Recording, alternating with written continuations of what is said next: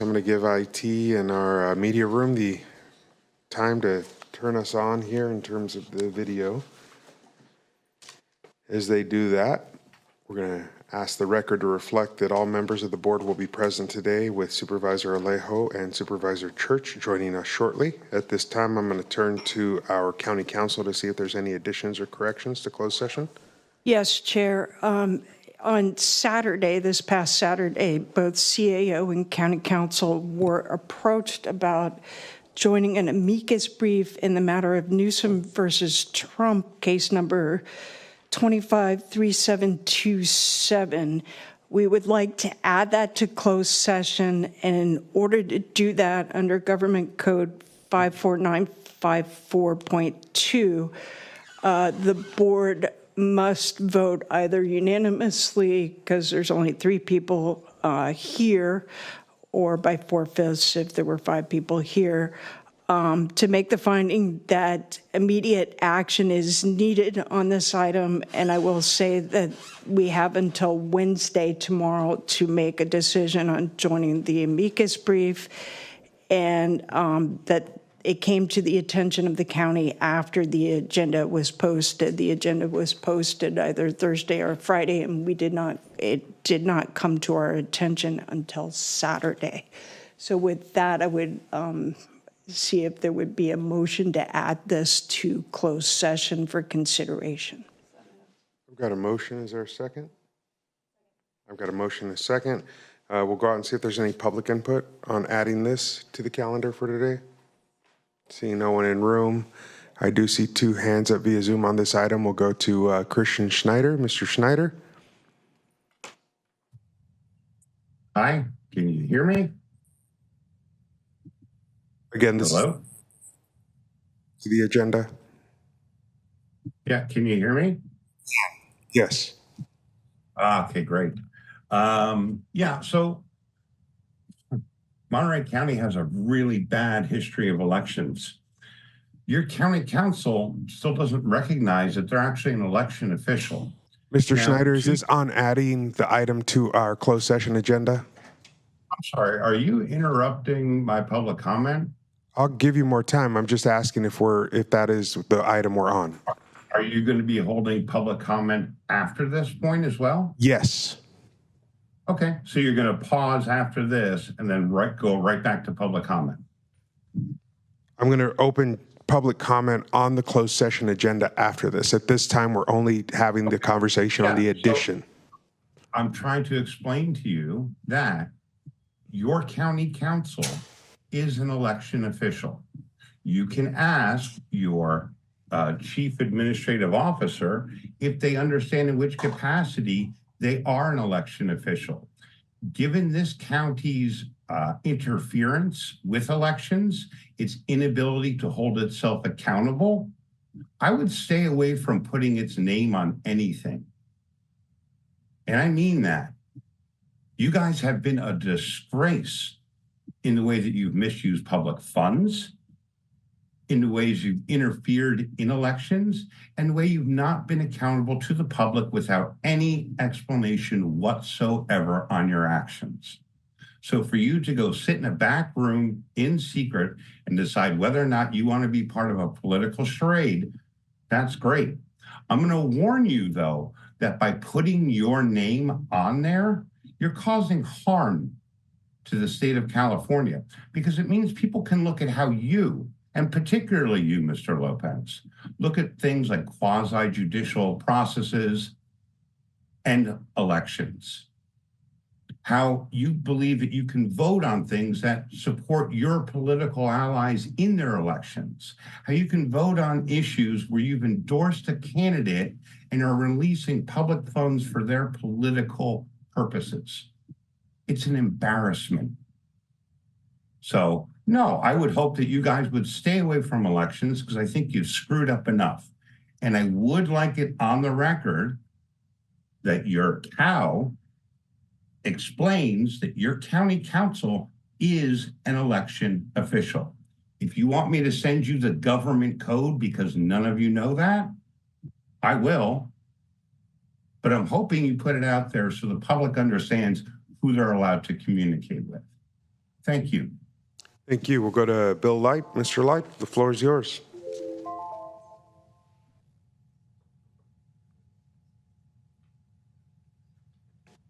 Bill, you need to unmute yourself.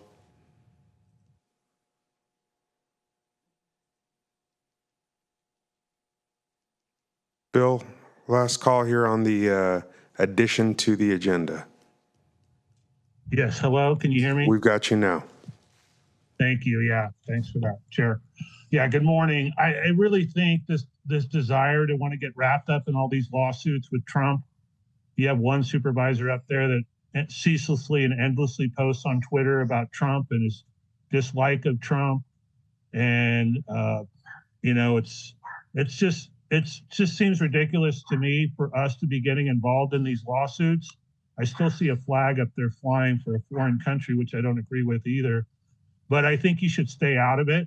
And I think Supervisor Lopez in particular, you and probably a few of you other supervisors up there, you have a lot of constituents up there that support this administration. So rest assured, if you guys go through with this, it's just going to continue to solidify the fact that you're just performative at this point. This is all performative. This is all about rah, let's get on the same team as Governor Newsom. And, you know, with the stuff that's happened this last week, I think we just need to be focused on our local issues, in particular, our water issues and our roads and our schools. Our school achievements are horrible. So I really wish you'd stop spending time on these, what I consider frivolous lawsuits, because ultimately I think the Supreme Court's going to rule in the administration's favor. And why we're putzing around trying to fight this litigation, performative litigation and lawfare, it's abhorrent. You're a local county. You're not state or federal. You should be taking care of us and quit worrying about the world outside, because you've got a losing record on it. Thank you. All right, I don't see any other hands up at this time. We're going to go ahead and close the public comment. Again, this is only on an addition to the closed session agenda. I have a motion from Supervisor Askew, a second from Supervisor Daniels to approve adding that this morning. I'm going to ask all those in favor to signify by saying aye. Aye. Anybody opposed? All right, motion carries. With that, we're going to go to our closed session next. I'm going to open up public comment on our closed session agenda. You'll notice that this morning we have items A through D. And I'm going to ask public comment to be set at 2 minutes. Again, going to open that up. I see Mr. Schneider's hand up. We'll go back to you. Thank you. So part of the confusion with these public comments is that you don't write very well or well-written descriptions on what you're actually voting on in these closed sessions. So I'm not sure if you realize this, but you're governing in secret quite often. And the issues that are most important to the public, you're saying you can't talk about because you talked about it in closed session. That is utter horsepucky. And who's ever telling you that doesn't deserve a role in government. Now, I have been emailing back and forth with you all. I'm just trying to get some documents. You have witnessed this. I have included your offices. You have noticed that County Council has been untruthful on several occasions with me. And yet you have said nothing. So essentially, you're either saying that it's okay to be dishonest with me, or is it okay to be dishonest with the entire public? Because you're ratifying the action. And that's a problem. You took a vote, this board took a vote to stop guiding and funding a lawsuit that I was involved in. Yet you kept doing it for 2 years afterwards and have offered zero explanation. You have me filing county claims and then giving it to the person I'm filing the county claim against. And you think this is proper procedure? What is the matter with you all? Why don't you like transparency and accountability? Thank you. All right, don't see any other hands up via Zoom. Going to see if anybody in the room wants to make public comment at this point. All right, seeing nobody coming forward, we're going to go ahead and close public comment and recess this board to closed session. We'll reconvene here in chambers at 10:30. Thank you. All right, then we're going to open up the Monterey County Board of Supervisors of the Monterey County Water Resource Agency for the morning. Let the record reflect that all members are present. With that, I'm going to turn to County Council to see if we have any additions or to close session for this agenda. No additions or corrections. Okay, with that, you're looking at one item this morning. I'm going to open that up and see if there's any public input on that item. I do see Bill Leip's hand up. Mr. Leip, we'll give you the floor for 2 minutes. Yeah, Chair, just to confirm, this is on the Water Resource Agency Board of Supervisors? Correct. Yeah, this ongoing battle with Marina has been going on for a long time. When I was a director on the GSA Board of Directors, we had an issue with Marina's declaring a GSP. And I just wish you guys could all just talk with each other and work this through. The GSA, the county, and Marina Coast and Marina got tangled up for 4 years in litigation over something that was really pretty simple. And I don't know if you guys are fully paying attention to the fact, the GSA has a role in helping fix seawater intrusion. And now, with Cal-Am, the people voted to get rid of Cal-Am.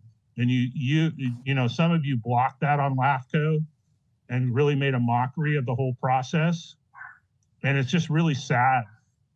It's really sad because we could be the last 5 years, we could have been fixing some of these problems and, helping Castroville fix their water problem, probably made way on some of these projects that the GSA is considering, but we've been circling for years. And now the heat's going to get turned up because the state's going to expect some progress. And quite frankly, the Salinas Valley has not made a lot of progress on fixing these water issues. There's been a lot of discussions, a lot of arguments, of course, which is fine, but there's no action. And I don't know. I guess you guys have the secret scroll somewhere as to how this is all going to pan out. But those of us in the public watching are just really quite puzzled. You really haven't moved the needle very much on fixing our water issues. And I think these kind of arguments are pretty ridiculous. And it's been going on since 2015. Just a joke. Thanks. All right, see no other hands up at this point. We'll go to folks in the room. See nobody coming forward. We'll go ahead and recess this body to closed session, reconvening at 10:30 here in chambers as well. Thank you.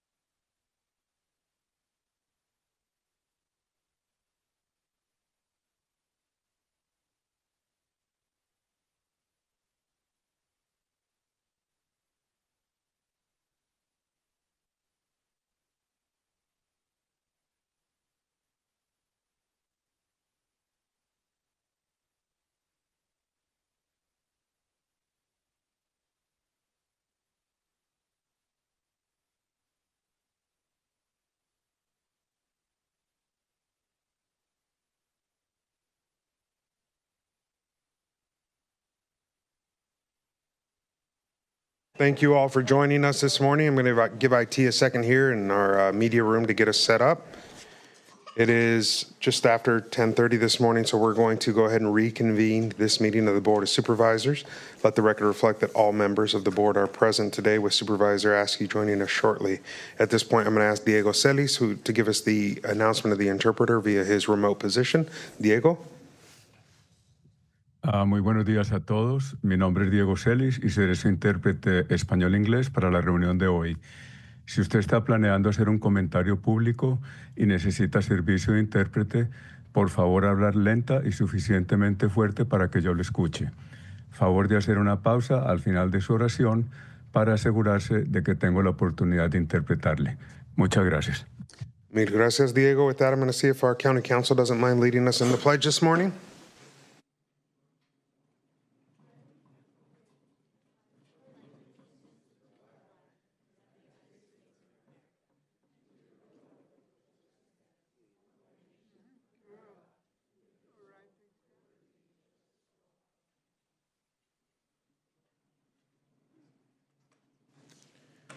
With a constant emphasis on all. All right, with that, we're going to see if there's any additions or corrections by the clerk.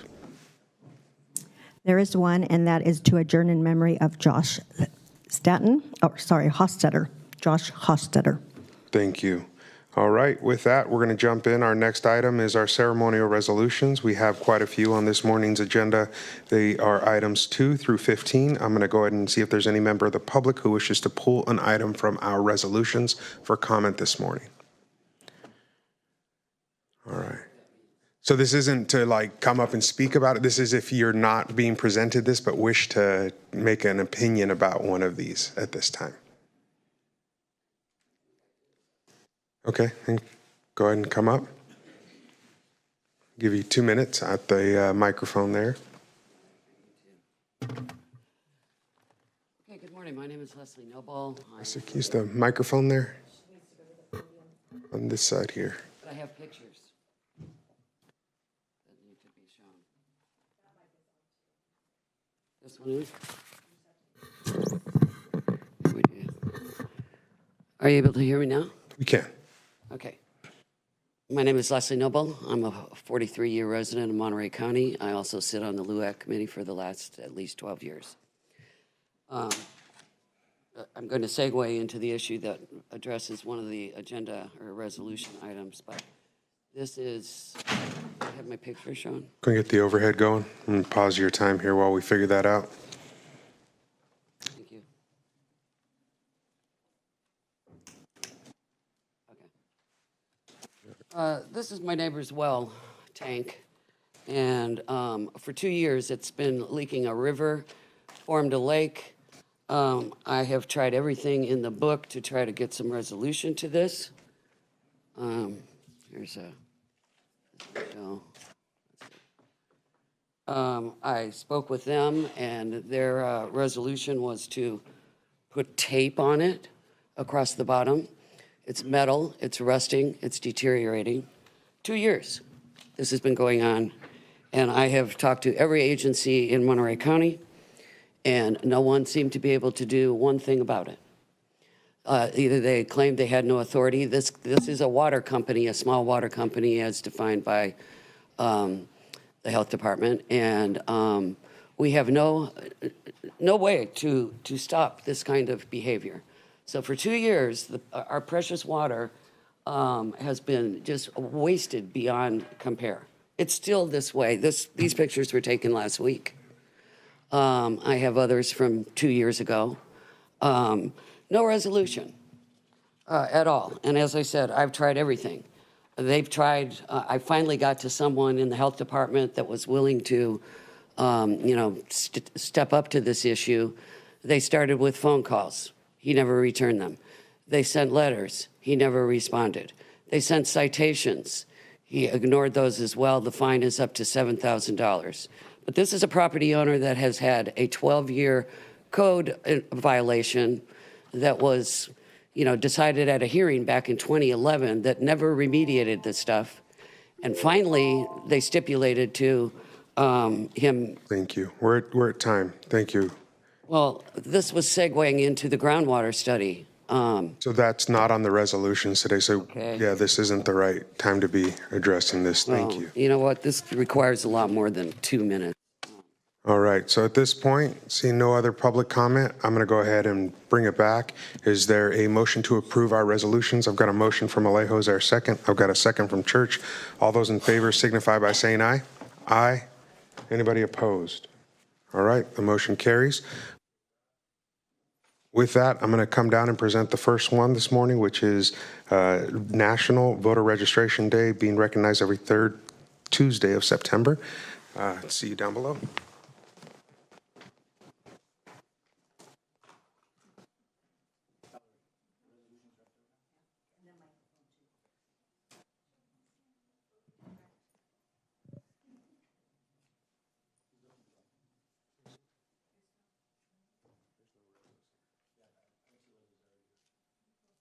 All right, so while that's being brought out, I'm going to bring up our team from elections to acknowledge that voting is the most important thing we can do. Determining where we go as a country, as a community, as a local water district, as a park district, we have to engage and we have to participate. But we know that there's so many challenges for our public when they choose to be part of the process. It's not always as simple as we wish it could be. Whether that's trying to get time off of work, even though by law you should be able to, whether it's finding your local polling place, or just getting the right language on the ballot, making sure you can read it and understand what you are voting for. For all of these pieces and so many more, it's a challenge. And we want to make sure that we're acknowledging National Voter Registration Day every single year here in Monterey County and highlighting it so that everybody knows that they belong in the process, that their voice matters, and that we are going to do everything we can to lower the barriers to allow them to participate in a meaningful way in our elections, because that is the great experiment we've all agreed to participate in here, being part of this beautiful country that's given us all so many opportunities. And so for that reason, we're naming every third Tuesday in Monterey County National Voter Registration Day here in Monterey County. And I want to turn over the microphone to our Registrar of Voters. Gina, please share a few words with us as I present you the microphone first, and then I'll hand you the resolution. Thank you so much, everyone. I'm Gina Martinez, Registrar of Voters for Monterey County Elections, and today is an extra special day. So indeed, every day in elections, we celebrate your right to register and to vote, and we work really hard every day with partner organizations like the League of Women Voters to make sure that you can vote. Today is especially significant because it is National Voter Registration Day, a national holiday in which individuals and organizations unite across the country to promote voter registration and build a culture of civic engagement. So today, if you are not currently registered and otherwise eligible, it is now your time. We're going to ask you to visit registertovote.ca.gov. If you are already registered, we're going to ask that you take action as well. Visit registertovote.ca.gov and check your registration information so that you are vote ready for that next election. And surprise, that next election is right around the corner, November 4th, 2025, with a statewide special election.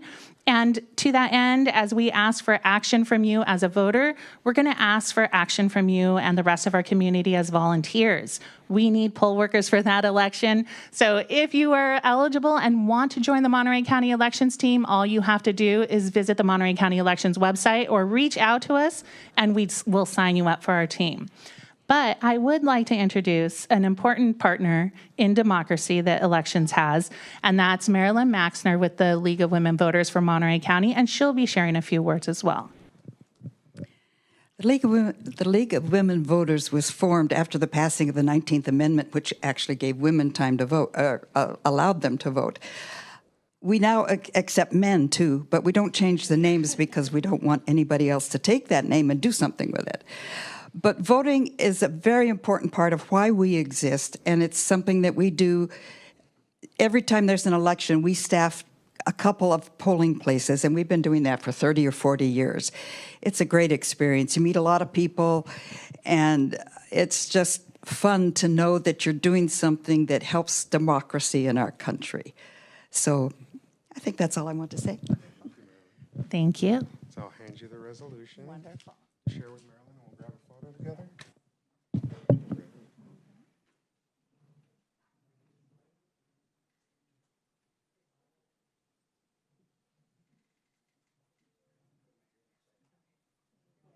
Which one are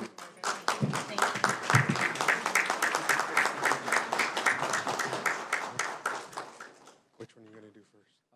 Latino Heritage Month. Next one. I'm going to call up Glenn on this one.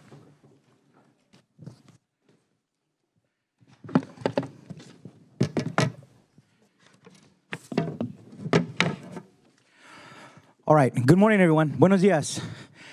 Everyone, it's an honor to have you all here join us. We have some beautiful recognitions to provide to some very important people in our communities, people who have changed history, not only throughout Monterey County, but the state of California. Today is the Mexican Independence Day, la Día de la Independencia de Mexico. So I want to say happy 16th of September, Mexican Independence Day. Last night we witnessed Mexico's first woman president declare el grito de Dolores. Anoche vimos la primera presidenta mujer de México, Claudia Sheinbaum, declarar el grito de Miguel Hidalgo, el grito de Dolores. So today we are starting out with celebrating Hispanic Heritage Month in Monterey County. We do this every year, and I know my colleague, Supervisor Askew, has some other folks to recognize for Hispanic Heritage Month, but it is especially important in Monterey County because 61% of all of our hardworking residents are Latino. Not only Mexican, Salvadoran, other parts of Latin America, and we welcome them here in this home built by immigrants, home of immigrants, and home to children and grandchildren of immigrants. So Hispanic Heritage Month started back in 1968 when Congress first established the week of September 15th as National Hispanic Heritage Week, and it was signed by President Johnson. 20 years later, Hispanic Heritage Week became Hispanic Heritage Month, and we've been celebrating ever since then. But each year, we take a moment to honor some leaders who have really made a difference in our county. And so this year, the County of Monterey, in celebration of Hispanic Heritage Month, we're taking an opportunity to recognize outstanding leaders and organizations whose service has left a lasting legacy on our communities. And in 2025, we proudly honor El Señor Inés Marínez of Pájaro for his lifetime of advocacy and his tireless work on behalf of farm worker rights. So I want to invite my colleague, Supervisor Glenn Church, who represents Pájaro, as we're going to do this together. And if we could give this to Supervisor Church.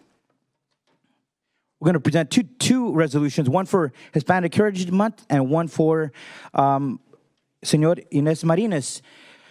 So let's invite him up. Give him a round of applause, everybody. Tomorrow is his 94th birthday. And your family's here, Señor Marínez. Your family's here. Okay, come on up. Okay, for those that don't know Señor Marínez, we got his photo up there. He's an original United Farm Worker organizer and activist of Pájaro and Watsonville. It has been my honor to do this for him because he was a friend of my grandfather's. They were organizing with Cesar Chavez as the earliest ones when Cesar first came here in 1969 and 1970. And his courageous men and women, including Señor Inés Marínez, who had the courage to stand up and who had a consciousness not only to stand up for the rights of his own rights, but the rights of his fellow workers. Tenían una conciencia muy diferente esta generación de luchar por otros. They had something in them that they felt it was their duty to not only fight for themselves and their family and their children, but for their fellow workers in their community. So today we are recognizing him for his lifetime of community leadership in Pájaro and for his advocacy for farm worker rights. And I'd say Señor Inés Marínez was born in 1931 in Seco Mines, Eagle Pass, Texas. And from an early age, he experienced firsthand struggles and the resilience of farm worker families, beginning work at the age of 8 during World War II to support his family by harvesting spinach and other crops. As a young man, he worked long hours in the fields under harsh conditions, often without benefits, unemployment protections, or fair wages. Despite leaving school early, he demonstrated a lifelong commitment to learning, self-improvement, and service to his community. In 1961, he moved his family to California's Pájaro and Salinas Valleys, where he witnessed the systemic injustices faced by farm workers, including intimidation, wrongful firings, and exploitative labor practices, and resolved to devote his efforts towards improving working and living conditions. In the 1970s, when Cesar Chavez and the United Farm Workers first came to the region to organize agricultural workers, Inez became a respected leader, advocate, and eventually serving as the UFW's labor union's administrator of contracts, medical insurance plans, and worker benefits, while assisting with social service needs for farm worker families.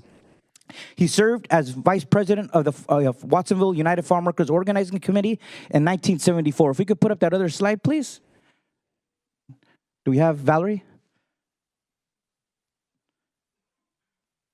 She's in the back reframing a resolution. Okay. There you go. It's up. Okay, there you go. Perfect. This is a photo of 1974, 1,000 farm workers with Cesar Chavez at the Veterans Hall in Watsonville. This is my grandfather, but they list all the key core committee people, and underlined in red there as vice president of the United Farm Workers Organizing Committee is el señor Inés Marínez. I wanted to share that for history's sake. Inés Marínez declined opportunities to serve as a foreman, choosing instead to stand with farm workers against exploitation, and devoted decades of supporting strikes, boycotts, and organizing efforts. In the mid-1990s, following his final years as a farm worker at Monterey Mushroom, Inés Marínez transitioned into a new career with Head Start, where he served countless parents and families with transportation and other needs in the community. To end, we just want to say that as part of our 2025 Latino Heritage Month, Hispanic Heritage Month, the Monterey Board of Supervisors proudly celebrates Inés Marínez as a shining example of Latino leadership, perseverance, and cultural pride, and preserving the rich heritage and contributions of Latino residents in our county. The Monterey County Board of Supervisors, on behalf of all our county and residents, hereby honors and commends Inés Marínez for his lifetime of leadership in Pájaro, his steadfast advocacy for farm worker rights, and his enduring contributions to the well-being and empowerment of his community. We express our profound gratitude for his decades of dedication, sacrifice, and moral courage, which have left an indelible mark in Monterey County's history and continue to inspire future generations. With that, Señor Marínez, we're going to present you this resolution. Un aplauso para el Señor Marínez.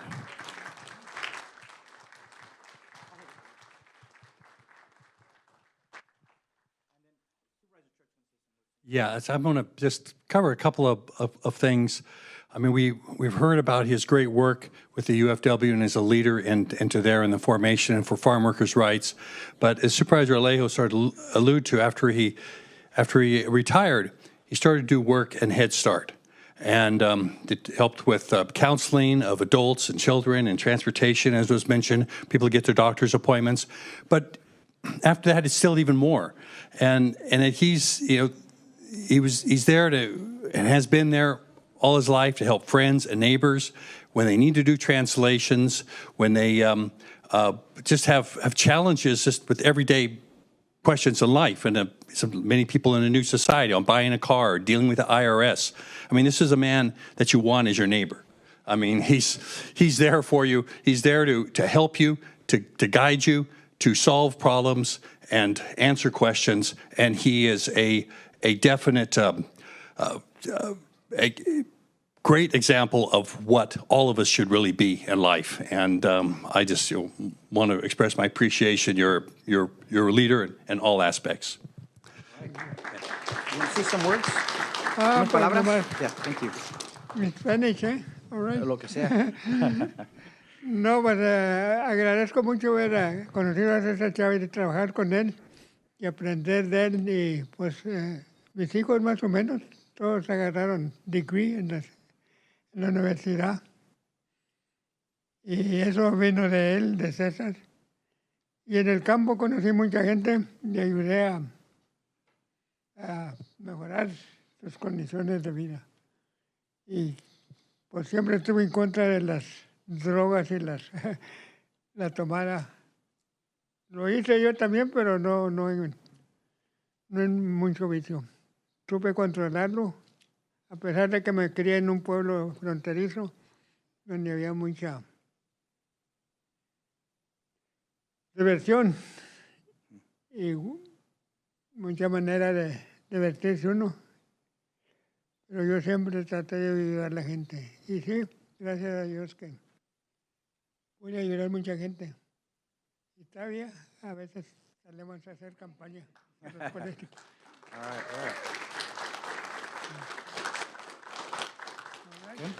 I'm going to invite now Representative Andres Rodriguez from the Office of the Speaker or President of the State Assembly of California to also present a recognition to Senor Martinez.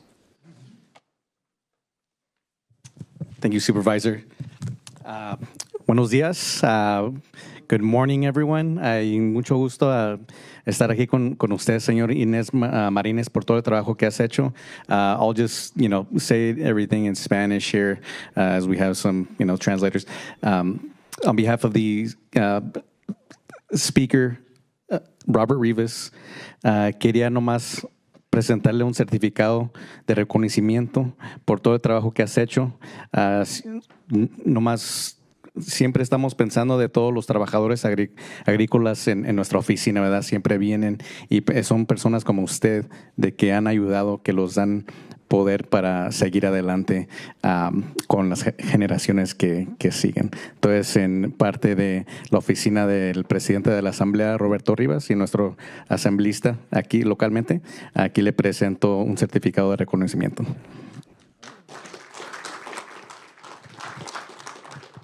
And before we take a picture, I just want to lastly say, there was a time in California, we take it for granted today, when there was no rest and meal periods, there was no restrooms in the fields, there was no water, drinking water in the fields, there was no unemployment insurance for farm agricultural workers in California. It was men like this that fought for those early rights that many take for granted today. We're thankful that people like Senor Inés Martinez fought for us, and that people like me and Chris Lopez, the sons and granddaughters of migrant farm workers, could stand here today now in elected office. So it is my deepest honor to recognize the great friend of my grandfather, Senor Inés Martinez, and we thank you, sir, for your leadership, your courage, and making a lasting change in our region and throughout California. Muchas gracias.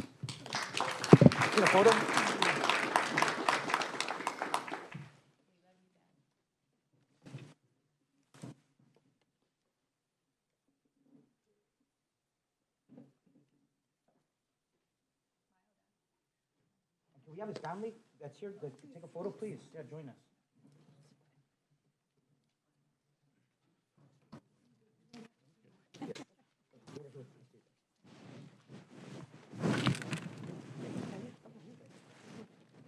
Yeah, we gotta take advantage when we're all here. Did someone get on this end? Yes.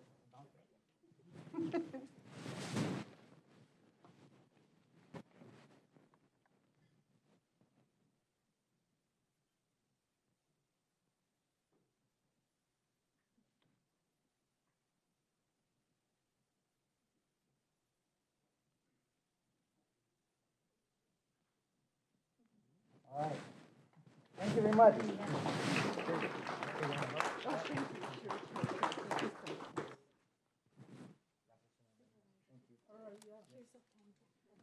Yes, you could give it to him. Yes, thank you very much. We got another very special guest as a follow-up to this. Everyone, in 2023, the Monterey County Board of Supervisors did something very historic.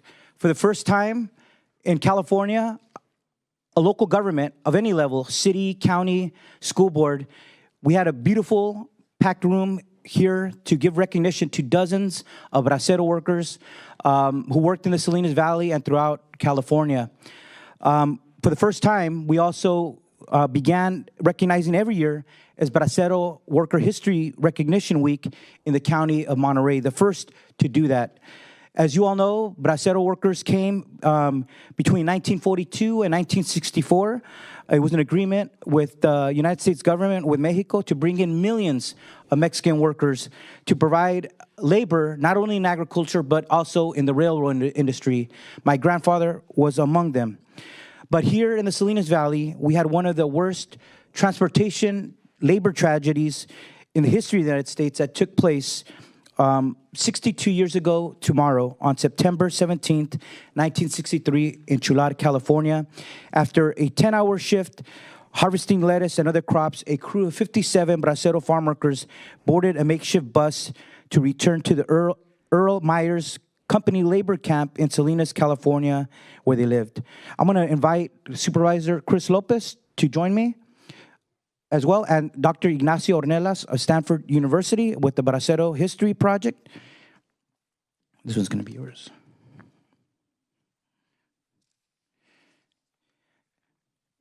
Today, it is our honor to honor the life and legacy of Don Isidro Hernandez Tovar, who is the last surviving bracero of that tragic crash when a Southern Pacific train hit the makeshift bus that killed 32 workers and 25 survived their horrific injuries.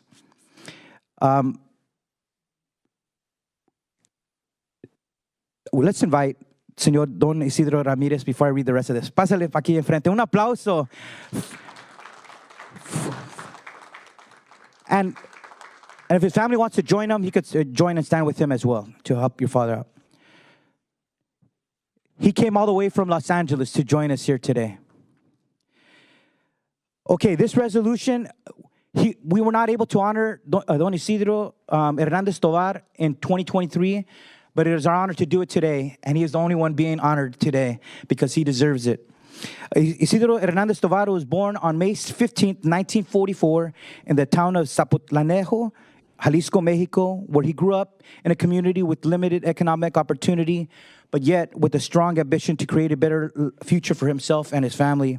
In 1963, at only the age of 19, he was recruited into the Bracero program, a guest worker program between Mexico and the United States between 1942 and 1964 that brought millions of workers to support American agriculture and railroads. Leaving his homeland behind, he traveled to the United States where he worked in the Salinas Valley fields, harvesting celery, lettuce, and garlic, and thinning crops with the infamous short-handled hoe El Cortito. On September 17, 1963, while laboring in the celery fields of Chular, Don Isidro Hernandez Tovar became the survivor of one of the deadliest labor-related transportation tragedies in U.S. history, as was mentioned earlier. He was among the severely injured, and he spent more than a month in the hospital recovering, his survival and his resilience standing as a testament to the extraordinary strength during an incredibly painful chapter in his life. After his recovery, he returned to Mexico for 5 years before deciding in the early 1970s to resettle permanently in the United States, establishing his home in Los Angeles. In 1974, he began his career with Molding Corporation of America, where he dedicated more than 30 years of service until his retirement in 2006, embodying the dignity of hard work and perseverance. Beyond his professional accomplishments, Mr. Hernandez Tovar built a strong and loving family with his wife for over 50 years, Carmelita Tovar, who is sitting here with us. Let's give her a round of applause as well. 50 years. That is beautiful. And between them, they have raised 6 children and creating a legacy of resilience, dignity, and enduring love, and I'm sure many grandchildren as well as the next generation. The life story of Isidro Hernandez Tovar reflects courage, endurance, and a quiet heroism, serving as a living testament to the contributions and sacrifices of bracero workers and immigrant workers who helped shape the history and prosperity of our nation. So, it is resolved that on behalf of the Monterey County Board of Supervisors and on behalf of all our residents, we hereby honor and recognize the life of Isidro Hernandez Tovar and commends his resilience, perseverance, and devotion to family, and expresses its deepest gratitude for his lasting contributions as a bracero worker and immigrant laborer whose stories embodies the strength and spirit of the Latino community. We also honor and celebrate Isidro Hernandez Tovar as the last surviving bracero of the Chular Bracero tragedy. With that, I'm going to pass the mic to my colleague, Supervisor Chris Lopez, and then to Dr. Ignacio Ornelas. I just want to say thank you to Don Isidro and his family for being here today, for making the trip.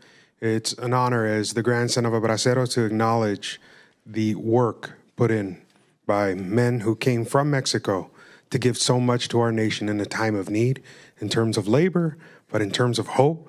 And at the end, they created a legacy, which is reflected in everyone sitting in the room today here in front of me with their cameras up. Know that you are that legacy. You are, after our braceros are gone, which we know we've lost so many without the time to acknowledge them, it's you who are their legacy that will live on, and we have to uphold the values that they brought with them, right? That belief in hard work, that belief in the contributions that they made. That's who we are as the grandson of a bracero, as the son.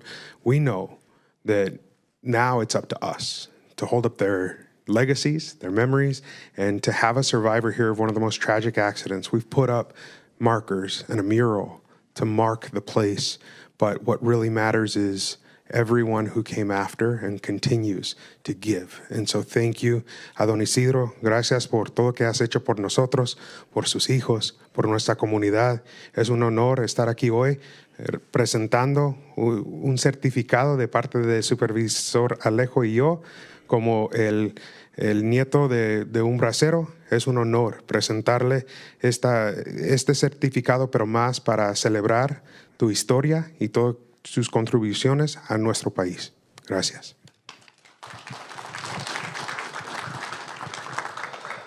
Thank you, Chair Lopez and Supervisor Alejo and the rest of the supervisors, the board, for your continued contributions to capturing this very important history. As someone that works with a lot of educators and obviously students, these stories are really important to us to build the lesson plans, to build the curriculum, just as we have on the East Coast with the Italian Americans, with the Irish Americans, with a number of different ethnic groups that have made major contributions to American history. It's really important not to forget what happened in the Southwest and obviously at the U.S.-Mexico border. And the contributions that Mr. Isidro Hernandez Tovar and the rest of the braceros have made to build Monterey County as the multi-billion-dollar agriculture industry that it is today. So having said that, SPICE at Stanford, the university, honors Mr. Isidro Hernandez Tovar for your service during the Bracero program. We honor your skills as a bracero and commitment to a career in agriculture. We celebrate your journey in building a successful foundation for you and your family and for future generations. Señor Isidro Hernández Tovar, es un honor estar con usted. Su historia es muy importante para estudiar, para platicar sobre el reconocimiento, obviamente, de su trabajo, de su labor, porque su espalda ha hecho este condado uno de los más ricos del mundo. Muchas gracias por su servicio. Un aplauso para el director. Ignacio Ornelas Hernández, y aquí unas palabras del señor Hernández Tovar. Pues yo en español les voy a hablar porque en inglés casi ya no hablo inglés, pero sí hablo, pero prefiero hablar en español. Yo quiero dar las gracias a todos por este reconocimiento, ¿verdad? Porque, pues aunque no lo merezco, pero gracias por todo. Gracias a ustedes por tanto que hacen por nosotros, ¿verdad? Gracias. Es lo único que puedo decirles. Gracias. And one last thing, for those that don't remember, we brought this up 2 years ago, but when those 32 braceros died, they held a funeral that was attended by 9,000 people, many of them fellow braceros who came to pay their respects to their fellow countrymen. But they formed those 32 bodies with their coffins in a cross at Palma High School. And so ever since then, this man here has carried that, where he lost his own fellow co-workers, his colleagues, his friends in that tragedy. He's the last man who carries those memories of those lost workers. But we carry those workers' memories and legacies alive by retelling their stories. In his grandchildren, those stories are going to live, and his children as well. But it is our duty to tell and highlight this beautiful history of these heroic men who laid the foundations for our families to be here in California today, to be professionals. Supervisor Lopez and I are grandchildren of bracero workers, and we are here to say thank you, Señor Hernández Tovar, por todo lo que has hecho por nosotros, el condado de Monterey y nuestro California y los Estados Unidos. Con esto te presentamos esta resolución de parte de la mesa de supervisores. We have one more resolution to hear from our, yes, we could help them with this, from Andrés Rodriguez from the Office of the Speaker, and also we have Marisa Tovar with the Office of State Senator John Laird. Marisa Hernandez, sorry. My bad. Lo que no han dicho ya, muchas gracias, Don Isidro, por todo su trabajo como los supervisores Alejo y López. Mi abuelo era bracero también y los dieron la oportunidad para mis padres ser ciudadanos aquí. Y como con el cortito aquí veo que tú también lo tienes, ¿verdad? la pelea todavía sigue. Y gracias por todo su esfuerzo y es lo menos que podemos hacer para presentar. Entonces, de parte del asambleísta Roberto Rivas, le presento este certificado. Gracias. Buenos días, todavía son días. Para mí es un honor estar aquí presente en representación del senador John Laird y entregarle este humilde reconocimiento porque no es nada a comparación a todo lo que ha hecho y sí se lo merece porque desafortunadamente muchos de sus compañeros murieron en ese accidente trágico, pero es un orgullo pues que todo el esfuerzo que ha hecho por nuestras comunidades, por fortalecer nuestro estado. Yo como descendiente, mi bisabuelo era un bracero también, así que sé las dificultades y cómo los maltratos hacia ustedes, así que agradezco mucho por su esfuerzo y gracias por venir desde Los Ángeles acá a que lo reconozcamos. Continúe compartiendo sus historias, educándonos a nosotros, las nuevas generaciones, para nunca olvidar sus esfuerzos. Así que para mí, en representación del senador John Laird, es un placer entregarle este reconocimiento. All right, un aplauso. And we'll take a group, all the family want to join us from Los Angeles, family or friends. And we have some staff, my team, and our communications team to also take some photos here. All right?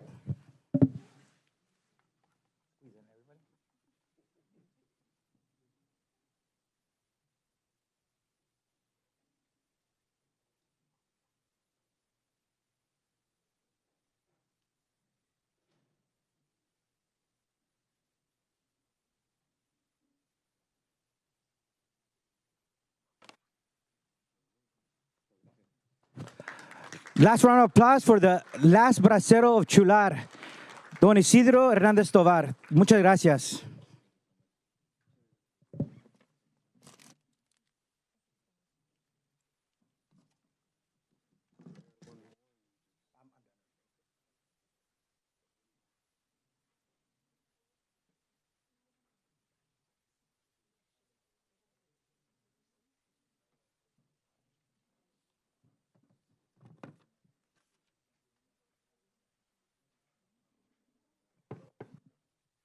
What a special day. Thank you all for being here.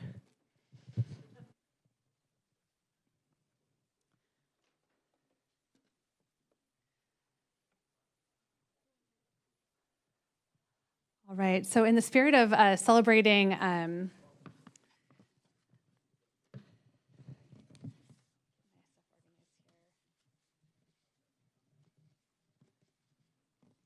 the spirit of continuing our celebration of Hispanic Heritage Month and Independence, I wanted to take a moment to continue that celebration and celebrate the El Grito Salinas celebration that took place this last weekend and invite Adan Gomez to join me up here. We have and I know you were recognized last year also.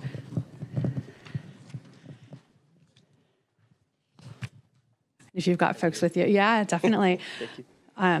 And I won't read the whole resolution, but just as one of the largest celebrations that occurs in one of the volunteer-led organizations that happens, we've got the whole team. Yeah, come on up, everyone, come on up. Yeah, bring the whole team up. Yeah, we definitely want to take the opportunity to acknowledge and celebrate the hard work that goes into community spaces and celebrations of our heritage.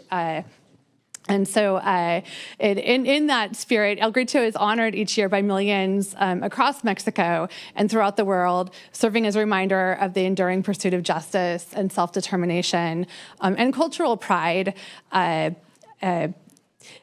and who we are as a community. And it matters to have celebrations and community opportunities to come together as families, as neighbors, and to celebrate that spirit of who we are.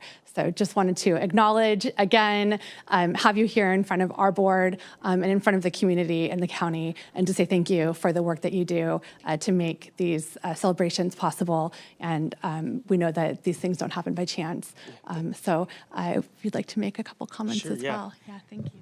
Yeah, I wanted to say thank you to the wonderful community of Salinas and the county as well. Couldn't do it without the city of Salinas, local law enforcement, and everybody and every single volunteer here, as well as my father, Doña Lisa de Elena, Memo, Sammy Muñiz, Angel, and Orlando, of course my dad. So as my dad and Doña Lisa here, they've actually been managing it for multiple years already. They were the past presidents, and I've took on the lead there now as president for these last couple of years, and I'm very honored, and I want to continue to preserve the culture, the tradition of our community. So just wanted to say thank you. Yeah, and then, ¿tiene unas palabras, doña Alicia? Sí, en español, está bien. Sure, yeah, of course. Pues damos las gracias a todo el apoyo que la ciudad nos da a este comité para llevar a cabo este evento tan importante, y para nosotros es una satisfacción ver tanta gente reunida, y pues gracias a todos los que ponemos un granito de arena. Yeah, thank you. Yeah, thank you. We'll give them a round of applause and we'll take a quick photo. And again, it's important to have these spaces of joy and celebration of who we are and where we come from. So thank you for creating that. Thank you.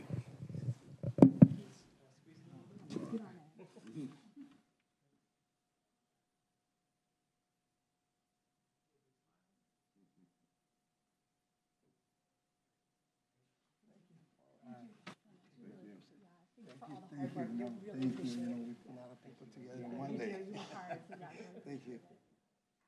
Thank you, guys.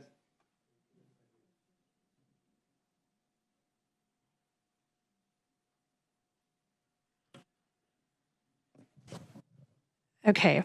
Where do my notes go? Okay. And then I've got a couple others. We're going to go next to, if I could invite Andrea Nunez with the Suicide Prevention Services, which is yes, thank you. And we're going to be honoring a family service agency of the Central Coast today, recognizing that Suicide Prevention Services, a program of the Family Service Agency of the Central Coast, given that it is Suicide Prevention Awareness Month, and recognizing the importance of the 988 Suicide and Crisis Lifeline phone number. And there's so much to say,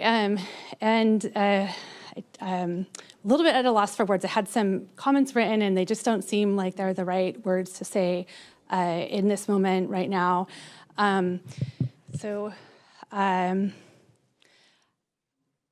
I think I'm just going to comment in that, and that we do have resources available, and that it is a.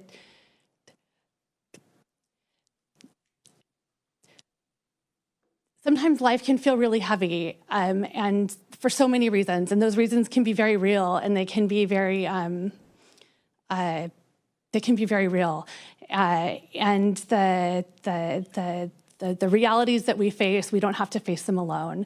And I think sometimes it feels like when we're asking for help, the help that we're asking for is not coming in the ways that we need it.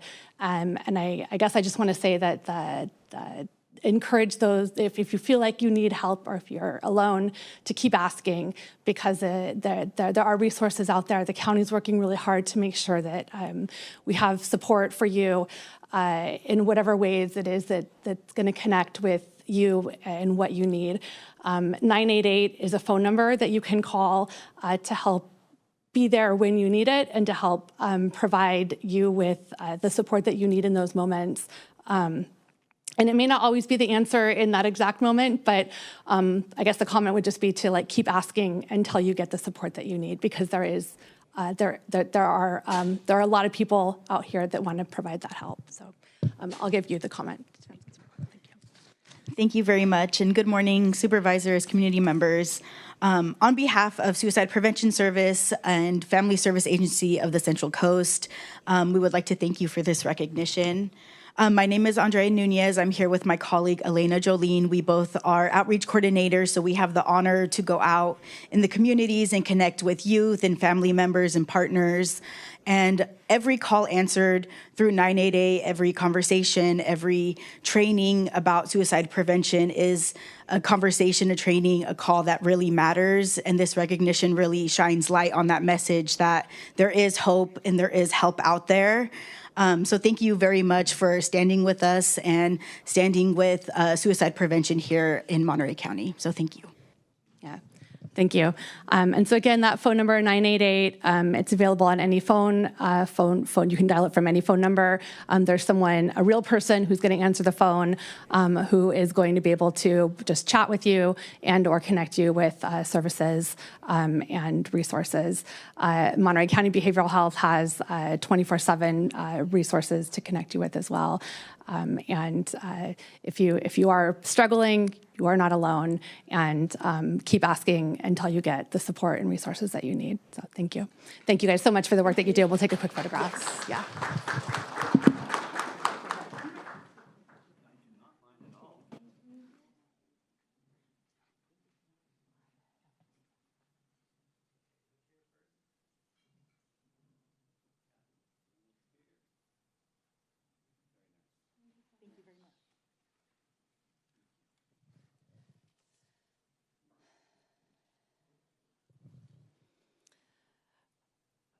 Okay.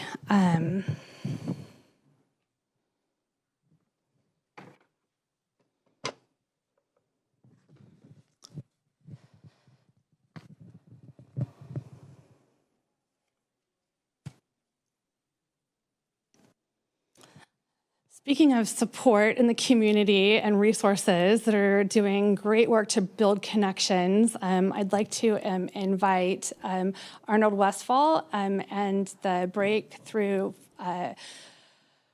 Men's Community team up. And who else do we have with us today? Ron Gash, a member of our board of directors. Oh, good. And Ron Gash, who's one of the board members. And so Breakthrough for Men... Breakthrough for Men is one of, so this is a resolution today recognizing and celebrating the work that Breakthrough Men's Community is doing to empower men in transforming communities and to break cycles of violence, shame, and isolation by fostering accountability, emotional healing, and positive transformation. And I think this is one of those organizations, and I could read through the resolution, but and I will pass this to you. Breakthrough for Men, Breakthrough Men's Community is one of those organizations that you kind of, once you've been in the community for a while, you hear about it in sort of the side conversations of, so someone kind of casually mentions, oh, well, we know each other through Breakthrough. I learned about these skills of communication through Breakthrough. Or, I was really struggling and then I found a breakthrough.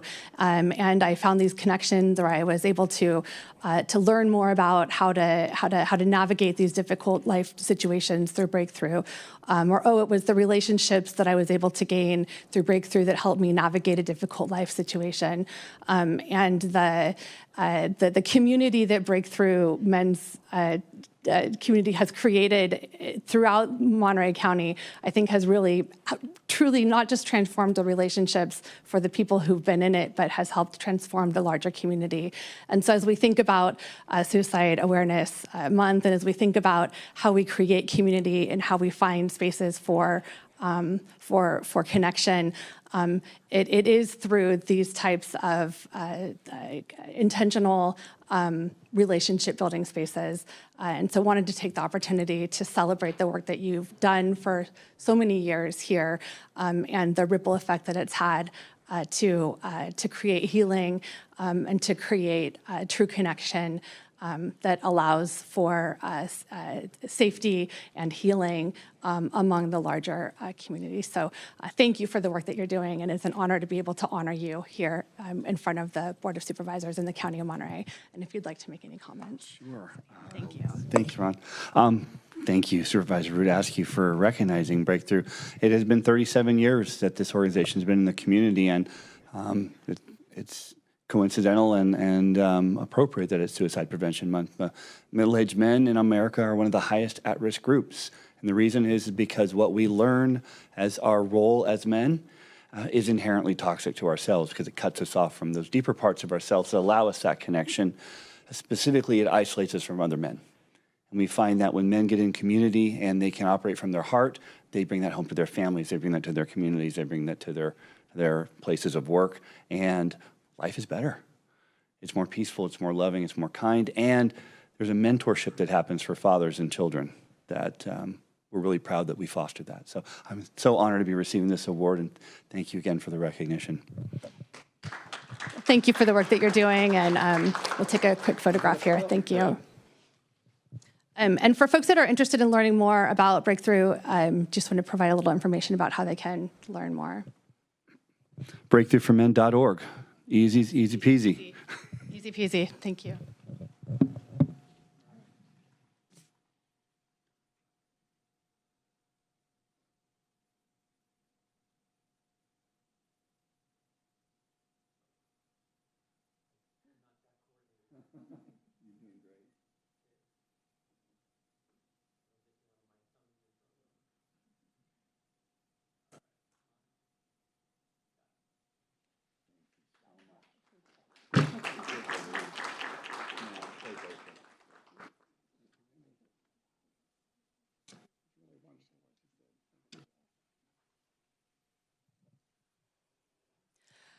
Okay.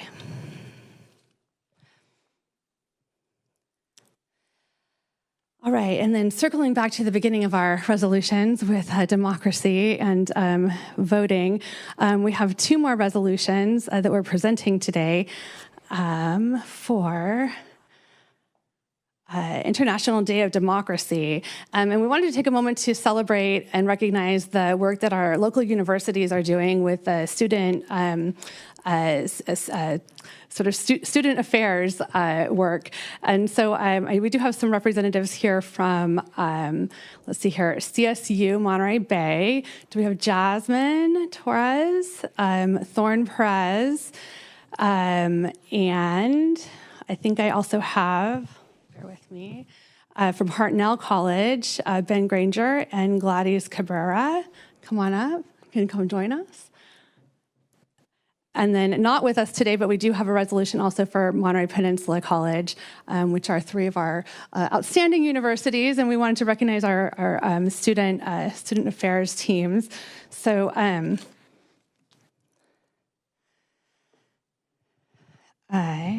see here, let me get myself organized. So I'm going to hand this one to you. Wait, let's make sure we get them right. Yes. Okay, good. Okay, perfect. And then I think this is coming off, so hold that carefully. And we wanted to mention, so I'll just sort of pull these together, but the United Nations established September 15th as the International Day of Democracy to promote and uphold principles of freedom, participation, equality, and accountability that are the foundation of democratic societies across the world and around the world. And we wanted to celebrate the International Day of Democracy by highlighting the incredible work that our local associated student body groups at Hartnell College, Monterey Peninsula College, and CSUMB are doing to keep the democratic process alive and well at your respective colleges. And so the student body groups and I'm going to read a few more things from here, recognizing that the democracy is strengthened through civic participation, the free exchange of ideas, and the engagement of all people in shaping the ideas of their communities and their future. And the work that happens at universities and at our local colleges through associated student bodies, where you sort of get the chance to like engage in, democratic process and sort of do what we're doing here, but sort of at a university level, is sort of the first step in bringing forward some of the process, and then practicing local governance in sort of the university setting. And so thank you for being engaged in that and elevating local governance at the university setting. And we hope that you enjoyed the opportunity to be here with us today. And we hope that you'll do your job to make sure that everyone on our college campuses are registered to vote, are prepared to vote, are educated in what they're voting for, and continue to reach out and engage with the county government, both in terms of career opportunities and the work that we're doing, so that we have your voices fully included in the decisions that we're making as we move forward. But would you like to make any comments as well? I would just like to say thank you for having us. It is an honor to receive this recognition, not only on the behalf of the Associate Students of Hartnell College this year, but all the previous years and all the work that they have done, because we just build up on the foundation that others have passed on to us. And it is our goal to foster new leaders, and like you said, to make sure that they are aware of what they're voting for, that they are registered to vote, and that is only one of our many goals. Would you like to say something? Thank you. Hi, thank you so much for the recognition. Cal State Monterey Bay goal is to foster a civic community that can uphold these values, and we appreciate the recognition, and we strive to uphold it. We are registering students to vote and trying to get them to the polls, especially for this special election in November. That's so important. Awesome. Well, we appreciate it. If I could just invite my colleagues to join us for this photo, since these are our local universities that we all get to support and work with. Thank you.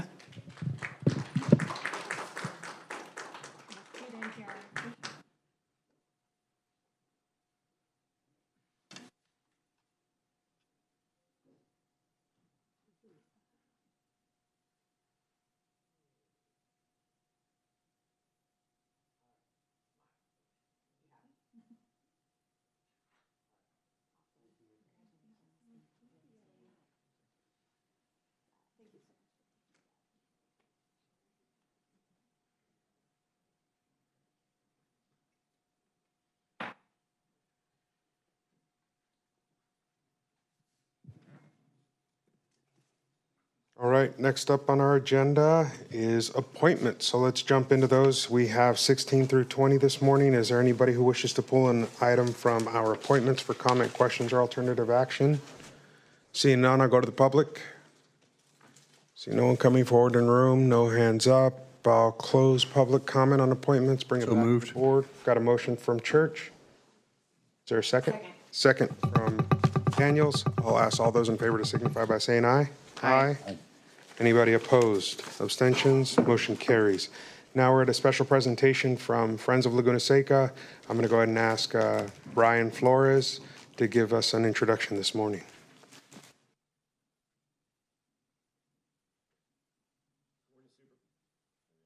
Good morning, supervisors, members of the public. Thank you for having us here today. And just wanted to introduce Friends of Laguna Seca, President Ross Merrill. He's going to introduce his team, but just wanted to give an up. This is the first update the Friends of Laguna Seca has brought forward since they took over operations at Laguna Seca in August of 2024.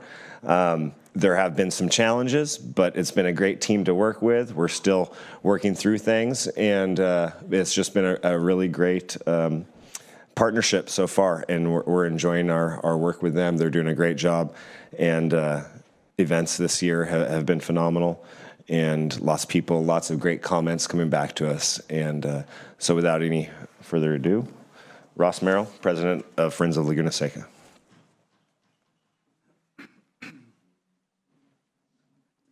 Thank you, Brian.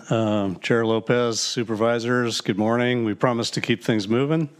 Since activating the contract late last year, we've managed the transition from the prior operator and the county, and then first of the year hit the ground running and doing all the good things that a proper business does, implementing proper controls and operations. Meanwhile, initiating the business plan update, the master plan process, and also a sound study.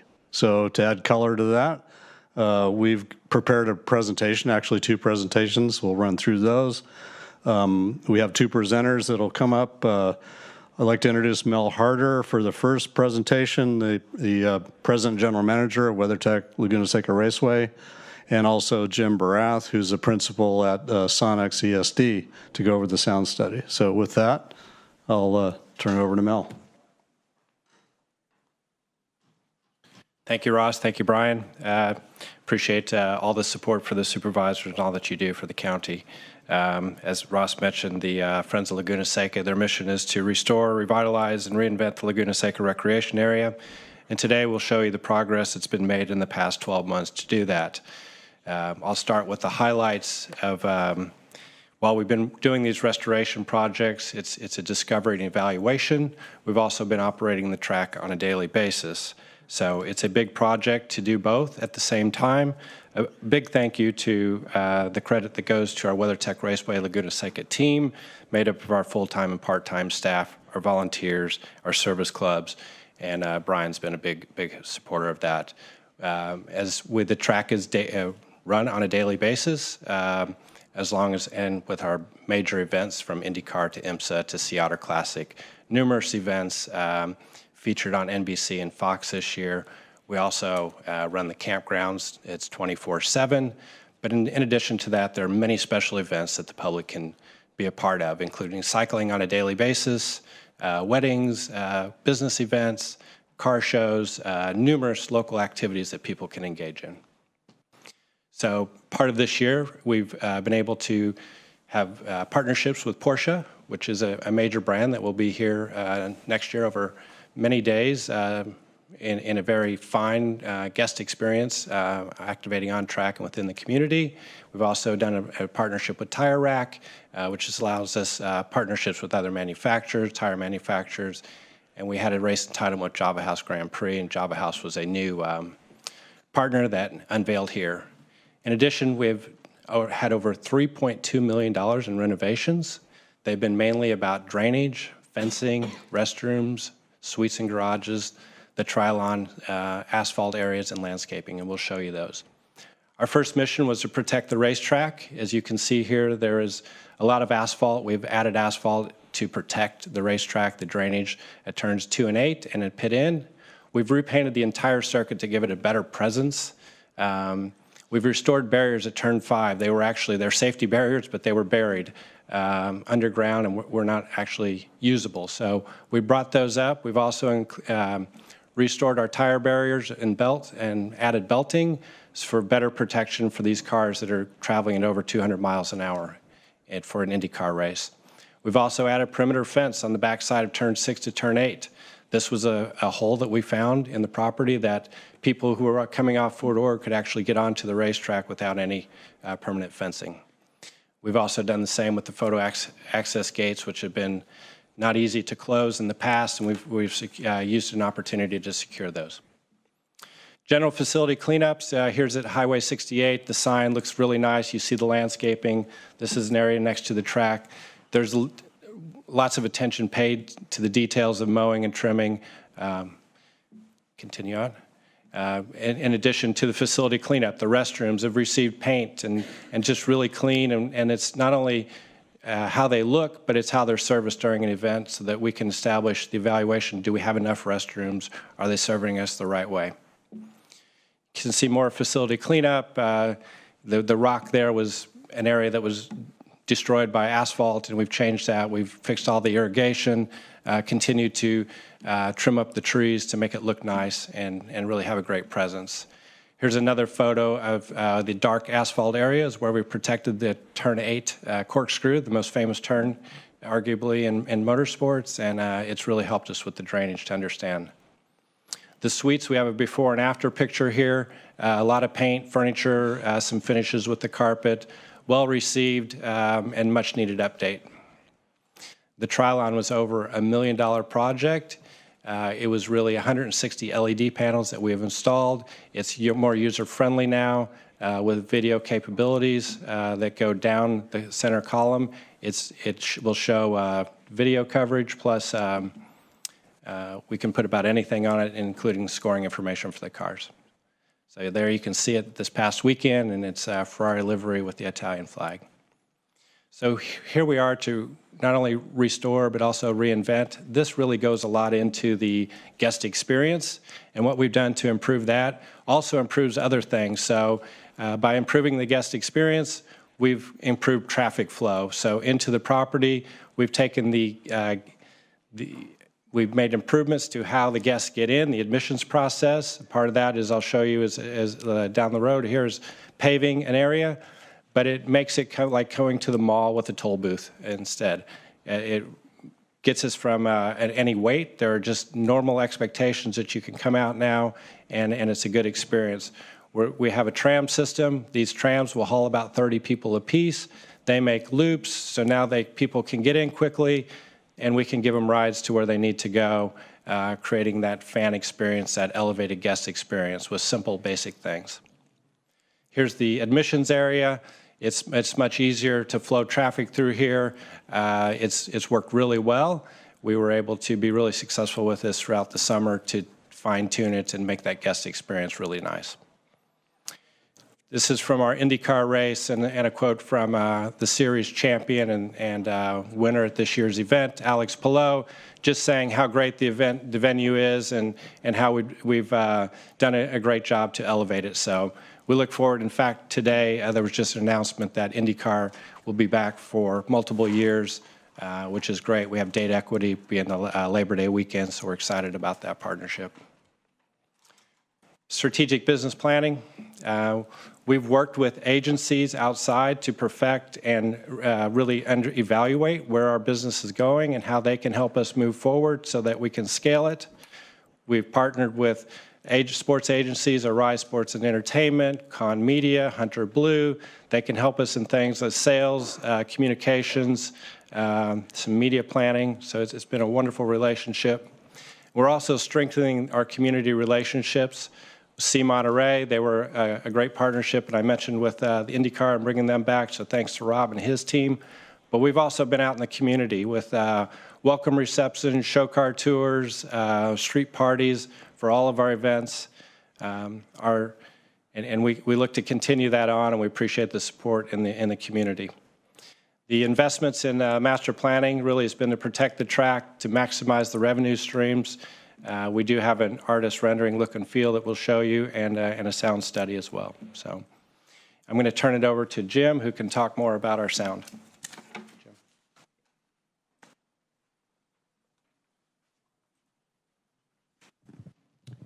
Thank you, Al. First thing, I want to just acknowledge one of the previous recognitions to the Breakthrough, Men's Breakthrough. As a graduate of about 10 years ago, I can't speak highly enough about that program. It really, really is worthwhile. It brings men back to a realistic level of understanding of people. So anybody who's heard that, it was a worthwhile organization and should be supported to this maximum.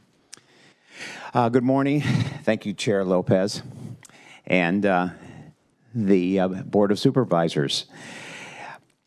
About a year ago, I was approached by the Friends of Laguna Seca to attempt to better integrate a world-class racetrack into the community.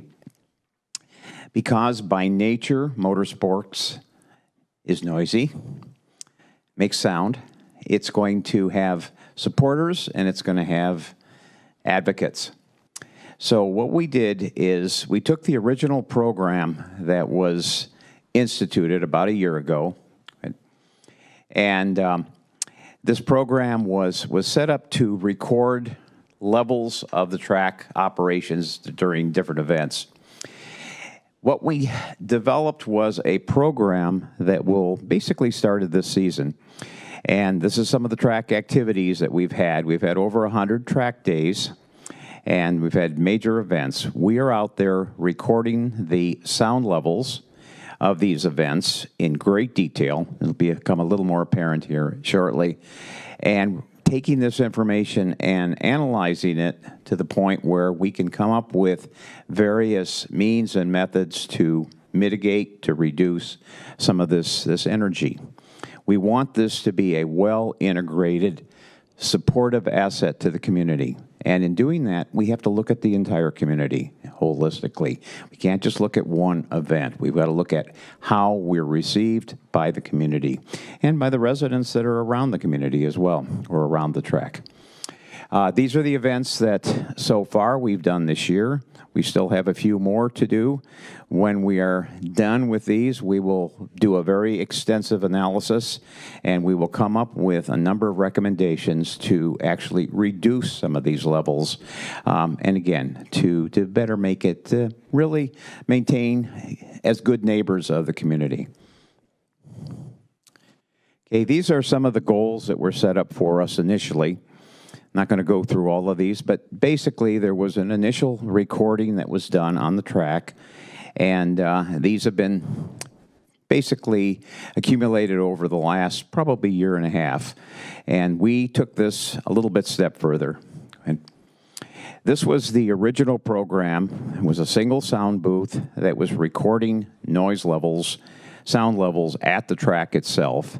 And as you can see from the profile here, it kind of radiates out, but it's really confined to an area at just one portion of the track, which is basically by turns 4 and 5. We needed to look at this a little bit more scientifically, and we came up with a different program, which was basically to develop a little more sophisticated scientific program for it. The Friends of Laguna Seca went looking for a company that could do this.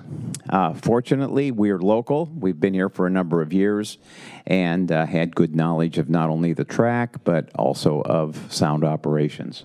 Okay. So this is a company of engineers and professionals, local. We've been here for 23 years. And basically, we looked at this from a standpoint of how can we do this very, very effectively and scientifically. So this was the program. These are some of the people that are involved with it. Sonics is a very old company, been around for a long time, does a lot of work pretty much around the world. And I joined Monterey here as a professor at the postgraduate school in the early 90s. So from that standpoint, we're very much part of this community. These are some of the people that are involved with our organization and then have been instrumental in basically this program. Good. What we needed to do was to accurately and comprehensively determine this information, record it, be able to analyze it, but to do it in a manner that was really beneficial to the community. So we looked for a software program which was developed in Europe originally, and it was very, very comprehensive. It was designed to look at communities from all kinds of noise sources. So this was the intent initially. We went on this journey to find it, and that we found a program and went through some of the training for it. So what you saw on the original slide was the recording that was done at the sound booth on the one portion. This is the new program. We have a number of points where we measure the sound levels, and then we look at it from a standpoint of how it propagates into the community. And what you see going around this, a little graph, basically with the colors, shows what those levels are at a given distance moving out. But again, we're not just looking at the track, we're really looking at the surrounding community all the way out to about 5 kilometers. Go ahead next. Okay, collecting the data. We have 22 points that we collect the data. We do this for the entire race day or event day, depending upon what it is. We're looking at all of the characteristics of wind, any of the characteristics that could change or could have an impact on this. This is the software program we're using. We're using laboratory equipment, and we're doing this in a manner with all of the standards that are necessary to be very, very accurate. We're also using LiDAR data, which is the satellite data that looks at the topography of the land. And from that standpoint, because Laguna Seca is primarily, it's a 2.3-mile track and has elevation changes of almost 200 feet. And then we have a number of residences, buildings, businesses that are on various different levels, and they all will experience the radiated sound slightly differently. So this is how we collect the data. This is typical of what it looks like. This is just simply the levels up and down, and we also carry it to what's called the frequency spectrum. We're looking at that energy so that we can develop in the future mitigation measures to reduce this. Okay, this is a 3D map of the LiDAR.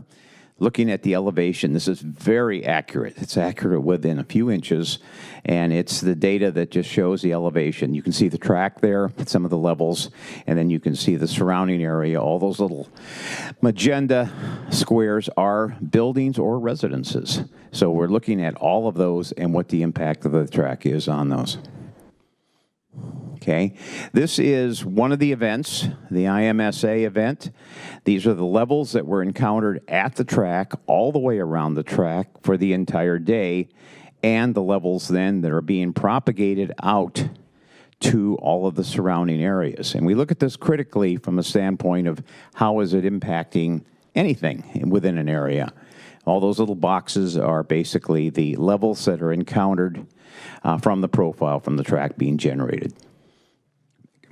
Okay, this was two particular residential areas of primary concern, Pasadena and Corral de Terra, which we were looking at how does the track impact these areas. And again, this is the same kind of thing that you see. That is the track on an unlimited decibel day and how it propagates out and the impact on the various residences. Okay, this is another one for 105 decibel day, and another one from a 90 decibel day where you can see there's almost no impact or very, very little impact on some of those surrounding areas. Okay, so not only are we planning on the program to optimize the operations now, we're extending it to look at what's happening with Highway 68. We're also looking at it from the standpoint of the impact of our airport. And then, of course, we're looking for what can we use in the future to improve things as the track advances and as basically as it just follows some of the guidelines that Mel outlined and for the future. And then, of course, we want to use any of the existing and new technologies to make sure that we've got the latest and the greatest. Good, Max. So, in essence, that's it. It's analyze everything. We're looking at what is available to mitigate, to reduce this level, and then we're looking at anything that we can do to the surrounding area to improve that integration of the track into the surrounding area. The main objective here is good neighbor policies. We want to reinforce that. We want to be an asset to the community, and we want everybody to be happy. And that's it.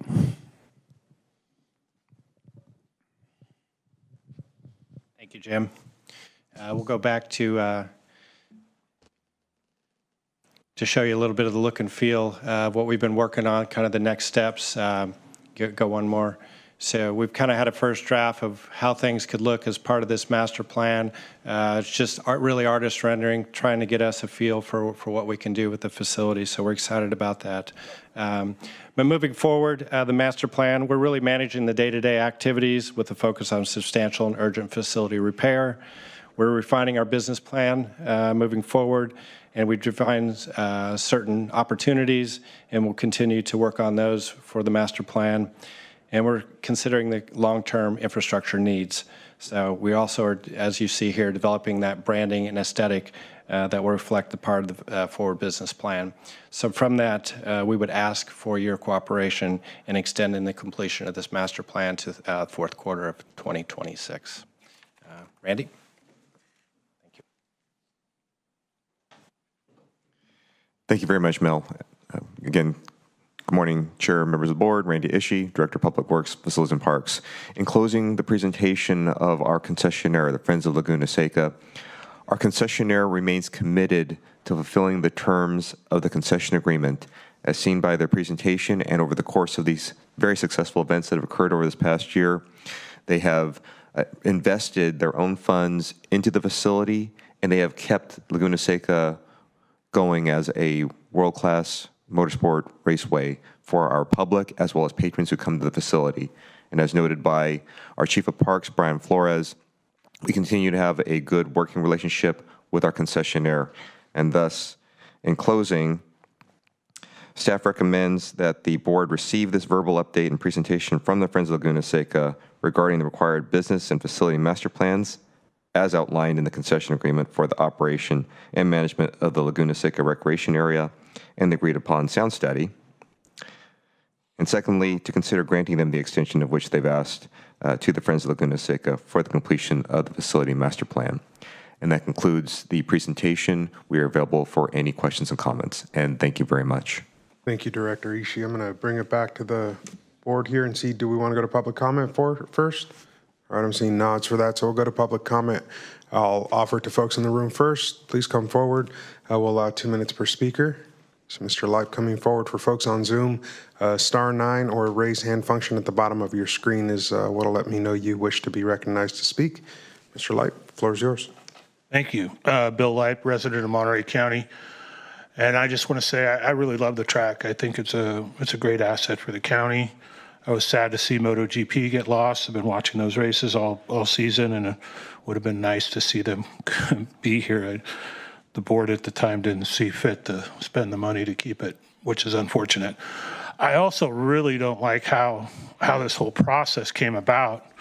I mean, you sacked a longtime local group, the sports vehicle group that was running the track since its inception, and you kind of had an intermediary that was somewhat questionable. I think the Friends of Laguna Seca are great. I think they have the passion and the money and the willpower to see things through, and so it's in good hands now. It's just the process to get to the Friends of Laguna Seca was pretty rocky, in my opinion. I would also say that I think the biggest thing this track needs to do is to put in some sound barriers. I'm glad to see they really seem to have really blown out the science and got a lot of good data. I do know that the decibel level in residential areas is 50 decibels, and looking at that map that was presented, you're really close to going beyond that level for a lot of residential properties. These sound walls work. The Atlanta Speedway put one in, and it reduced sound levels quite a bit in that area. There are other ones that have been installed around the country, and I think that's the biggest bang for your buck, to really get the folks around the track some level of confidence that their concerns are being met, which is not necessarily around the big events, but around the number of events and how those sound levels are really, really high. You know, and those track days go from morning till early afternoon, so it's a lot of your daytime peace and quiet. So I think the sound walls are really the best thing to do. Should be your focus to help alleviate the situation. Thank you. All right, anybody else in the room? Seeing nobody, we'll go to Zoom. I did see the first hand up is from Michael Weaver. Mr. Weaver, we'll give you the floor. You should have the ability to unmute yourself now.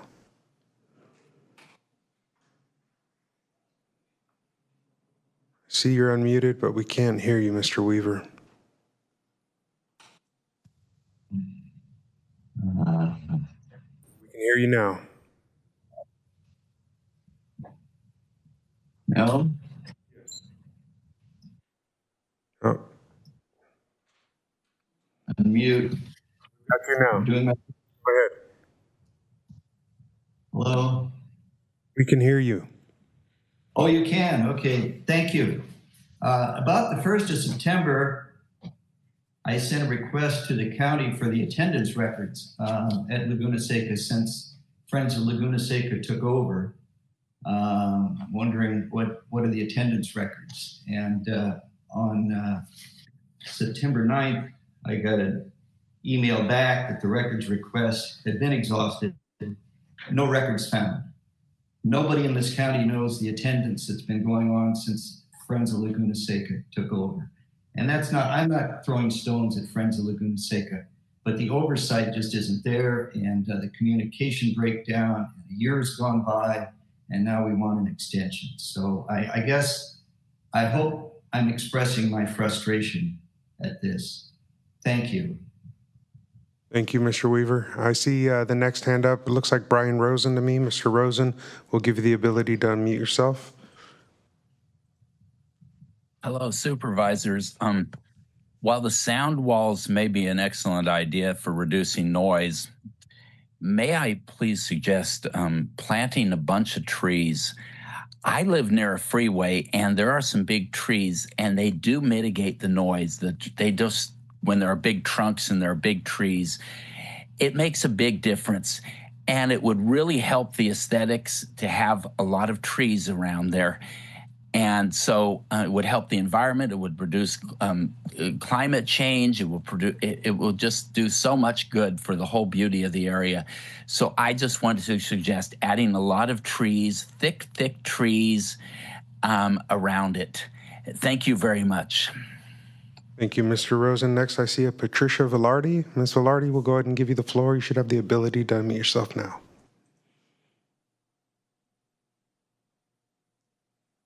Ms. Velarde, if you're with us, you'll need to unmute yourself.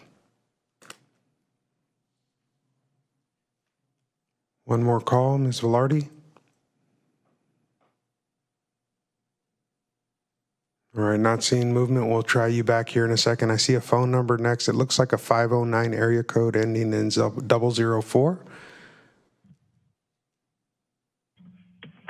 Yes, good morning, supervisors.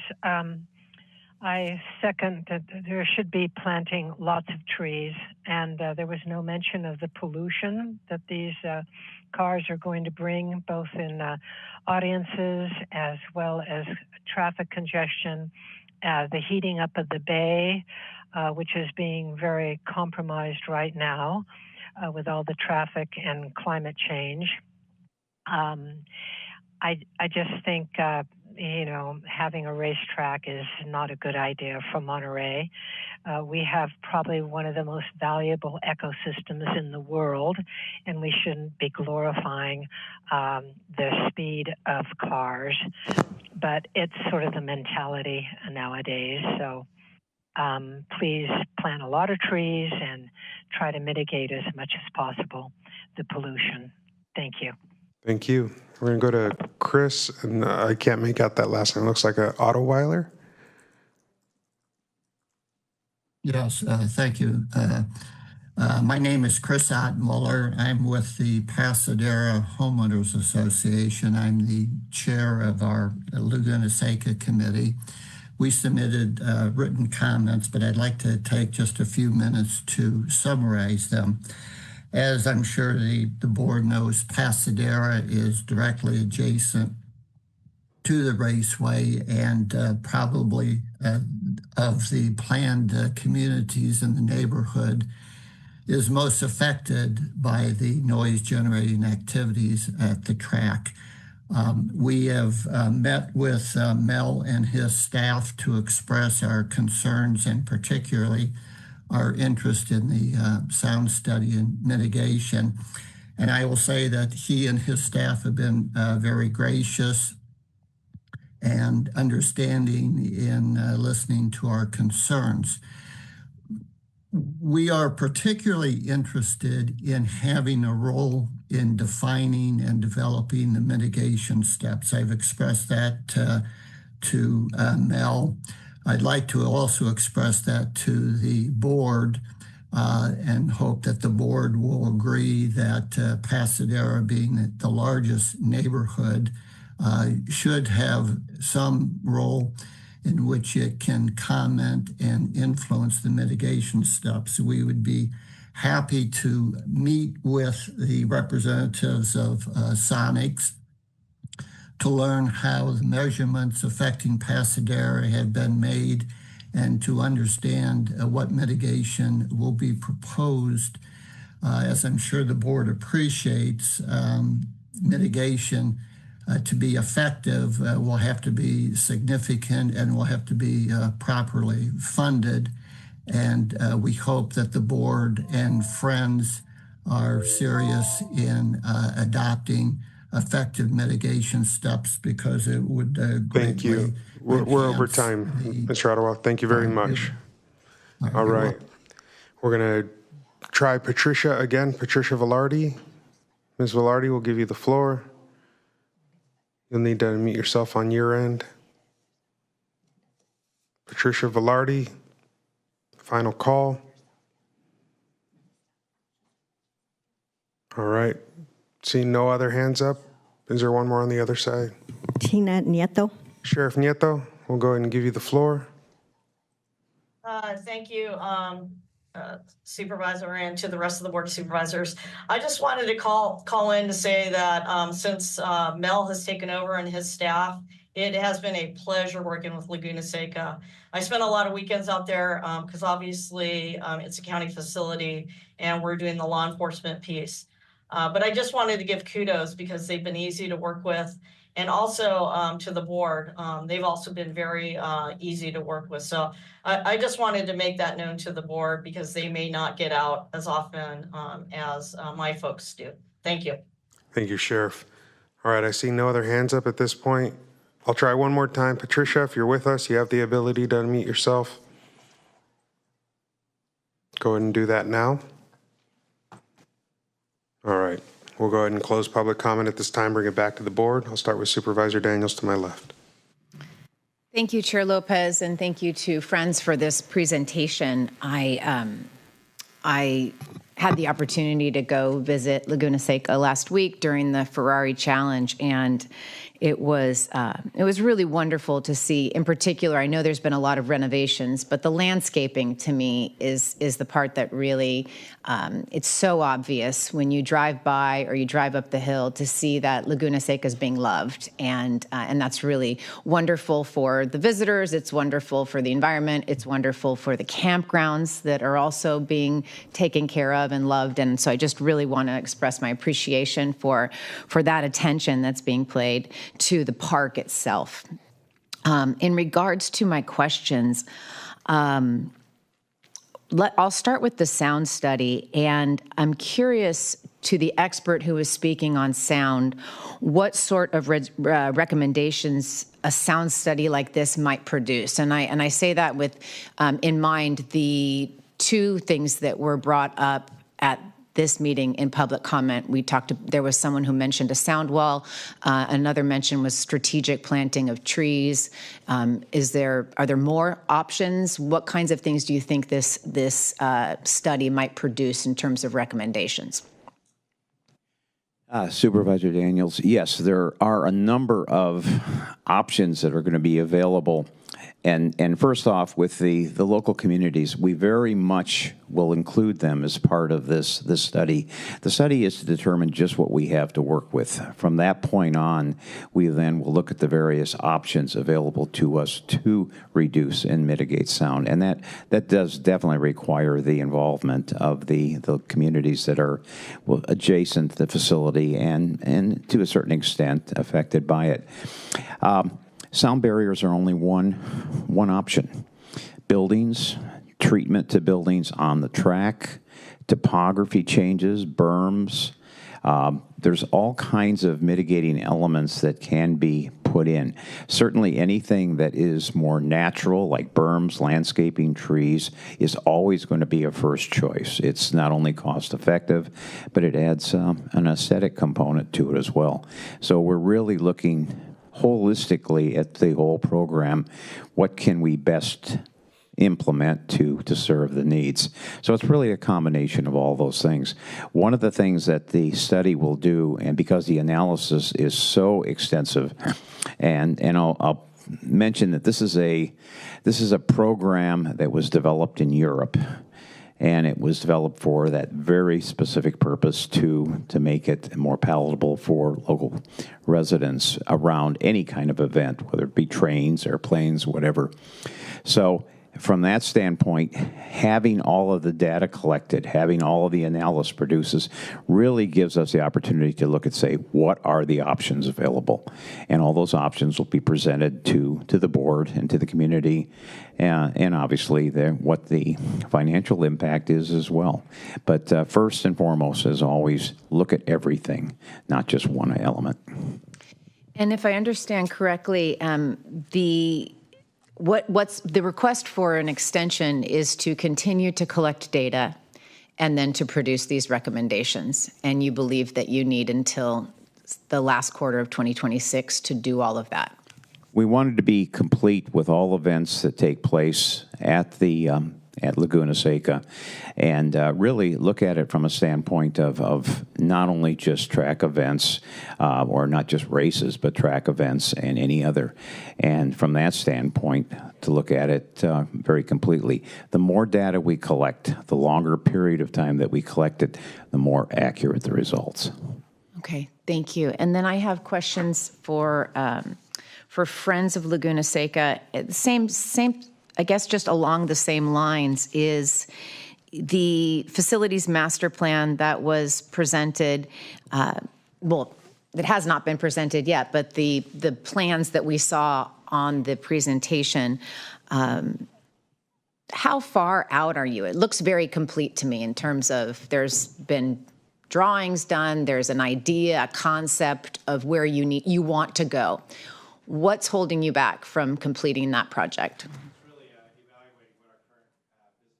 Are, in defining those, it takes time to get through the business cycle for it's longer than 15 months to plan these events. So when we're thinking about what we see today and what we're operating, that's the discovery and evaluation. But planning for new events and what the opportunities are ahead, that takes time as well. So with the staff that we have and with the resources that we have available, we're managing the best that we can to move forward. But what we want is a successful plan. We don't want to rush into something to where we make mistakes. We're looking to stabilize this property, stabilize the property for the community, and stabilize our business plan as well. And then another note, there was a public comment that was asking for attendance records. It sounds like a request was made. Is that something that is able to be provided? Yes, we can provide that. Okay, and then the last thing I'll say is, and this came up in a public comment as well, I don't know what you call it, but I got to spin around the track in a Ferrari last week, and I almost threw up in the Ferrari. It was definitely not my thing at all. So, to the public commenter, though, that's saying we shouldn't be doing this, I'm really impressed with all of the mitigations that are already in place to address an entity like Laguna Seca being in our community, which has been in our community since well before I was born. And what I appreciate about coming onto this board and being appointed then as a supervisor onto the board of Friends of Laguna Seca is how conscientious everything that it seems like you are doing is to mitigate traffic, to improve the experience, to improve the environment, to restore some things that need some desperate need of restoration, like the lake bed. And so I just want to say, while high speeds in race cars may not be my thing, the sound study, I appreciate that these are all things that I know you need to do as part of the agreement, but I think that the time and the attention is being spent to make sure what you produce is beneficial to all of us. And so I just want to say I appreciate that, and I'm supportive. Thank you. Thank you. Supervisor Church. It really wasn't that long ago that Laguna Seca was really needing general fund money to operate. And one thing we read this board before I came on here, I wanted to get rid of was that situation. And I feel we're moving in a really good direction where that's not going to happen again. And I think that's really a paramount in my thought of supporting what you folks are doing here. Plus, looking at Laguna Seca was getting, excuse me, a little long in the tooth. And, you've gone through and you've done some simple things such as putting paint, mowing. These are simple things that make a big difference. I'm supportive of extending this period for the facility master plan because I think it probably was a little bit ambitious to try to think that we could do this in 1 year. You have upgrades that you're doing, as some which I mentioned right here. There's also events that you're operating on and having to deal with, and at the same time putting together a master plan of where you're wanting to go. The county has master plans, but they take up to 2 years to do. So, I think we got to look at it in realistically, this is not something you want to rush into. This is something you want to take some thought to. You want to dig your hands into what's happening at Laguna Seca, and maybe see things that nobody has seen before and need to be adjusted. So I'm going to be supportive of this going ahead here, whatever it is, another year it takes, or something like that would seem to be reasonable. I want to make sure this place is operated properly, and we don't go back to a period where taxpayer dollars are having to go in to fund this. And I know we're under contractual agreements with the Army, the federal government, on keeping this open as for a recreational area. So I did do a tour out there a few weeks ago, or a month ago, or whatever it was, and I can see some of the work that you folks are doing. So I really appreciate saving some taxpayer dollars, and also creating some recreation for the area, and also the sound system, for the sound program that you're putting into place there, and the studying of that is really significant. It's the first real serious attempt here to control that. So I think we're moving in the right direction on a lot of things. Go to Supervisor Alejo. Yeah, first of all, thank you for the presentation, and I wanted to thank the Board of Directors, the Friends of Laguna Seca, the donors, and all the team back at the racetrack, and the many volunteers that come help make the events a world-class experience. And I usually only able to attend one event, but every time I'm there, you meet people from all over the world who complement the changes that have happened over the years. So I want to thank you for that. This is definitely an asset, and that's why sometimes it's hard for me to. We all got different opinions in our county, but when people try to say that we shouldn't have such a critical asset like we have in Laguna Seca, we are the only county in the United States that owns a world-renowned racetrack. And in county government, we are often asked for new programs, expanded services. They want us to implement new ideas. But you can't do that if you don't have resources coming into your county coffers to pay for it. And Laguna Seca not only provides a world-class racing experience and recreational camping and other amenities that it has, but it truly is an economic driver. And I know we've said this in the past, but it always got to be repeated because you hear the contrary opinions. And as a supervisor, I see this as a true asset that creates jobs, that brings in revenues, and enhances the experiences. It brings in tourism, keeps our restaurants going strong, and many other businesses that benefit from thousands of locals and visitors from enjoying the events that you hold there. I just wanted to say, certainly communication is important. So after this 1 year of assuming the concession agreement, I appreciate this report, not only for ourselves as supervisors, but certainly the public to hear the good things that are happening there, because they are intentional, they're strategic. You brought in new talent to lead the organization, the track, and I think that's a very positive thing for our events, for the track, and certainly for the people of Monterey County. I did want to just comment on the comment that was made.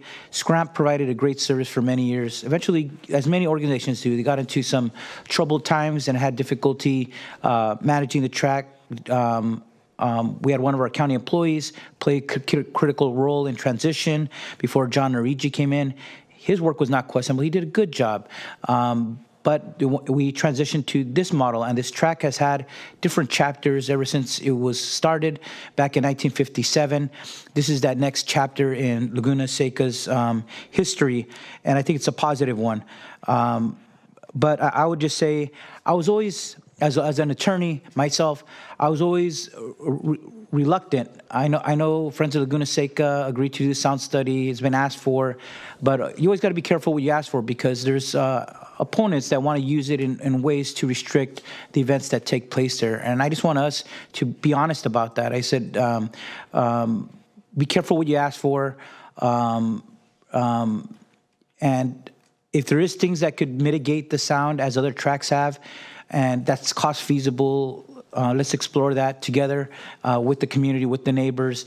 But we just have to remind ourselves, the track has been there since 1957. The neighbors moved in there afterwards. It's like when neighbors move next to agricultural fields and then they don't want agriculture to happen there anymore, or they move next to an airport and they want to shut down the airport, like in East San Jose, or they move next to a stadium or a highly tourist visited area, and then they complain about the visitors coming. Let's just be honest with ourselves. Remind us, people moved in here. This track has been here a long time. It's been functioning the way it has for a long time. Yes, if we could find ways to mitigate things, let's do it. But also, let's just be honest and real, and in our conversation with each other.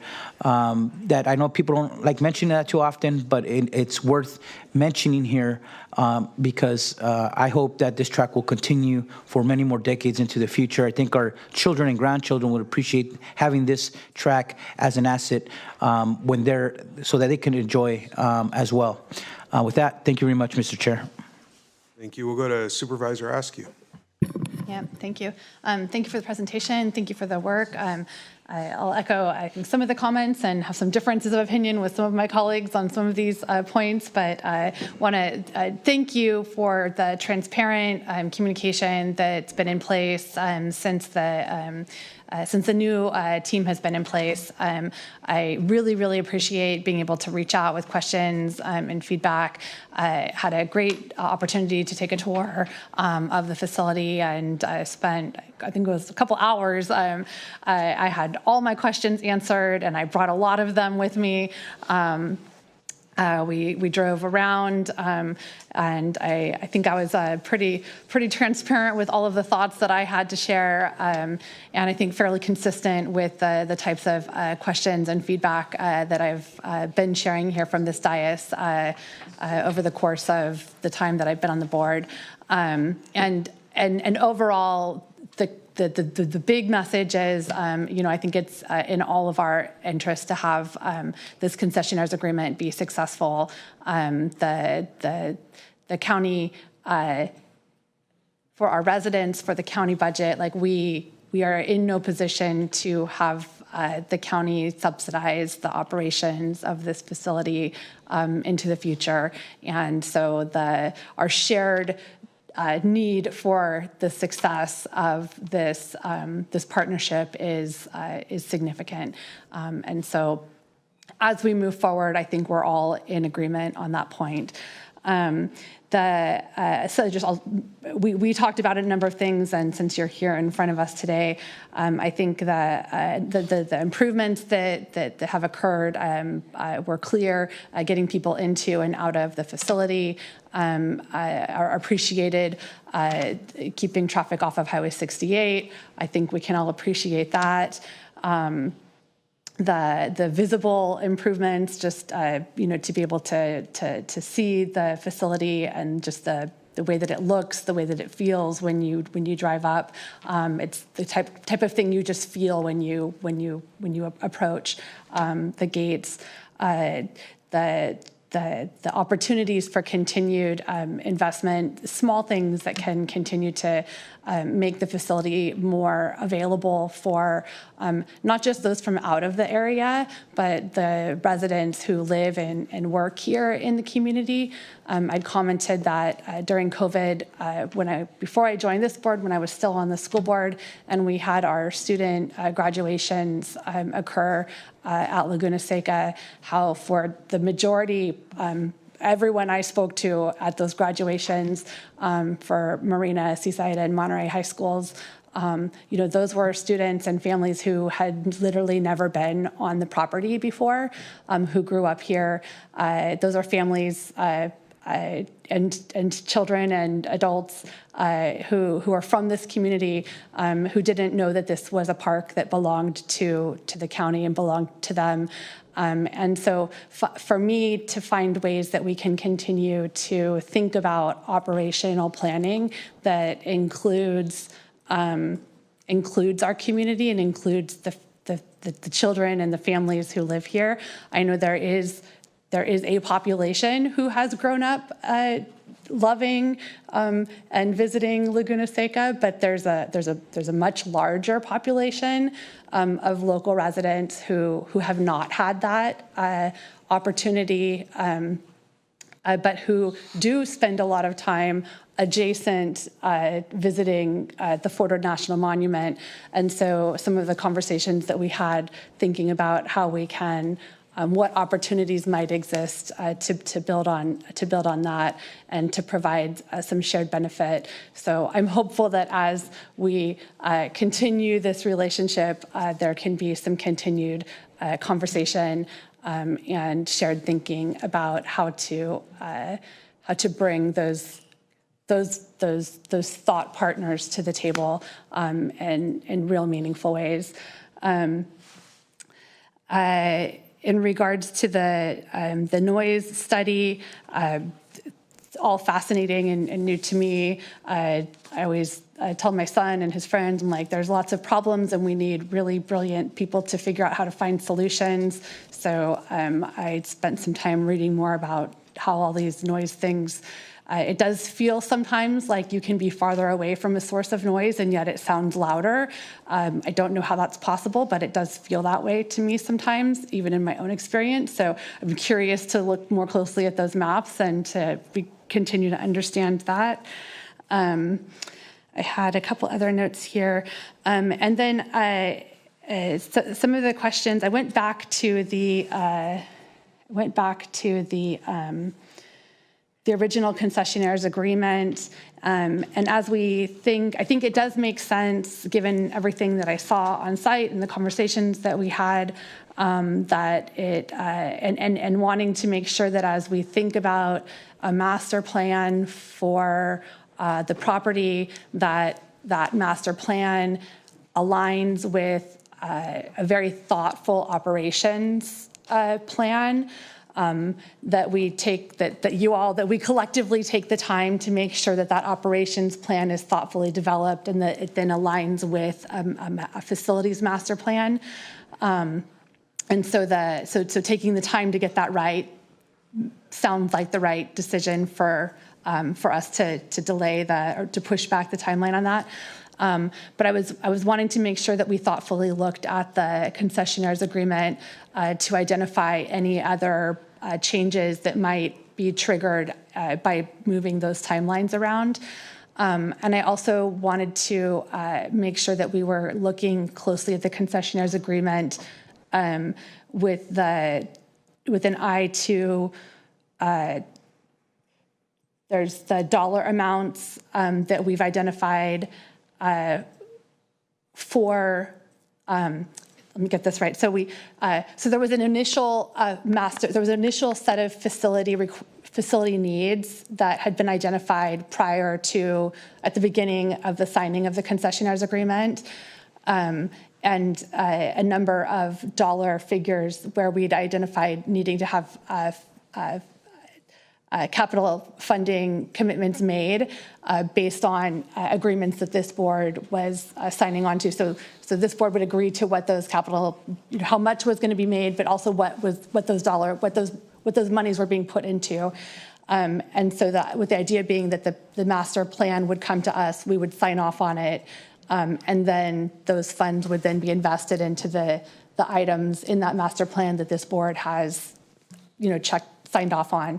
So if we're going to be delaying the approval of a master plan, and yet we know that there's ongoing need for facilities investments that are beyond what would be considered operational costs, and I'm looking right now at $3.2 million in renovations. And so I just want to make sure we stay on the same page. If we're talking about $3.2 million in renovations, whether we're considering those to be operations costs or whether we're considering those to be capital investments, because the terminology determines some of our contractual agreements.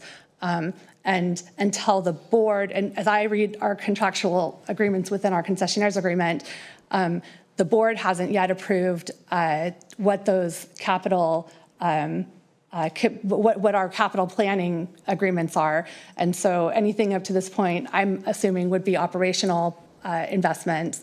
So I just want to make sure that we're all, and maybe those are questions for our attorneys to discuss, but I do want to just make sure that we continue to be clear about what our expectations are as we move forward. And from where I sit, until such time that we have a master plan in place, I'm looking at investments being operational, or we need to be clear that we're, what's counting towards those trigger points for capital improvement dollars, that we're all really clear about that. So hopefully my words were clear on those points. But I just want to say overall, I would love for us to be able to have a broader conversation again about, what our long-term, really big picture long-term goals are for the facility and operations. And I appreciate the open conversations, and I would love to be able to get the community at the table to weigh in a little bit more than what we've had in the past, so that my residents do feel like they have some investment and ownership in ways that they maybe haven't historically. But my shared commitment has to be for the success of this facility, because the county is not in a position to be able to finance the operations on an ongoing basis. And so I'm here to do everything I can to ensure our success as we move forward. But thank you again for being here today, and I look forward to working together as we move forward. Right. Any desire to respond to that from the council, or? I think your point is well taken. I would suggest that Mike Wilden work with Brian Flores and Randy Ishii and friends to kind of document expenditures and, reach an agreement on that. All right. Chair Lopez, I just want to comment on one thing. When we were interviewed by the Friends of Laguna Seca, they said, well, what do you bring to this? Our company, we're problem solvers. The purpose is not to justify anything that's occurring at Laguna Seca. It's to rectify and correct it. So we live here. We are locals. We enjoy the very same areas. We have the very same concerns. So that is our primary objective. Now we find out what is the best way to accomplish this. Thank you. So for my part, I want to thank the team as well for coming out from Friends of Laguna Seca to bring forward the success that we found so far. As somebody who has spent time on this board for a long time trying to turn a park around, specifically talking about the lakes in South County, I know that the first rounds of investment often go unseen. And for us, that meant doing plumbing, tank work, toilet work, electric work, things that the public was saying, well, you're saying you're spending $5-6 million, but where is it? And once you point out, well, notice all the electrical sockets work, notice the roads are in better condition, notice the doors are open in a different way, it starts to make sense. And visiting the track, my questions were all kind of pointed in that direction, understanding the flow of water, the things you've done to make that track safe for folks on and off the track that aren't the typical things that most people come out. They look for a brand new building, they look for new paint, they look for the sexiest new contribution, right? But it's that unsexy work that is the foundation upon which everything else gets built. I have a deep appreciation for what's been accomplished so far, because I know that that is the base upon which the rest will be built. And so on my behalf, I want to say thank you for what you've done to this point to make this place what it needs to be, which is a safe place for the public to visit, for race fans to enjoy, and for racers from around the world to come, break records, and do the things that we love most, which is entertain the public. It's what draws people to Monterey County, what puts heads in beds, and keeps us a destination for people from all over the world. So with deep appreciation, I just want to say thank you. I'm not going to reiterate the points. We are pretty far behind schedule up here, but I will say that today I am supportive of granting the extension that's being requested for the completion of the facilities master plan, knowing that I've already seen the work being accomplished. And so with that, I think that concludes board comments. I want to see if there's a motion to grant that extension as requested. And include the extension of the sound study. Correct. Okay, yes, so moved. So I've got a motion from Daniels, a second from Alejo. Clarification, what is the timeline for the? It was fall or winter 2026 as stated in the presentation. Q4 2026. Yeah. Okay, so about a year from now, a little over a year. Yeah. All right, thank you. And just another clarification, by extending that, are we asked that would come back in the form of an amendment to the concessionaires agreement or a note? If this board, through a formal motion, agrees to extend the deadline, I don't think that we have to technically do an amendment to the contract because there's an agreement right here and they're requesting it and us granting it, you could, but I don't think it's necessary. Okay. Could we just ask that we have council just review the concessioners agreement to identify any other associated waterfall Downstream impacts of the downstream decision impacts to of grant the that? extension? Mhm. Is the Happy to motion- include that in the motion. Thank you. The second holds? Supervisor Alejo? Yes. All right, so I have a motion and a second. With that clarification, I'm going to go ahead and ask everybody in favor to signify by saying aye. Aye. Aye. Anybody opposed? Abstentions? The motion carries. Thank you for being here today. Thank you for what you're doing. Thank you. Thank you. Thank you. All right, with that, we've concluded item 21, which was our special presentation. We're going to move on to consent. I'm going to open with asking the board to remove item 44, continuing it to a future date. If I could get a motion to that effect, because there needs to be some corrections made. It will be brought back on a date not certain. Is there a motion to continue item 44? Got a motion from Askew, second from Church. Any public input on the continuation of item 44? I see Michael Weaver's hand up. Mr. Weaver, we'll go ahead and give you the floor on item 44. Thank you. It's moving awfully fast. I just want to get on the record, item 42. I sent a letter regarding some issues with item 42. This is only on 44, Mr. Weaver. We're only on 44 and continuing item 44. I'll come back for pulling any additional. Looking forward to it. Thank you. All right, thank you. All right, so I have a motion and a second. No additional public comment. All those in favor signify by saying aye. Aye. Anybody opposed? Abstentions? Motion carries. 44 has been continued. Now, on the balance of our consent agenda, is there a member of this body who wishes to pull an item from consent for comment, questions, or alternative action this afternoon? All right, I'm not hearing none. We'll go to the public. I'm going to go to Mr. Weaver first. I believe it was item 42. Is that correct, Mr. Weaver? Yes, that is correct. Item 42, I asked a series of questions in the letters that I sent to all of you, your districts and environmental health. Never heard back. We're losing local control and giving it to the state. Might be a good thing. But there's some questions in here that we still don't have answers to. So I think it's just inappropriate to put it on the consent calendar and say, well, there we go. You know, could we extend this one item for another week or two and get some questions answered? Thank you. All right. Is there any other public comment at this point? I see no one coming forward in room. On our consent, I see nobody putting their hands up via Zoom. So I'll bring it back to the board and see if what the will of the board may be. If I just may ask environmental health or whomever it is that needs to answer that question, is there any concerns with extending the item 42? I just note that this was already introduced and discussed. I wasn't here, but several weeks ago. I think if you continue it, we're going to have to.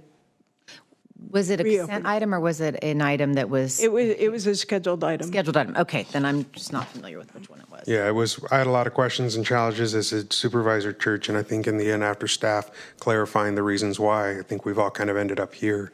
I don't know that the board's going to. I mean, we've heard it a couple times already, so.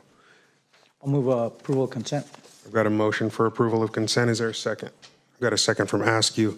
All those in favor signify by saying aye. Aye. Aye. Anybody opposed? Motion carries. All right, we're going to jump into general public comment at this time. This is an opportunity for the public to share comments regarding items not on today's agenda, but within the purview of this body, we invite folks to use the raise hand function via Zoom, *9 via Zoom as well, to raise your hand if you're on a landline, and we'll start with folks in the room. All right, seeing nobody in room, we're going to go to Zoom, and I see a number starting with 509 ending in 004. We'll give you the floor first.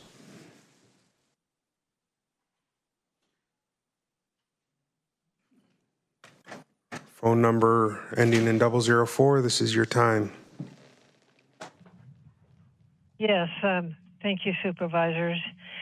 When a president comes into power that breaks the laws of our Constitution, what can the people do? When a president, for example, calls on the military to subdue peaceful protests, which is against our Constitution, what should the people do? When a Supreme Court doesn't uphold constitutional laws, what can the people do? I am asking everyone, including our military citizens and the police force, to refuse to obey any president who subverts our Constitution or is treasonous to us all. Thank you. We're going to go to Brian Rosen next. Mr. Rosen, the floor is yours. Saw your hand go down, Mr. Rosen, but you're still muted. Hi, Supervisors. Brian Rosen. I was listening to the DA of Philadelphia, and he made it clear that if the Trump administration comes into their city and does illegal activity, people are going to be arrested. You can't just pick people up off the street and kidnap them based on the color of their skin or whatever reason they come up with. It's completely unconstitutional and illegal to do such without due process. And they are depriving people of due process. They're kidnapping people, especially brown-skinned people, but it looks like they want to get all the Democrats now. They're going absolutely berserk right now after the murder of Charlie Kirk. Very unfortunate that he was murdered, but his message was terrible. And so Governor Pritzker is doing the same thing. He's saying if you come in the state and do something illegal, you're going to be tried. Now, there are laws. Now, maybe on the federal level, they can't be convicted, but on the state level, they can.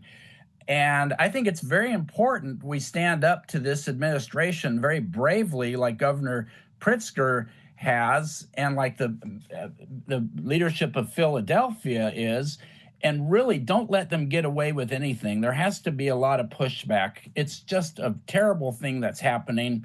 And with this Charlie Kirk thing, a lot of young white men feel disenfranchised, and they're joining these militia groups, and they're doing horrible because they've been deprived of any real, maybe everybody's been disenfranchised by this corporate society, but maybe they need to really be addressed and address their culture and their roots and try to get them to.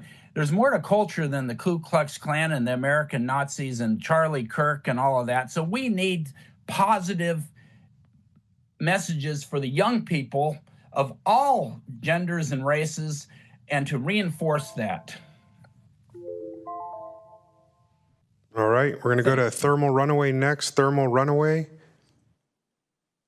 I've got people on Zoom, Bill. I'm going to go to Zoom first. So I'm going to go to Thermal Runaway first. Hi. So my comments pertain to the Vistra Moss Landing battery fire. So we have a presentation on that. That is on the agenda today. It doesn't have to do with the presentation. This is stuff that I've been bringing up that you guys failed to address. So the first one is I've been asking the county for the units of measurement on the air monitoring data that they put from the EPA. I would think the county would have that information, considering they use this data to assess the safety of the situation. Without units, that data is meaningless. Additionally, I have still not been provided, the public has not been provided, the data from the morning of January 18th. We know that the peak at Station 9 was quadruple the hazardous threshold. That's insane, and the public will not stop until we get this data. The next point I want to make is the HF monitoring data that PG&E claimed to have that they gave to the fire department. Glenn, you said you would look into getting that data. Any updates would be great.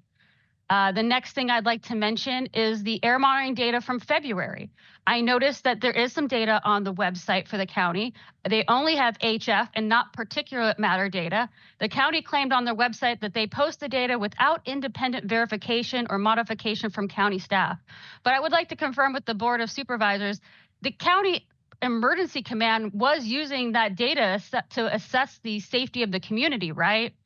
Furthermore, the limit of detection on the equipment that was used is 0.4 parts per meter or parts per million, while the standard for OEHHA was 0.3 parts per million. So once again, they're not using sufficient equipment. And furthermore, you guys ignored an email from the county of from MBARD. Chris Lopez and Wendy Askew, I want to ask you, why did you not use the 0.02 parts per million as recommended by Richard Stedman at MBARD? That was ignored. And I have more, but I don't have time. All right, we have Catherine. Catherine, we'll give you the floor now. Hi, good morning. Thank you. I want to address the, local politics and specifically the death of Charlie Kirk, a very good, God-loving, God-fearing man that died because of the transgenderism that is wreaking havoc in society. We need to stop the indoctrination of children. This is very dangerous, very, very dangerous. Further, I do not think that our Board of Supervisors, diocese, or whatever you call yourself, should be involved in suing Donald J. Trump. He's our duly elected president, and he is for the Constitution and the rule of law. The same with the illegal immigrants that are living in Monterey County. When you break the law and come across the border illegally via a coyote that you've paid close to 10 grand for, that have provided you with illegal documents that are allowing these illegal immigrants in Monterey County to receive Medi-Cal, food stamps on fake documents. There is so much fraud in Monterey County. We're going to call for an internal investigation into all of you and all of the money being spent and the bias. How dare you attempt to sue our duly elected president because he doesn't fall into your guys' direction and discrimination. We're tired, Monterey County Board of Supervisors. We're tired of your lies. And we're coming and we're going to investigate. And we've got quite a few people involved now. We also need more time to speak in public comment. You work for us. Let's go to Mr. Light. Follow that one up. Thank you, Chair. Bill Light, Monterey County resident, unincorporated Monterey County. Yeah, I wasn't going to say anything, but you hear things, and it's been a tough week. He wasn't just killed; he was assassinated for what he believed in, and he was a Christian first and foremost. His faith was above everything. You can disagree with him for sure. I mean, we all disagree on a lot of things, but that doesn't mean he was supposed to be assassinated. And I think, I grapple with this myself. We have to understand that on the other side of our eyeballs are other people, human beings. And it's certainly an American right to disagree and to speak your mind. But he was assassinated on a college campus in front of 3,000 students and locals in Utah. And it was a horrible, horrible thing. And I'm going to pray for those couple of people that spoke anonymously or somewhat anonymously because they're not here. I'm going to pray for them. They're misguided. They're judging people's hearts and minds. We can hold you accountable. You're making decisions with our money and on policies that affect us. But I'm not going to proclaim to judge your hearts or your minds. That's not my job. That's Jesus Christ's job. That's God's job. And we all will be facing that judgment day when we go to hope. I'm praying and hopeful I'll go to heaven. The way, the truth, and the light is through Jesus Christ. And Charlie Kirk was certainly, first and foremost, a man of faith. And he fostered discussion. And I know I've fostered discussion, sometimes not so pleasant discussions, but sometimes those discussions have to be made, especially on the most important things that are affecting us. And it was a sad day last week. It's a little sad to hear people keep talking about it with a bunch of lies. All right. Anybody else in the room? Got no hands up via Zoom, so we'll close public comment at this point. And this time, I'm going to go ahead and recess the board to lunch. When we come back, we'll pick up where we're leaving off with the morning agenda, which is the Water Resource Agency agenda.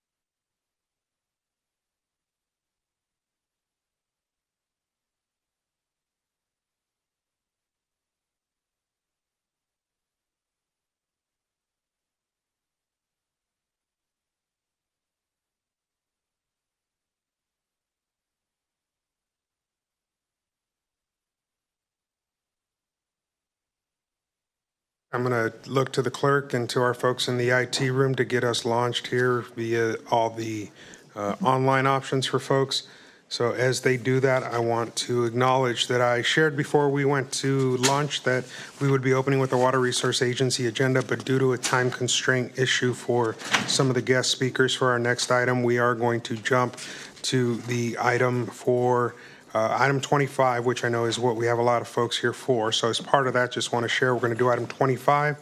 Then I will go ahead and recess the Board of Supervisors again and jump back to that morning agenda. So one item before we pull up Water Resource Agency. With that, I want to turn it over to Diego Celis, acknowledging that I have 4 or 5 supervisors in the room for the roll call. Only Supervisor Askew is not with us, but she will be joining us shortly. And so acknowledging that quorum, I'm going to ask Diego to give us the announcement of the interpreter. Muy buenas tardes, mi nombre es Diego Celis, seré su intérprete en español para la tarde de reunión de hoy. Si usted está planeando hacer un comentario público y necesita servicio de intérprete, favor hablar lenta y suficientemente fuerte para que yo le escuche. Favor de hacer una pausa al final de sus oraciones para asegurarse de que tengo la oportunidad de interpretarle. Muchas gracias. Mil gracias, Diego. And with that, we're going to go ahead and turn to Director Scanlon from the Department of Emergency Management to make appropriate introductions. Thank you so much, Chairman of the Board, Supervisors, County Administrative Officer De La Rosa, County Council, and community members for receiving this briefing today. We greatly appreciate your time. Today's briefing provides an update on recovery efforts following the Moss 300 structure fire and hazardous materials incident that occurred at the Moss Landing power plant in January 2025. The incident introduced complex environmental and public health challenges requiring coordinated response and recovery efforts across local, state, and federal agencies. Our goal has remained the same since January, which is to protect life and public safety, address environmental impacts, and maintain transparent communication. The recovery operation continues to rely on technical expertise, interagency collaboration, and a shared commitment to the community. This response effort has underscored the importance of strong partnerships, responsive communication, and the professionalism of our teams. And we are deeply grateful to everyone involved, from agency personnel to community advocates, for their continued dedication as we move forward together. We'll begin with Nikki Fowler, from the Monterey County Environmental Health Bureau, who will provide an update on ongoing environmental health efforts. And then following that, we'll have representatives from the United States Environmental Protection Agency, who will present the latest updates on site cleanup, including debris and battery removal operations within the fence line. And so with that, I will hand it over to Nikki Fowler. Thank you, Kelsey. Good afternoon, board members. The Environmental Health Bureau continues to serve as a local coordinator for efforts outside the fence, namely the Moss Landing Community Sampling Plan. And so today I'd like to provide you an update on that recent progress. The results from Phase 1 soil sampling are complete. Soil was collected at 27 locations, totaling 108 samples, and analyzed for metals associated with battery fires, like lithium, cobalt, and nickel, as well as combustion byproducts, including PAHs and dioxins. Our state partners, including toxicologists from DTSC's Human and Ecological Risk Office, carefully reviewed the report prepared by TerraPhase Engineering. They also performed a statistical evaluation of split samples. Those are identical soil samples tested by both TerraPhase and an independent lab. TerraPhase's results tended to be slightly higher than comparative samples, but importantly, DTSC has concluded that the differences were not large enough to change any human health risk management decisions. Overall, the findings are reassuring. Only 3 out of the 108 samples showed exceedances for battery-related metals, and no widespread contamination was observed. At the same time, agencies agree that additional evaluation is needed before ruling out further testing, especially for ecological impacts. The soil data has already been integrated into the county's GIS data viewer, and website updates that summarize the findings for the public are still being finalized and will be posted at our earliest opportunity. Moving on to Phase 2 of the Community Sampling Plan. The sampling began in marsh and slough areas surrounding the battery facility last week. Environmental health staff were on site to observe and ensure work was conducted according to the approved plan. This phase includes testing of sediment, surface water, and pore water to help us better understand potential ecological impacts. Preliminary lab results are expected in October, and as with phase 1, these will be carefully reviewed by state experts before release. The combined results of phase 1 and phase 2 sampling will feed into a preliminary environmental assessment, which will include both human health risk and ecological screenings. This comprehensive report is expected in late December or January of 2026 and will guide recommendations on whether additional sampling, actions, or mitigation measures are needed. Continuous air monitoring remains in place. Vistra's consultant monitors PM 2.5 and hydrogen fluoride at the plant perimeter and in the community. While hydrogen fluoride has not been detected since the initial incident in January, monitoring continues as a precaution so that emergency responders have immediate data if another fire or flare-up occurs. In addition, the Monterey Bay Air Resources District has installed a new PM 2.5 sensor across the highway from the Vistra battery site. This data is updated hourly and is available through the MBARD's Sensor Network website. In short, early soil results are reassuring. Phase 2 sampling is now underway, and the GIS data viewer has already been updated to include those results.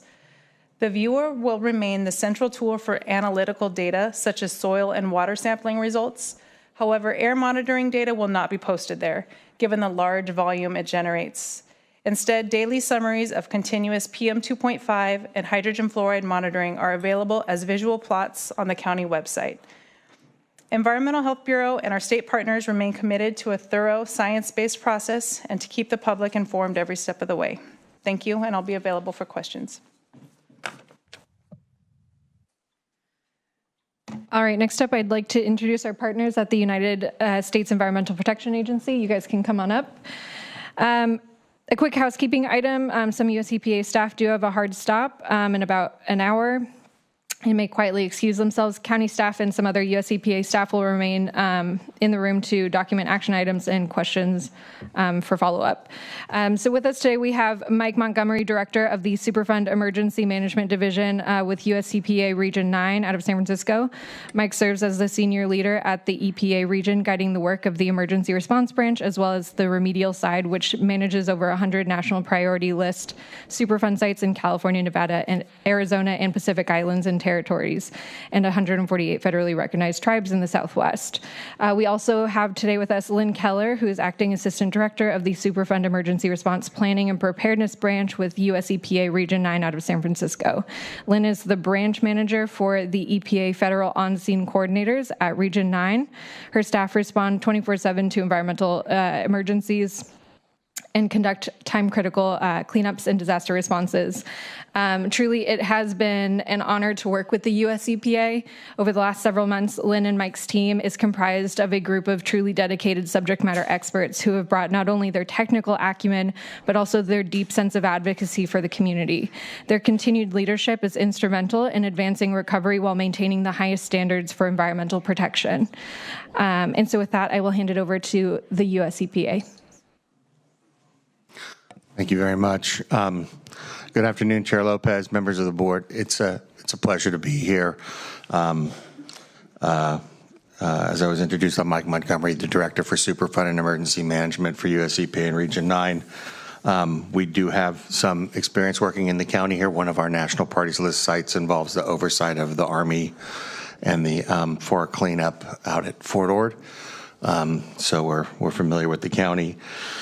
I have with me here Lynn Keller, who manages our emergency response program, as well as a number of staff, people, subject matter experts, the head of our community involvement program, and the public information officer. I just want to start off by saying that this incident's had a huge impact on this community. It's not a community that has a lot of industry, and to have an industrial accident of this magnitude is it's got to be shocking. I know it sent shockwaves through the community, and to that we're very empathetic. For us, this incident also occurred in the midst of our response to the LA fires, and I'm very proud that we were able to call on resources throughout our agency to come and support the initial response. And we're here to talk now today about the longer-term response. We've been working quickly. I know there's been a sense of urgency around getting to the point where we can begin to work with Vistra to clean the site up, to remove the batteries. I know the flare-up that happened in February was sort of a, for lack of a better term, kind of a shockwave after the original incident. And because of the risks that are associated with handling these materials, we're being very thoughtful and working with Vistra to come up with a plan. And we're really grateful for the participation of the county emergency folks, the county health folks, and our state counterparts. So the focus today is going to be on the response, the precautions that we're taking and putting together the plan. We have an enforceable agreement with Vistra. The EPA Superfund program is a polluter pays program, and we will always seek responsible parties to conduct and perform work. And in this case, we were able to enter into what I think is a strong agreement to get them to do the work and for us to be able to provide very close and thoughtful oversight.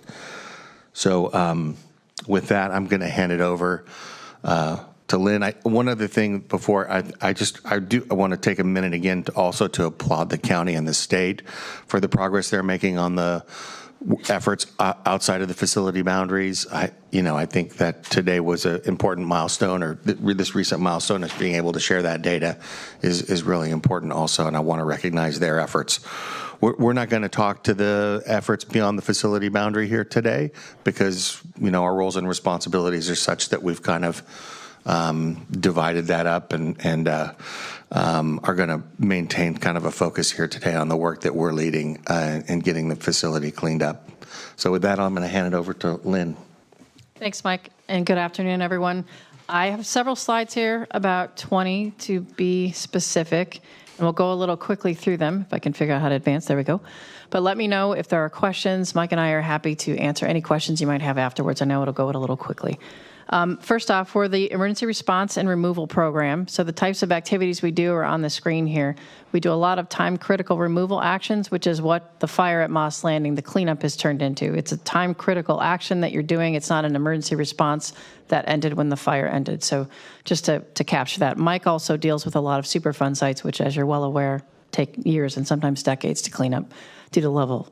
Natural disasters, are also a big part of our job in California. And I know that you supervisors are no strangers to incidents happening in your district. So you understand, as we do, that it's an all-hands-on-deck moment. In fact, when this Moss Landing fire happened, we were pretty much all deployed to the LA wildfires. So the only good news out of that is after the Maui wildfires and LA wildfires, we do have a good deal of experience dealing with lithium-ion batteries and the cleanup. It's a newer technology. It's a difficult problem to harness and tackle and get cleaned up, but we're probably the best agency positioned out there to do it, to help Vistra find those guidelines that are safe and get the work done safely and avoid any other further fires is our goal. So on-scene coordinators, these are the federal officials responsible directing safety at the site, and they are all in my branch in emergency response, which is in Mike's Superfund division. So Ramon Albisu and Kazami Brockman are our two primary OSCs that I'm sure you all have met and interfaced with. They're great. We have several others that we are training up as well on the site. This is an overview of the Moss Energy storage facility. It's a large facility. There's 3 phases of energy storage there, and Moss 300 is where we're primarily focused. That's where the incident occurred. The other 2 phases, 2 and 3, have remained dormant since the incident occurred in January. They're not active. The timeline is pictured here, and a couple things of note. The Monterey County Health Department and the North County Fire Department requested that EPA provide air monitoring support almost immediately. So the day the fire broke out on January 16th, we deployed overnight. EPA has been on site every day since, monitoring the work and trying to get the plans together to get this cleanup done. So we've been engaged since day one, and we intend to stay engaged until it's cleaned up. We did have 9 fixed monitoring locations, and we provided perimeter and community air monitoring from January 17th to January 20th. And that is to ensure that we have worker safety on site as we're doing the cleanup, and also for local agencies to inform public health decisions based on what's going on inside the fence line that can help our partners at the county and the state determine public health and safety guidance for the community outside the fence line. Additionally, on February 18th, there was a flare-up, as Mike mentioned. We did respond to that. The fire burned for approximately 10 hours. The North County Fire Department also responded and remained on scene until all material was burned out. And drone flights concluded that there's no longer a threat of reignition. Happily, we have not had a flare-up since. And then from January until July, EPA has been focusing on negotiating a battery removal agreement, the ASAOC. So the ASAOC is essentially the tool that we use for enforcement. That's how Superfund works. It's a very expensive cleanup. Vistra has been coming to the table and providing the resources necessary to provide that cleanup versus the taxpayers funding it via the CERCLA program, which is not how we're positioned. We not only support Monterey County, but all of California, Arizona, Hawaii, and the Pacific Islands. So we aren't positioned to do these cleanups ourselves, but we do have the tools to ensure that it's done correctly with the responsible party paying and conducting the cleanup. So based on the ASAOC, which is the legal document that guides this work, the keys elements in that are the work plans that will address battery removal and related activities, air monitoring and air sampling plans, dismantling the fire-impacted building as necessary to remove the batteries from the building, battery inspection and on-site treatment in preparation for off-site transport, disposal, and recycling where we can. So once the battery removal work is complete, essentially this emergency action is complete, we would then turn over oversight to the state and local agencies for the more long-term remediation as necessary. So EPA does set a priority on worker safety and the safety of the community during all of our activities, and that's how these plans are positioning this work to go safely without any future fire incidents is the goal. Here's an overview of the actual batteries that caused the fire. On the left, you can see a battery module. The total number of these modules in Moss Landing 300, that structure, was about 100,000. So each one of these weighs about 200 pounds. Approximately 55% of these batteries in there did burn, whereas 45% remain intact. So all the batteries have been delinked, and linking is essentially what allows the electricity to conduct, which is a good risk mitigation strategy to ensure we don't have another issue. Here we have an aerial before the fire of the Moss Landing 300 building area, and then afterwards, after the fire. You can see significant damage in portions of the roof that have burnt and collapsed.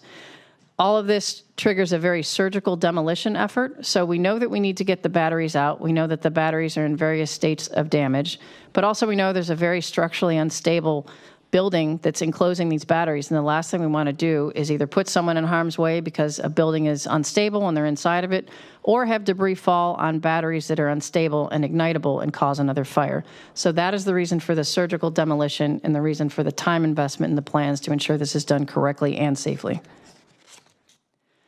This is a schematic of the actual Moss Landing 300 structure provided to us by Vistra. In the different zones here, the red zone is where both the upper and lower floor were burned, so batteries in this area are likely completely consumed from the intensity of the heat. The yellow zone is where only the upper floor burned, and then the green zone did not burn, but the batteries may have been impacted by the heat and intense heat. So all of these batteries are being treated as a potential cause of ignition. So they're, light touch to make sure that we're handling these all correctly. And we should note that the exact cause of the fire is still unknown. We do know that a battery went into thermal runaway and quickly spread to other nearby batteries. That's still being investigated. So currently, as we mentioned, there's been no safety events since the February flare-up for about 10 hours, which is great. There are no shortage of resources that Vistra has deployed to the site, which is a very good thing. They're getting the right people out there on the job with EPA direction to get this done. They have a structural engineering firm. They have a demolition contractor. They have a contractor on site just managing battery removal operations. And then they have identified a recycling facility, ABTC in McCarran, Nevada, near Reno. There is a phased approach to this, as I mentioned, and the phased approach is based on the worst first. So we want to get the worst risks for any sort of flare-up or issue out of that building and turned into not a battery as quickly as possible to prevent future incidents. So, and then we'll move on to the least significant items in the building for damage there. So this chart is meant to sort of examine the process that both Vistra and our EPA OSCs have come up with. The circular dotted lines to indicate it's a cyclical process. So this is going to be updated. There'll be forward movements and backward movements because, again, they're doing a surgical demolition to slowly access these battery rooms, going with the worst battery rooms first. To note, Vistra does energy, re-energy tests, I guess I should say. So some of these batteries that burned were fully charged. Some of the batteries that didn't burn were also fully charged. So getting those charged batteries decharged back into the grid is key because we don't want all that stranded energy out there causing an issue. So those are the ones that are being prioritized. So when we say worst first, that's how we're tackling this. This is a longer timeline, very much subject to change because, again, they're still demolishing the building. They're still trying to stabilize the north wall that burned and get all the decon areas set up. If you've been to the site, you can see that there's been a whole paved area for battery handling activities as well as multiple decontamination areas. Everything is marked off and zoned. It's actually quite a clean site for, a fire to have happened there. That said, they have not been able to get into the building to see some of those very damaged areas because it's structurally unsafe. So as they pick apart the building and get closer into those more damaged areas, they'll be able to tackle it. Ultimately, we're looking at a 1.5 to a 2-year timeline to get the building completely, demolished off the site, all the batteries shipped off site and de-energized and disposed of properly. So although we are the emergency response branch and we tend to be the more visible arm of EPA, it's important to note that planning and preparedness is also part of our branch. And so our team has developed some exercises with full cooperation from Vistra to figure out what those worst case scenarios might be during this cleanup. What might happen? What sort of flare-ups could happen? And what can we do to prevent that and get everyone positioned to react appropriately, inform the community, get the sampling going? So on-site fire and rescue is always present. They have a private fire service there on site. They also work closely with North County Fire Department.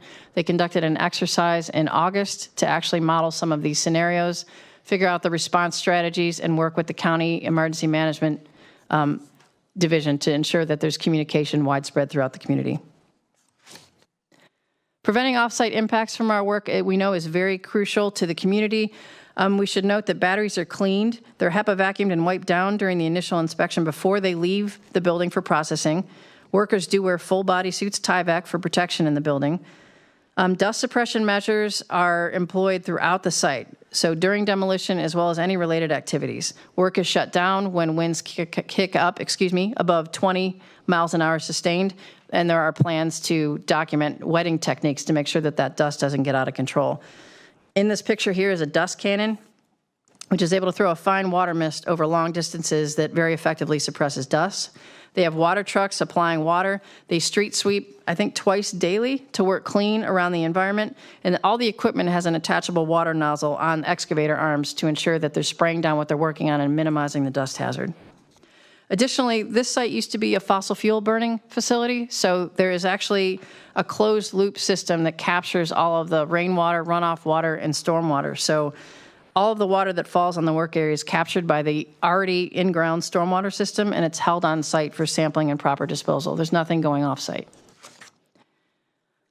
Agency involvement is a key to the success of this cleanup. It's going to be a long haul, and we want to say that US EPA is in it with you, as is the County Emergency Management Division and the state. Cal EPA and DTSC, the water boards, and our various partners have all been instrumental to trying to figure out the best way to attack this. So all of our partners are listed here, and they're critical to the success. We'll continue to communicate with them. We very much appreciate the partnership. Agency roles. Mike spoke to this a little bit as far as the objectives. We filed them under 3 objectives. So objective 1 being the emergency response cleanup, which is what EPA at the region here is doing under that ASAOC. So this order has EPA working directly with Vistra, who's the responsible party, to systematically demolish this building and get the ignition hazards out, appropriately recycled, made into not batteries, and shipped off site away from the community. So that is what the ASAOC entails, and that is what EPA is laser focused on. That's when we say inside the fence line, that's what we're talking about, incident objective 1, because if we can keep that safe and prevent future fires, that'll keep the community safe outside the fence line. That said, incident objective 2, DTSC and Cal EPA have the lead for that. So basically, this is outside the fence line, looking back at the fire in January and the flare-up in February, and making sure that that didn't adversely impact health, that there's no, checking out soil samples, the phase 1 report, as Nikki mentioned earlier. All of that work is being done under incident objective 2. So that's a look back at the fire incidences and trying to categorize the contamination, if any, that happened. Incident objective 3 is more long-term. That is also including the water board, and that's trying to determine if there's a more long-term impact to, groundwater sources or soil sources that needs a long-term remedial approach outside of the incident. There's no short of challenges on this site. The structural instability of the building is daunting, as you can see from this picture. It's created quite a challenge to ensure when you have energized batteries underneath this building, you need to ensure that you're taking the appropriate measures. So they have structural engineering firms on site daily advising a systematic demolition effort, working wet, to pick apart this building and make sure that they can get those batteries safely dealt with. We do know that there's a rainy season in Monterey. It's normally pretty misty and rainy often, but we know that the rainy season happens at the end of this year. And Vistra is working to get batteries that they believe are a risk of rain exposure taken care of first. So when we say worst first, that is being considered. They have the batteries mapped that they've been able to access, and we're trying to work as smart and as prioritized as we can to get this done as quickly as possible. Last up is the community involvement effort. Our agency very much empathizes with the community. We do a lot of disaster response work, and no community needs or wants an incident like this, nor does Vistra, who's trying to be a community partner in this as well. So we're all trying to work together to do the right thing and get this issue addressed in a way that is transparent to the community and gets these potentially dangerous partially burned batteries out of your community and out of your concerns. So you don't have to worry about any contamination going off site or any other flare-ups. So we do have a very detailed community involvement plan. We have our team here that has worked on that, and it has research, online FAQs that have been added to the EPA website. There's a lot of questions that get asked pretty frequently, so we try to capture those. We'll do that again today based on what the supervisors have for us as far as questions and the community members as far as questions. We'll be sure to take those into consideration and try and get some of those summaries on the website. That QR code there goes to the website. We keep updating it. We do have an email distribution list as well, so if you submit your name and a question, we can get back to you. And we commit to being good partners for the long haul to get this done with Vistra. Next up, that's all I have unless you'd like to add anything, Mike. I think we're ready for supervisor questions if there are any. I'm going to turn to Ms. Scanlon and see, do you want to continue with presentations before we open it up, or what is your plan of attack on this? That is the end of our presentation, and we're ready for questions. Perfect. So then I'll turn to my colleagues on the dais and ask, do you want to ask questions first, or do you want me to go to the public? I see questions first. I'm going to go to Supervisor Church, and we'll go from there. Could you go back to slide 13? I just want to make sure I understand the timeline. I think for the public, a little clearer. It was an unusual design right onto that. There we go. Because you have, this is August 25, and then you have February 25, and I'm not quite, then we go to April 26, and is that supposed to be February 26? I apologize, Supervisor Church. That is clearly a typo. Yes, okay. That is supposed to be February 26. Sorry about that. Timeline makes a lot more sense to me now. Yes, Thank you. My apologies. That was my only question for you at the moment. I just want to make sure I was understanding what's going on. I think your microphone. I just turned my mic off. I don't know why I did that.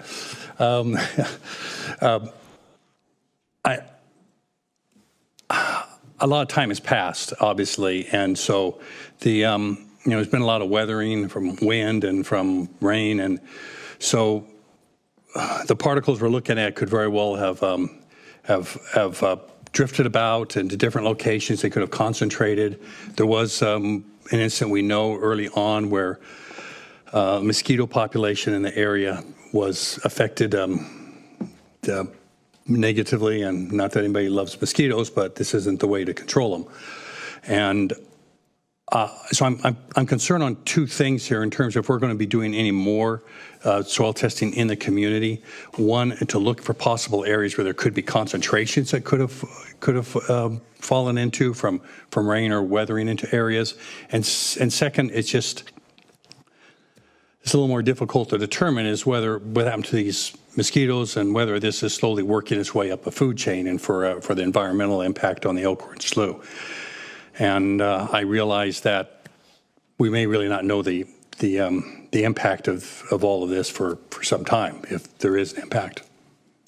We understand that's daunting to consider the impacts on the community. We do happen to have, oh, great, Nikki. I was going to point to our risk assessor, but please. Thank you. No, I think ultimately the preliminary sampling that's been completed has not shown indication of widespread contamination. That said, the phase 2 sampling is going to be occurring particularly in that mosquito abatement district observation area. That has not been confirmed to have widespread mosquito die-off by analytical sampling at this point, but that is going to be completed as part of the sampling that started last week.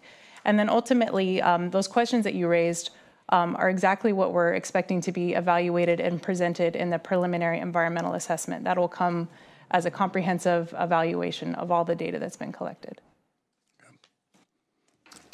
Did you have an expert that wanted to address it too, would you say? Or? I was just going to emphasize that this was Cal EPA's, the county's role, the state role, and they're working outside the fence line. But we are considering risk inside the fence line and making sure that we don't have unacceptable risk inside, which is where the worst is, to make sure there's not an ongoing issue. Okay, thank you.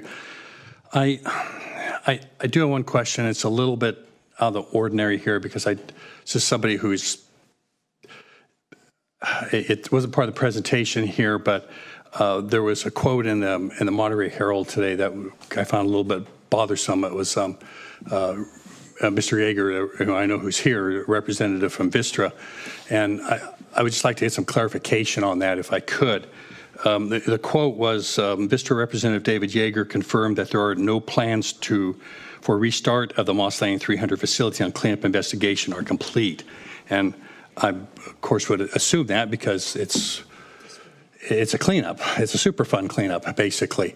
But the board had also asked back in February, made this request to both PG&E and Vistra not to restart until there's a cause of a fire. And what I'm finding a little bit bothersome here is that there's also Moss 100 and Moss 350.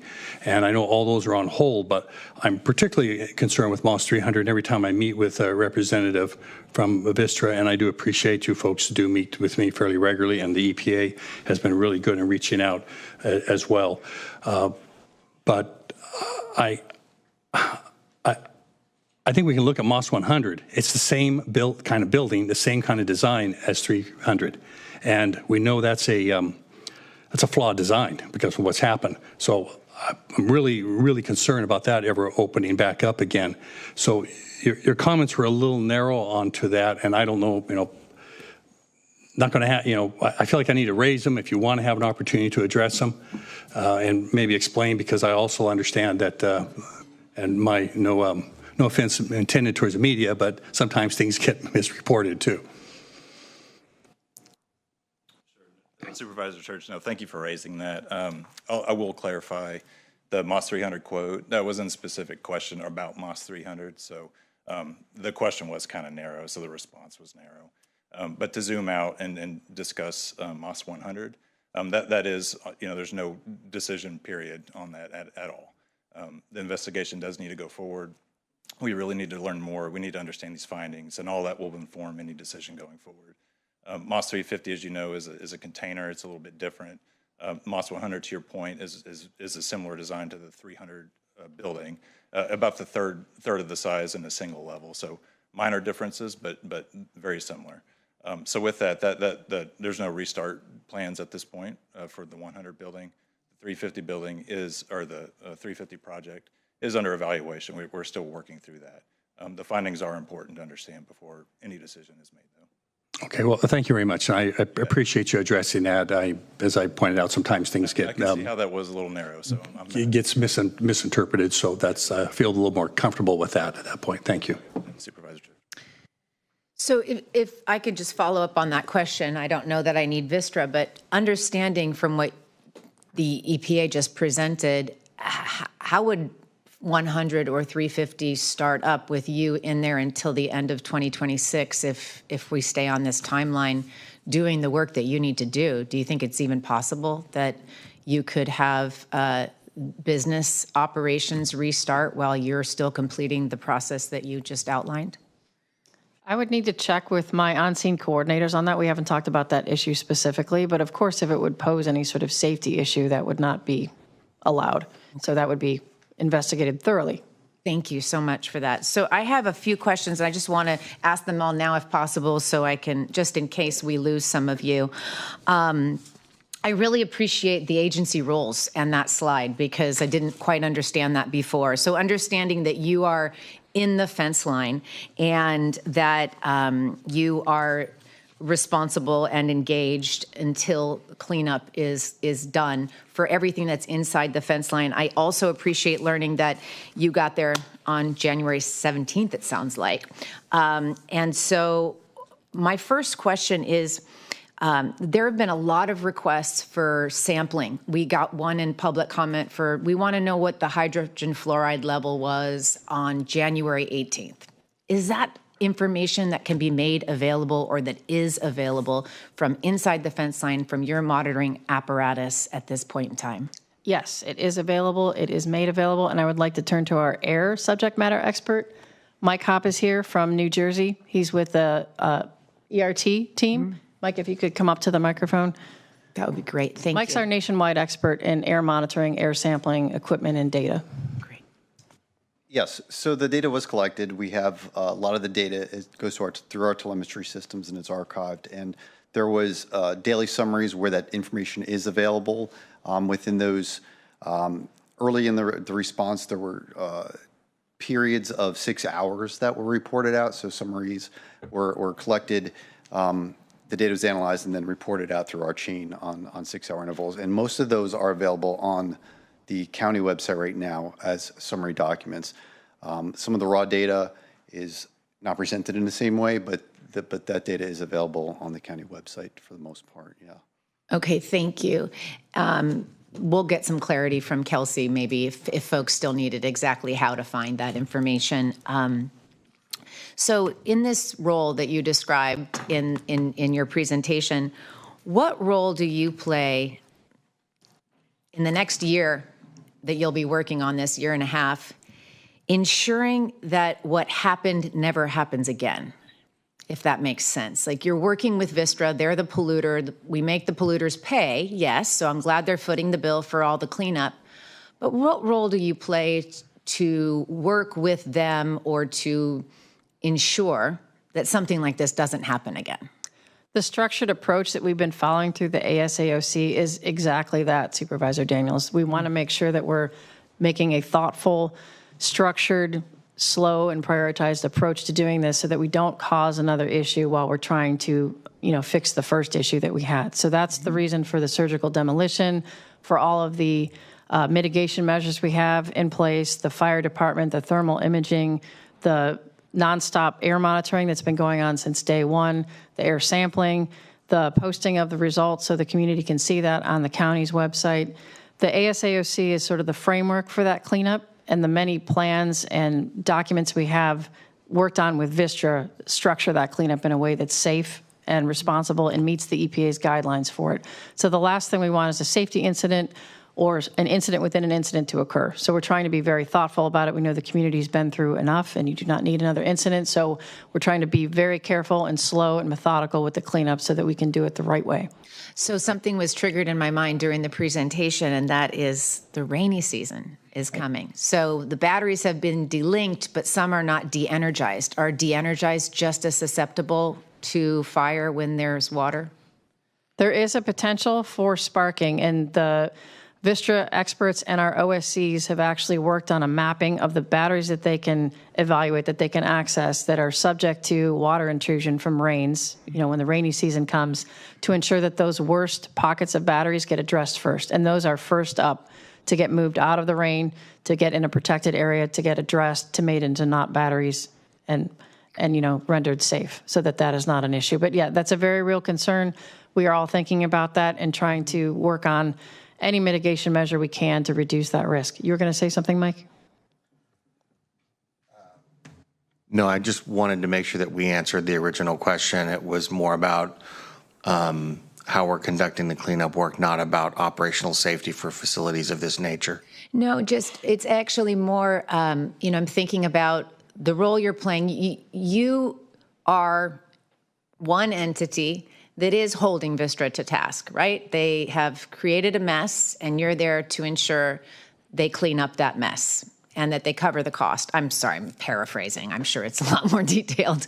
But I'm just thinking, in that role, is there a portion of that role that holds them responsible for ensuring that once you exit at the end of 2026, this doesn't ever happen again? Or maybe that's for someone else to be responsible for. Yeah, I mean, I think that falls outside of the lane of our Superfund program. Questions about operational safety for facilities of this type, and what system design, system testing, system monitoring is outside of the scope of what we do. Okay, and then just one more question for you, which is, you're talking about mitigations and plans. What plans have been put in place to prevent the pollutants from going from inside the fence line to outside the fence line? We have a comprehensive list of plans, and I know the team is working on executive summaries on the EPA website. There's a fugitive dust emissions plan we were talking about this morning. There's health and safety plans. There's many, many plans, and we can be sure to get, those plans, those names of them, and the ones that are releasable out to the public if that's something that would help. But I think there's 15 plans, I believe. Great. Total. And the last question I have is for Director Scanlon, and that's if you would consider pursuing a similar presentation like the one that we got today, but for Lane 2, in terms of agency roles, and seeing if we can get Cal EPA and DTSC here to do a similar presentation. Yes, we can certainly ask, and we will pursue that. Thank you so much. Supervisor Alejo. Thank you very much for being here today and for your work getting us to this point, and we look forward to the work proceeding as expeditiously as possible, but as carefully as possible. As we know, it's very complex, and it's kind of a unique situation that we're seeing more frequently in California. I have 3 questions. The first was just to understand the complexity of the demolition of the Moss 300 building and the cleanup. I'm glad you included this screenshot or the slide of what the modules look like, right?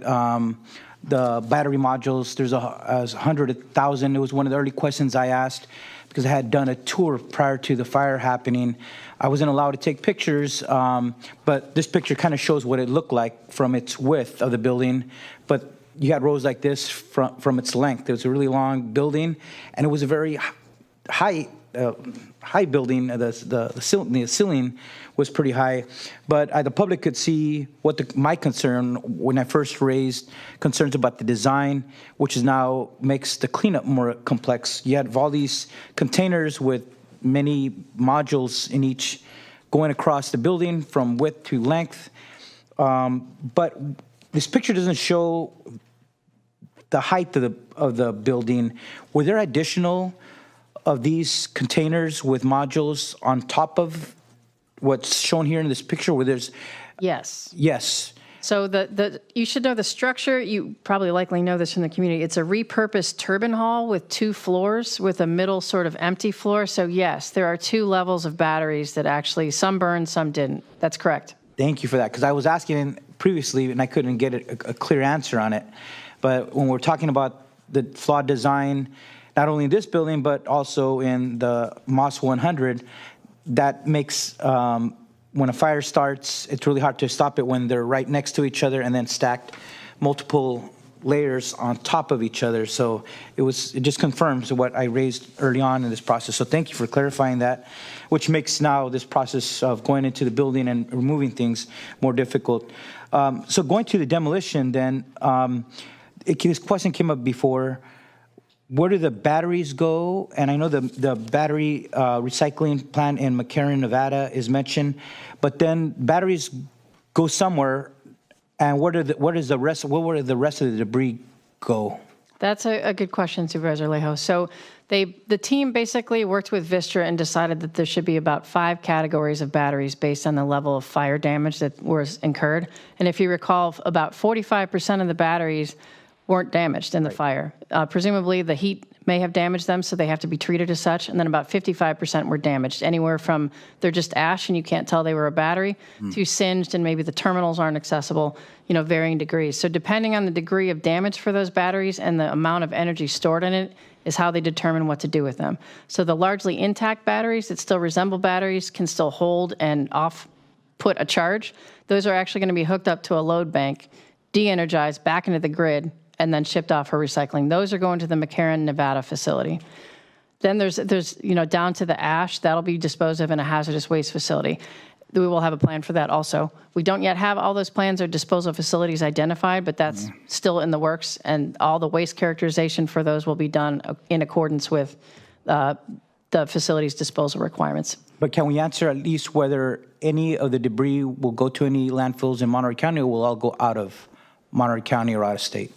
I don't believe they know the answer to that question yet, but if the landfill is not approved for the offsite rule for Superfund disposal, it will not be utilized. And to my knowledge, I don't think there is one in Monterey County that is approved for that. Exactly, you are correct. But we saw that we learned from the lessons of other communities. The LA fires, of course, when debris from Pasadena was taken to a nearby landfill, it became a very controversial topic, and that's why I'm asking it. Going to the question on de-energizing, I don't know if that's the right word, but de-energizing batteries, right? You said those that are not damaged, that you can connect to a load bank. Is any of that process? I raised here before that there was the 60-minute story on how they were de-energizing car batteries in the Los Angeles fire, where they had a crew of 6 per car. They separate the battery, and then they had the salt water containers to de-energize, remove the energy out of those batteries. Will a process like that happen here, like that at all? If you could elaborate on that. Supervisor Alejo, great question and great tie-in. And yes, that was EPA as well doing that. So we have a battery task force for lithium-ion batteries at EPA nationwide. So a small team of experts, one of which resides right here in Region 9, that's advising our group, not only here at Moss Landing, but also at Camino Gateway, which is the battery energy storage fire you likely have heard of in San Diego. So yes, they're trying to evaluate the best methods to either physically turn these into not batteries, to brine them to reduce the potential, to hook them up to load banks if they're able to get that stranded energy out of that battery before we transport it. So yes, all those are being considered. So we will have multiple strategies of dealing with that aspect of the work. Okay, thank you very much for that. Appreciate it. Welcome. Supervisor Askew. Thank you. Just a few questions, and I definitely want to hear from the public as well. I want to echo, I think, Supervisor Daniels' request to Dr. Scanlon around this has been a very helpful presentation, and the, I think, breakdown of agency roles is helpful. There's definitely been a learning experience for us in understanding all the different agencies that are involved in a disaster like this, and so seeing the breakdown has been helpful. And thank you for taking the time to present to us today. It is, we really appreciate it. So if we could have a presentation, I think, on the pathway to the incident objective to the other agencies, that would also be outside the fence, and that would be helpful. Just a couple questions. We talk a lot about air quality monitoring, and I think one of the questions that I continue to hear from the public, and that I have myself, and that occurred to us the first night that the fire was burning, and as we were thinking about how do we ensure public safety, we oftentimes think about air quality monitoring in terms of what our air district, air quality control district is responsible for in terms of particulate matter air quality control monitoring, which is what we have the ability to test for, but we suddenly were faced with having to think about a different type of air quality monitoring and air pollution of a different type of high HF gases that we'd never I hadn't ever considered as something that we needed to have the technology to test for, nor were we equipped to be able to test for. So thank goodness that someone was able to get here and help us do that type of testing and monitoring. But when we talk about air quality monitoring now, it's this question that I'm now asking, what do we mean by that, and what are we actually testing for? So on the project timeline, and I think it was on page 13, there's this sort of statement of air quality monitoring at the site and in the surrounding community. Can you just help define what that means now? And I'll further ask the question, one of the immediate questions that we continue to hear from the community is, how do we know what to test for if we don't know what materials specifically were in the batteries? And so if we don't know what's in the batteries, because that in some ways is proprietary, how do we know what it is that we're testing for if we don't know what it is that we're testing for? And it gets to this other question that I think was partly, asked here as we think about safety on a broader context and safety plans for future or other facilities where batteries are stored. How do we use this experience to better plan for and anticipate the situations that we want to, the information that we might need to know in advance, so that we're prepared for situations, for worst case scenarios. So if we need to know the materials that are in a battery for the future so that we can have the technology available to test for air quality in the future, so one question, what air quality are we testing for? And then how can we utilize this experience to help us build safety plans in the future so that we have the technology available to test for air quality issues that may arise in other communities? I will start off the answer, and if my risk assessor or air expert would like to chime in, please feel free to go to the podium. But great question, Vice Chair. And I would say that in this response, we know that there's essentially three things contributing to potentially air quality, right? We have the batteries themselves, fire, and the building, all of which burned. So Vistra knows what's in the building and how it is constructed. We do actually know what sort of constituents to expect from lithium-ion batteries when they're in fires, and we know generally what to sample for in fires. So as far as constituents sampled, that include asbestos, metals, hydrogen fluoride, as well as, what am I missing, Mike? Metals. So we did sample. It'll be products, generally products of a fire. Yes. So whatever's produced in a fire. So there's the hydrogen cyanide, which we potentially produced. You have your carbon monoxide, which is produced during a fire. So those are what would be on a standard sensor array for this type of thing. But specifically for the hydrogen fluoride, the sensor array that was deployed here is very sensitive. The ones that are out there every day with the CTEH group, that's very sensitive, and that would be something that you would need on site should there be another incident. Otherwise, the particles, the particulate monitors, they're looking for something similar that you already have in your county, and I know you have arrays all over. The slight difference with these instruments is that they will push data to a telemetry system a lot more frequently than some of the longer-term station monitors that might be in the county already. So it allows for the people on site to make a little bit quicker decisions.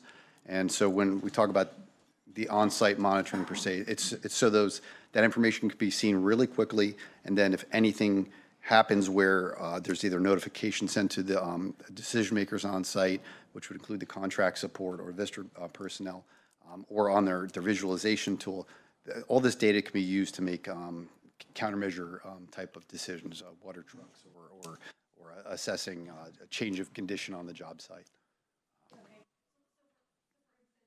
So, for instance, when people report, they'll say, when I'm driving past, I can still smell an odor.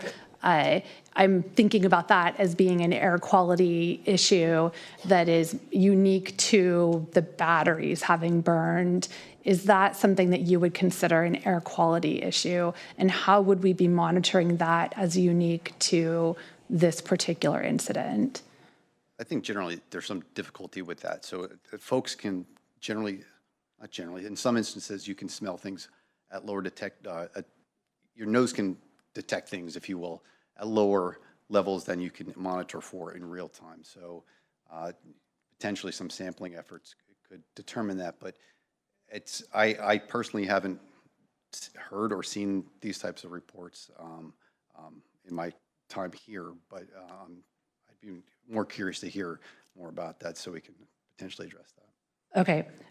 But that would be included in this ongoing air quality monitoring at the site and in the surrounding communities. That would be something that would be included in that Yes, the air monitoring has been going on since day one of the fire, and there's stationary perimeter monitors as well as around the building collecting that data consistently, as Mike mentioned. So that's used to make decisions as we go. If there's an incident, if there's a spike, the team immediately goes, checks it out, sees, what we need to do. Do we need more dust suppression? What's happening? So that's the first trigger. So as long as things are maintained and that air monitoring network is reflecting that, we know that things are safe on site, which would indicate that likely things are probably not migrating off site either if there's no issue on site. So to that, if you could stay, so to that point and to that answer, on page 15, we talk about sort of planning and preparedness and tabletop emergency preparedness exercises and how to include and communicate with the surrounding communities.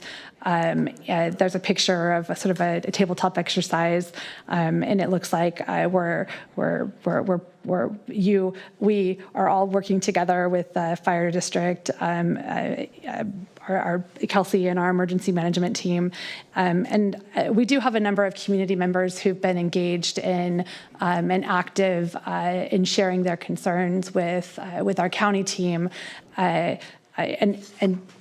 for instance, sharing things like, there's an odor that they're aware of or that they have health concerns or things like that. In those planning or exercises, are those members of the community or community representatives, are they part of that? Have they been a part of the planning and preparedness or part of the engagement activities? No, there is a community involvement plan, and we have the EPA person that helped put that together here as well. If you have specific questions on that, that I think is more of what you're speaking to, where it engages the community and it asks for their input, their concerns, and tries to put that pen to paper and explain what we're going for and address some of their concerns. This exercise is separate. That was an on-site sort of functional, operational exercise to troubleshoot what could potentially go wrong and how we're going to tackle that when that happens, to be prepared. So that wasn't a community involvement sort of exercise, but the community involvement plan speaks to, I think, more of what you're asking about, and that is posted on the EPA website. So that was more of like if an incident were to more acutely occur while we're here doing cleanup activities. That's what this August exercise was, correct. Got it. Okay. And then under agency involvement on page 17 of the slides, it looks like there's a whole group of folks. And again, I'm thinking about sort of this broader context of, we have this acute incident that we're cleaning up and we have to deal with. And we also have this very broad concept of the need in California and across the state where we have other facilities that have been built in similar ways to store batteries. I think 25% of California's battery storage are in similarly designed facilities, and the CPUC is struggling now to figure out how do they manage this. They've been tasked with legislation to provide oversight in some ways. They've got to figure out how to do that. Is the CPUC or any other research agency a part of the team with the EPA in the cleanup process, engaged from a perspective of studying this cleanup, being that this is the first time and the largest situation that we've had like this, so that we really can learn from it and use our learning to do better in our regulatory process moving forward? And or would there be an opportunity to bring in a research partner who can provide that type of thinking and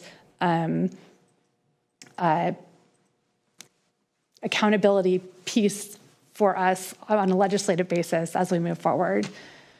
Yeah, thank you, board members. I think that that's a really good question, and it's a question that I called Cal EPA,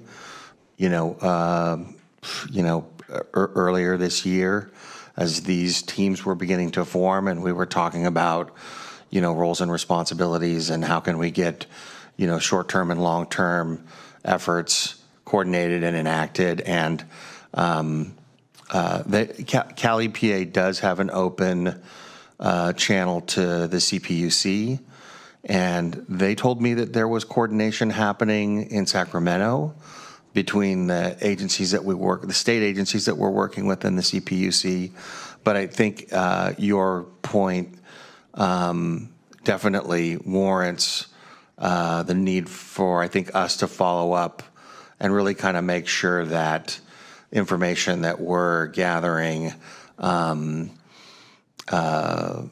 that they also is being sort of channeled within a state working group. My understanding is there's a state working group. I guess, sorry, I was being a little long-winded. There is a state working group, and I think that there are cleanup folks involved in that state working group. Okay, thank you. Yeah, no, I mean, I would hope and expect that the CPUC is, here in this room with us hearing this presentation. I mean, given the significance of this particular incident to the state's power needs and the state's power grid, and the responsibility that CPUC has to ensuring the safety of California's energy systems, I would hope that they could be and would be a critical partner, taking every opportunity to learn everything they can from our cleanup and from the residents who share their concerns. Because if we can't ensure the safety of our battery storage systems collectively, we're going to struggle, I think, immensely to move forward and build out the clean energy systems that we need to provide energy. So I think that was my last comment. I would look forward to hear from the public, but I just really want to say thank you again for all of your work and for being here when we needed you on that morning when someone drove up from LA, I think it was overnight, and was here bright and early. But we really appreciate having you as partners, and I'm sure our residents have more questions for you, but again, thank you. I want to acknowledge that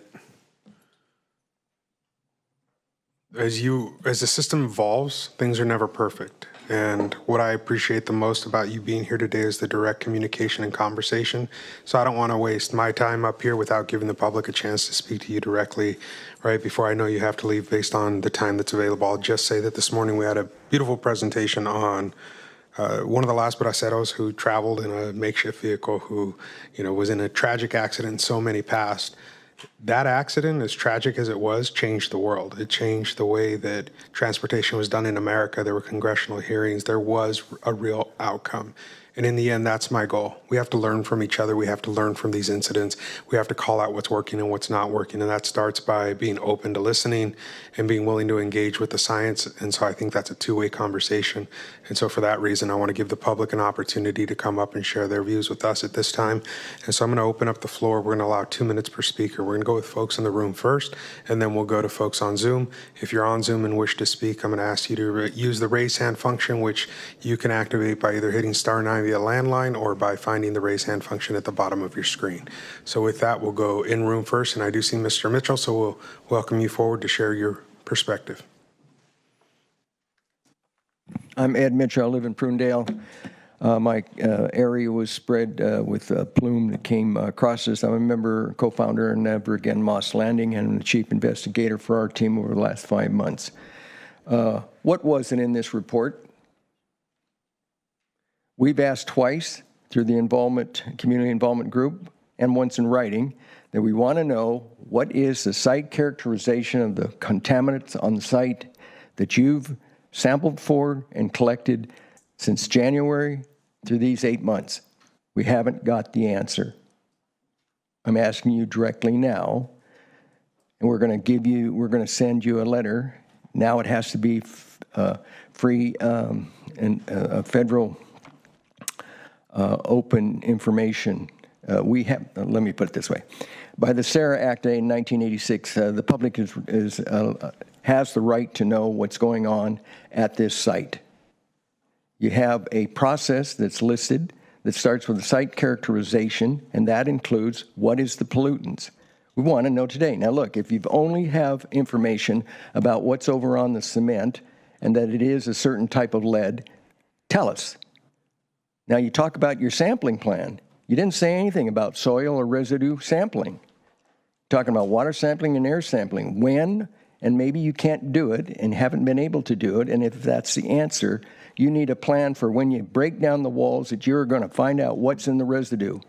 We do not want to walk around here months from now having Vistra be able to say, no government agency has said there's any pollution. Whatever it is. I'm not saying it's real bad, but it might be. But we want that answer now as your site characterization continues to update it as you go along to let us know what's going on. It's very frustrating.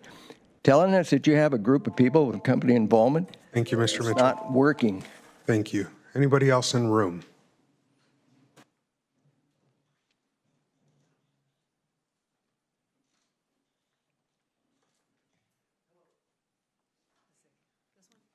Right there. Yep. My name's Mari Kleppel, and I have some very specific questions for the various speakers. So I keep hearing Superfund site, and yet on the county it says it's not a Superfund site. But Lynn, what's your last name? Keller. Thank you. And Mike, I've heard you saying the word Superfund site. This is going to be a Superfund site cleanup. This must be a Superfund site then. Okay, so that's a question for you. Number two is for Ms. Fowler, and talking about the community sampling plan. We went out and we collected samples for surface testing on January 25th because we knew the rains were coming. So between the 18th, or when the fire started on the 16th, right up till the 25th, we hadn't had any rain, I don't believe, of any kind. So we had this golden opportunity to actually gather the dust that settled from the fire, undisturbed and unwashed away. Of course, it isn't washed away, but washed into places where it's going to be diluted, mixed with other things. This is your one chance. And so we did that. So what my question to Ms. Fowler is that in phase one, I'm hearing that there's only 3 tests out of 107? No, 108 tests, 27 sites, and out of all those, only 3 were in excess of health levels that you should be concerned about. What were the tests you're speaking of? When exactly were these collected? Were they collected after the big rains that started on 25th of January? It's very, very important because those tests will be diluted. If they're collecting from underneath a shed where the dust particles would blow in, that's not going to be as strong as those tests that were collected, like from the top of our deck, that had all the white dust that settled. We live 3 miles away from the plume. Nothing stopped that plume. Thank you. Except for air. So next. My name is Nina Beatty. I live in Monterey. People in Monterey could taste the metal from the fire. I want to start by saying that battery defects, as the industry has said in their research, cannot be easily detected. So returning to more lithium-ion batteries is a very dangerous proposition since it's basically a risky thing to know. We don't know what's there, including the batteries now that are being cleaned up. These are toxic exposures. These are not health concerns or worries.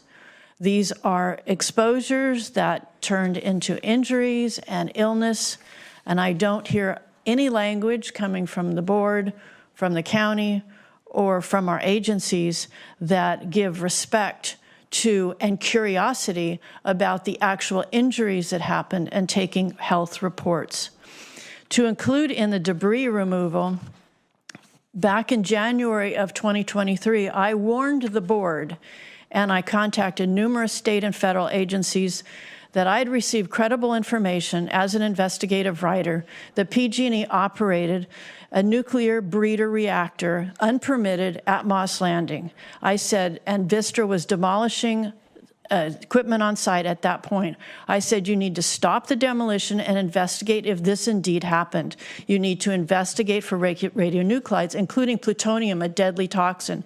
No action was taken. The county EHIB did not do anything, neither did CDPH or the Nuclear Regulatory Commission. No one has investigated, and now we have the fire and additional debris that has to be cleaned up, which could be contaminated with plutonium. So that cleanup has to stop, and an investigation, including paper investigation, into what actually exists on site at that site. Thank you, Ms. To protect the public and to protect workers. Thank you, Ms. Beatty. Next speaker, please.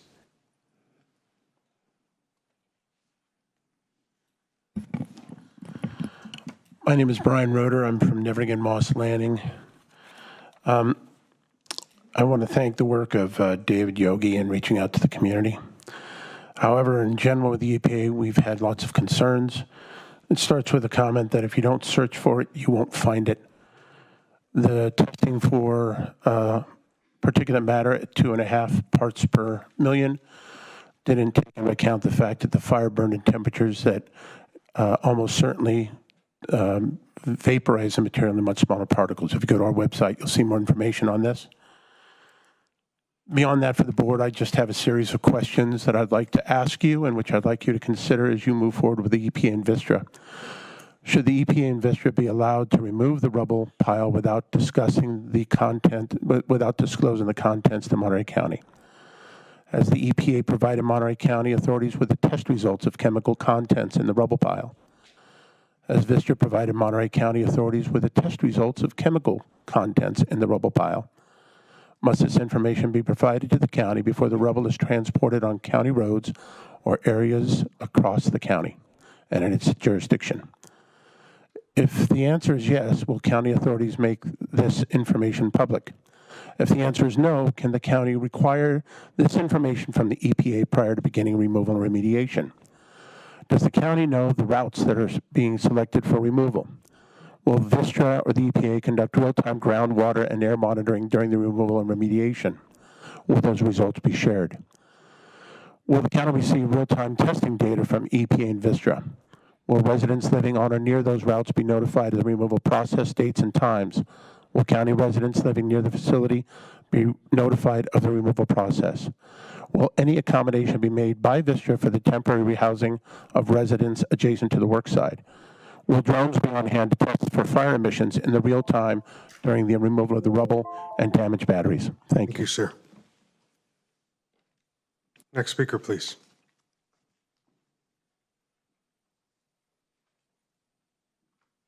My name is Klaus Kloppel, and my wife spoke earlier about the surface tests that were done on our property based on the citizens' activity.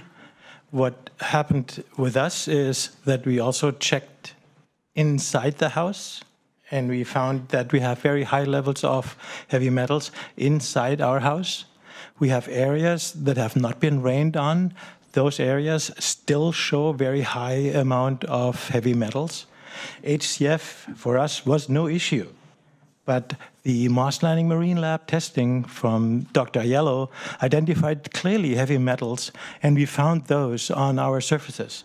In addition to, we have animals that ate in pastures, and we unfortunately have one animal, or two animals, and one of them was not allowed to eat on the pasture, but was living on the same property, and the other animal was eating in the pasture. And there's 800% more level of heavy metals in the blood detected from an independent lab in Minnesota. And my question is, what happened to all the other animals that live in the county and in the area of the plume that were actually ingested by us later on, or the strawberries, or the crop that was exposed in the plume area? I don't see any of that discussion. I don't see anybody asking us whether they can come to our property and take measurements. I don't have any confidence that the sites picked for the current county reading are of any true effect, especially not 8 months after the fact. Wasted time, wasted money. Go to the citizen data that were collected, they were true. Thank you very much. Next.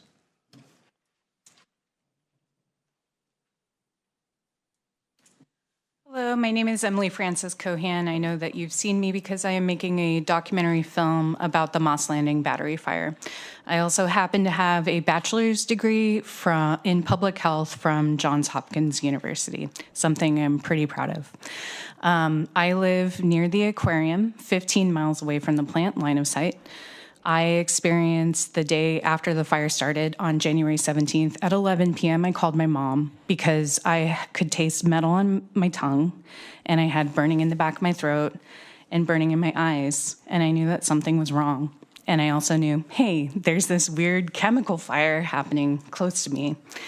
As the weeks went on, I couldn't stop thinking about this and about the thousands of people that live closer to the fire. And I knew that I had to make this film. Today, I appreciate everybody's time in making these presentations. That said, I'm very disappointed with how the DTSC has conducted testing. I have heard experts like Michael Polkabla, who helped lead the Never Again Moss Landing testing effort, say there is a fraction of testing done by the state and EPA, with the state, the DTSC, showing what levels there were, a fraction. And while good people, like you're seeing here, have had to put their own money and time into their own testing. And that doesn't seem right to me. I'm very frustrated by the DTSC, Cal EPA, and while I'm glad that EPA is here today, I am concerned with their response for this chemical fire, and all these people are sick. Thousands of people are sick, and it's serious. You need to pay attention. And I appreciate these actions. I'm not sure that they're enough. Thank you for the time. Thank you. Next. I think he's just grabbing his microphone. Go ahead and follow him up. Unless you want to talk, Felix. Hi, my name's Diane Dutton-Jones. I live in Watsonville, and I experienced the plume the day of. It was very smelly. Didn't even know what it was till the day after. I'm really talking today because we have 3 proposed BESS sites in Santa Cruz and County, and I live just within 2 miles of the one on Minto Road. And I just wanted to make a statement that shocked me when I heard Senator Laird speak last year when he was at a assembly meeting, a committee meeting for Assembly Bill 238. He said that we have currently in California about 13,000 megawatt of battery storage or energy that way in California right now, and by 2045 we plan to have 52,000. So this is a quadrupling of what we have now. He said we would have about 10 sites for 100 sites would go out every year for the next 10 years of these battery energy storage sites. I'm very concerned about this because it's a lot. And if we don't get it right now, we are going to be Superfund sites all over California. I don't want to be a sacrificial community in Watsonville. We have a lot to lose, just as this community has and does. So I really am looking for an alternative battery to lithium, something that's non-toxic and non-flammable. If we're going to have these in our neighborhoods, I don't want them to burn. I don't want a ticking time bomb sitting around in our county. Nobody does. And we're concerned that this is not being pursued. Lithium is not the answer for everything. It works great some places, but we're using it for everything right now. And it's dangerous, and the community is frightened to death. And our county leaders are very quiet about this. It's very unsettling. So I want just the state to know that we need some help. We need to slow the roll on these battery energy storage sites. Thank you. Thank you. Speaker.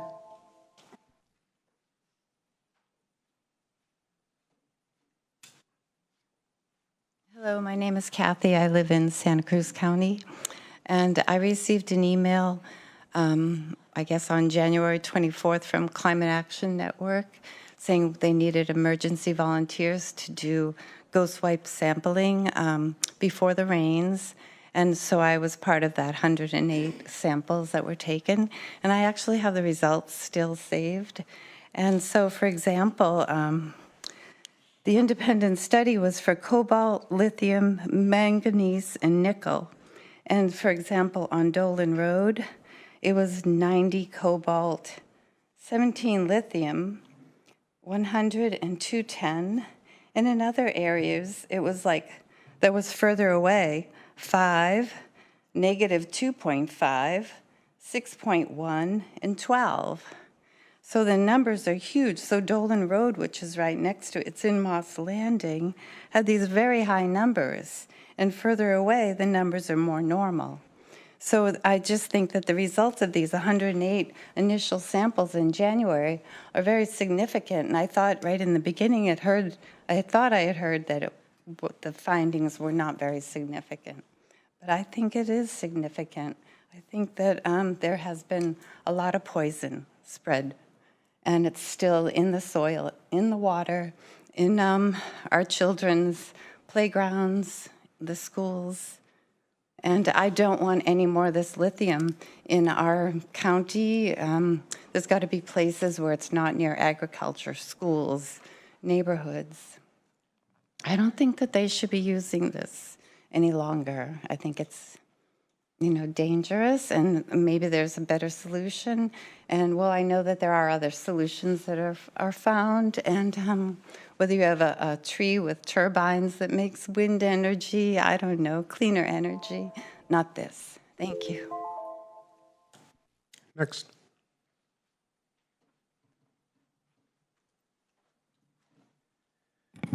Good afternoon, members of the board, Luis, Glenn. I'm Kurt Gabrielson. I live in Prunedale. And my question is about the company. I'm a strong supporter of solar energy and battery storage.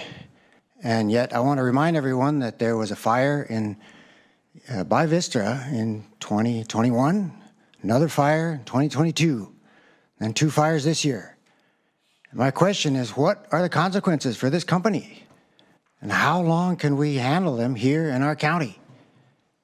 I haven't heard anything about that. It's great to hear they're working well with the EPA and the county and the state, but and that they're paying for it. That's very logical. But what are the consequences? What are the penalties for screwing up the community this many times? And how long do we have to deal with them?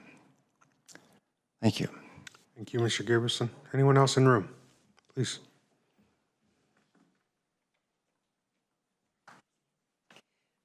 Good afternoon. My name is Kim Solano. I'm a Moss Landing resident, multi-generational family here in Moss Landing, and business owner on the hot enchilada.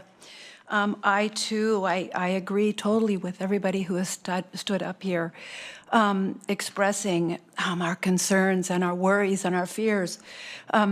My house also inside showed surface samples of significant contaminants. Various places on my property also showed business, residential, commercial property, indoors and outdoors, showed significant effect of the heavy metals that were dispersed. I'm concerned about situations since then. One recently, October 17th, I was in Pasatiempo at a wedding shower and got a call that there was another fire on the site again in Moss Landing, and told that I should come home immediately to prepare for whatever that meant. And we never heard anything after that about what that fire was. Apparently, it was a brush fire, nothing to be concerned about. But I think that there's also a responsibility that we have here to each other to communicate what's going on that site, regardless of whether it's related to the lithium batteries or not. If there's a fire on that property, anywhere on that property, I think the community should be notified that there's nothing to worry about.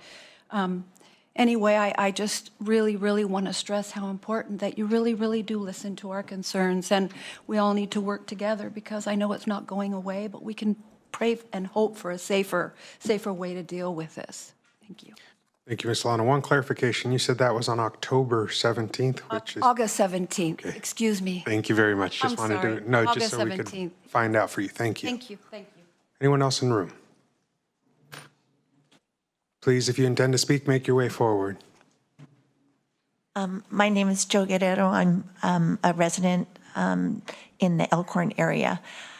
I just hope that you are paying attention when, for example, the guy from Vistra mentioned that there are no plans to restart at that location, that of course is very different than we are not restarting at that location. Certainly it's something that those of us who live there and that were part of it hear very clearly as, and we would like clarification on that at some point in the future.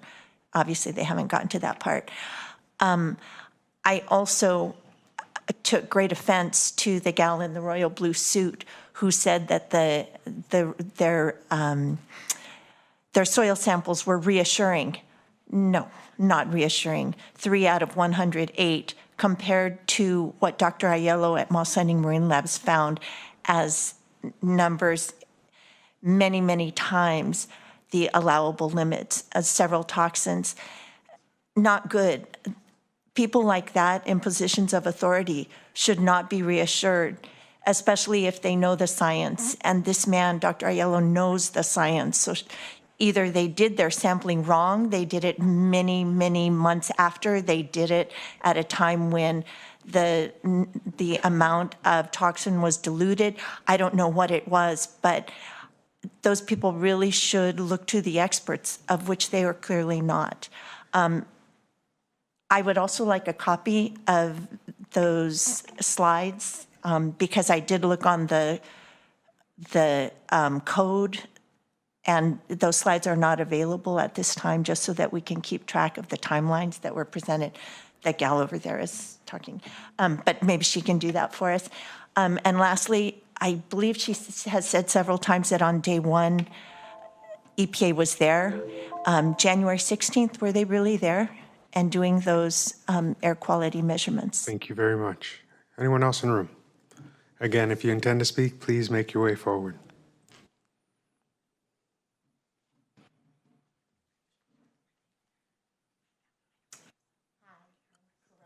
It's actually the one next to you. If you pull that one down a little bit. Perfect. Okay. Corel Reader. I have an organic apple orchard in Watsonville. I was driving by, coming from Salinas, the night that the fire ignited. And I watched those flames, and I just was absolutely floored. How could something, I knew there was the battery storage plant was there, and I thought, how could that happen? How could we have a fire in a facility like that? And it brings me to the point today of why we're in this room. We're asking questions now. We're saying, what happened? How did these things have thermal runaway? How did this plant light up and just cause all these problems? And the answer is we didn't ask enough questions before. Our process in this county, Monterey, and in Santa Cruz County now, we're not asking the right questions. We're not asking enough questions. We don't have enough knowledge of this technology. We're guessing half the time, and now we see the result of that. And it makes me very, very sad. And it makes me even sadder to know that my business and my fellow farmers in Santa Cruz could be impacted economically. My neighbors could be ill. In fact, one of my neighbors is. It's very disconcerting. We should have asked a lot of questions before Vistra and PG&E were allowed to build those plants. And I just hope we've learned that lesson, if nothing else. All right. Thank you. We're going to go online now. I'm going to start with a phone number that ends in, it looks like 0 or 678? 078. Again, it's an 831 number with 078.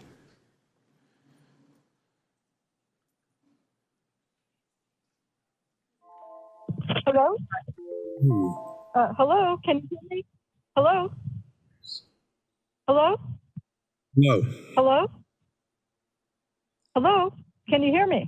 Hear you. Can anybody hear me? All right, we're going to go to the... Hello? Thanks. The thermal runaway. All right, you guys ready? So I'm on the county website right now. I do not see air monitoring data for January 18th for the morning. That is 0500 hours to 1100 hours.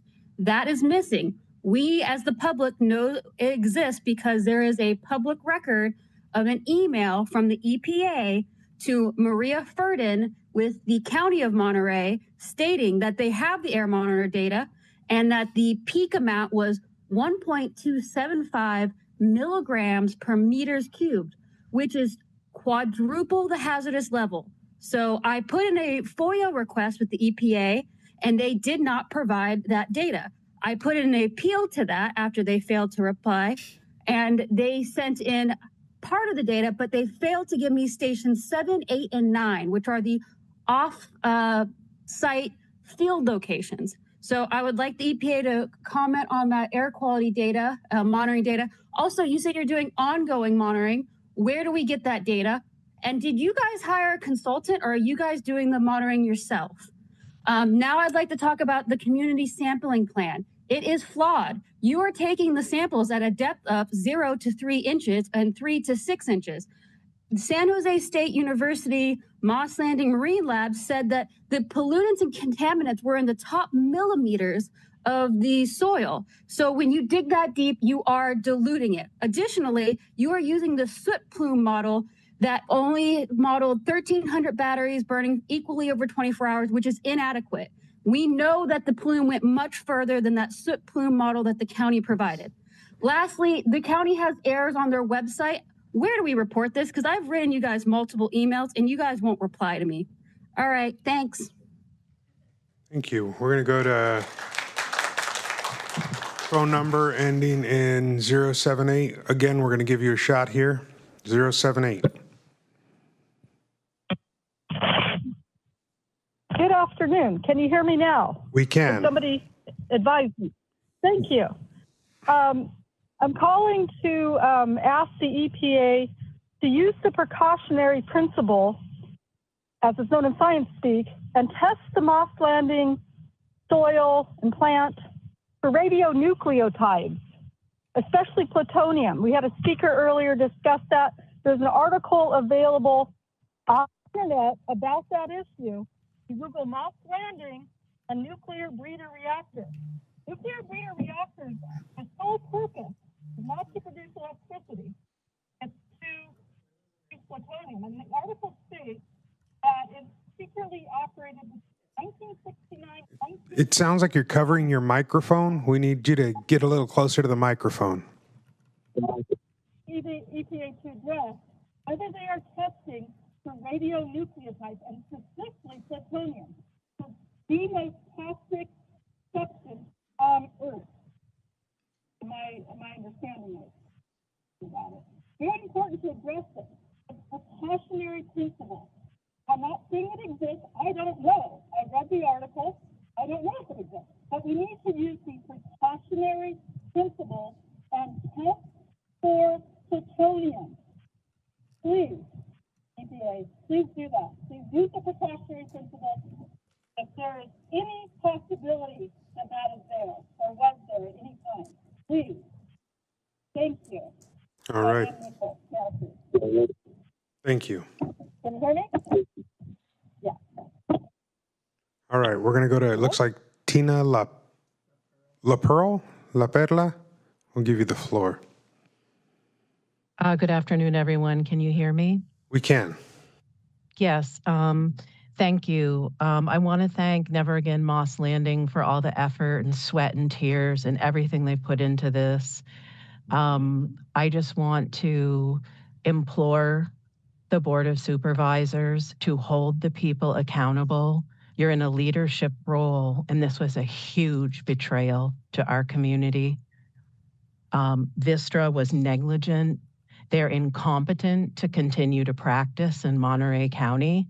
We've seen what they can do. I don't know why we would let them do it again. I don't know why we would let them do this for 20 years. This has cost our community a tremendous amount. We have this positioned by a marine estuary near the edge of a tsunami zone in an agricultural area. This is terrible. It's absurd, okay? People are sick. They've had wheezes since this fire, rashes, cancer, all types of horrible things. I don't even know why we're even discussing Vistra other than getting it cleaned up and get them to hell out of here. Thank you. All right, I see a call-in user 5. I think that's a 5. We'll go ahead and give you the ability to unmute yourself.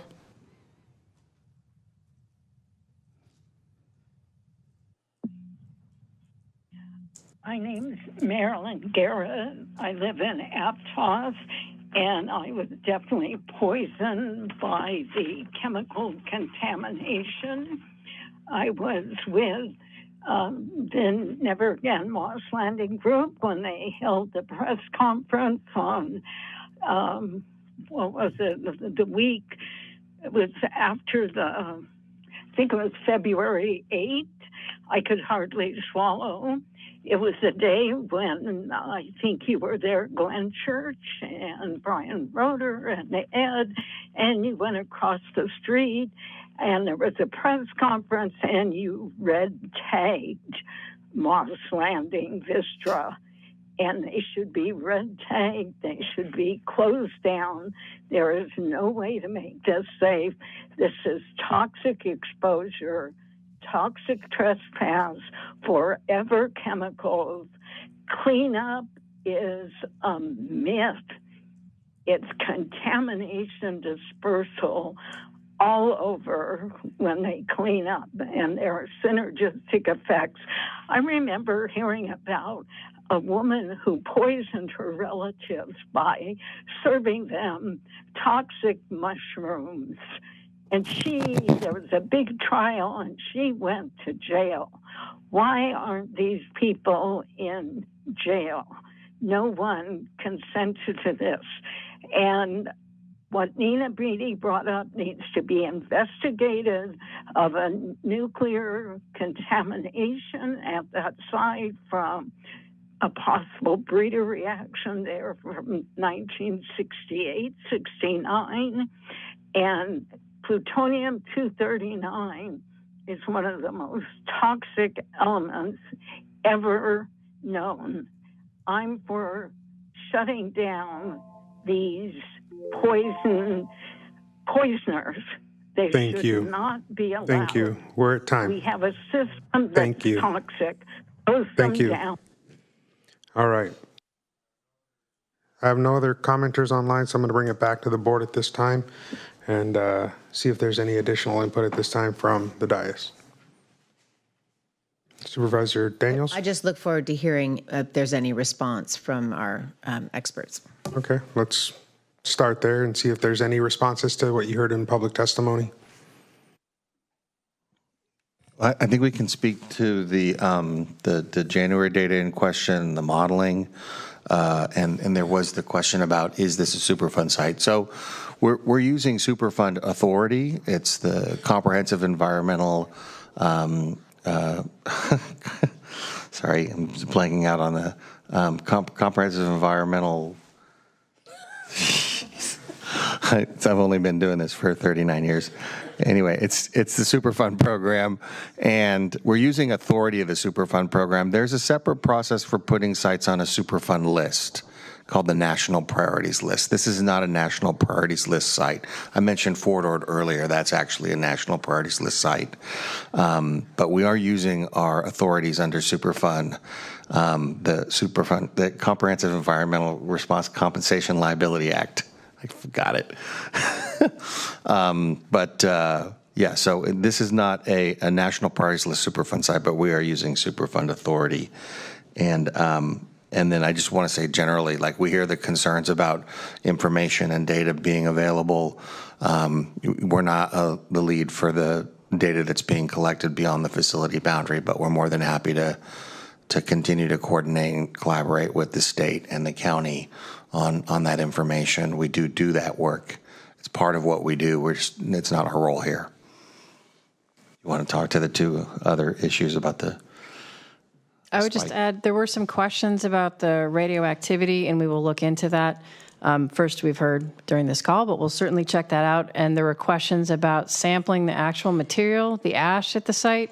And we want to let everyone know that waste characterization is a part of the process. There's a lot of the site we can't get to yet because the building is in too damaged of a condition to safely enter, but that you can't dispose of anything without sampling it. And through that waste characterization, you'll figure out the constituents, and that will certainly be public. We haven't gotten to that point yet where we can access the ash. There isn't soil on the site to speak of. It's a building footprint on a concrete pad. So hopefully that adds a little clarity.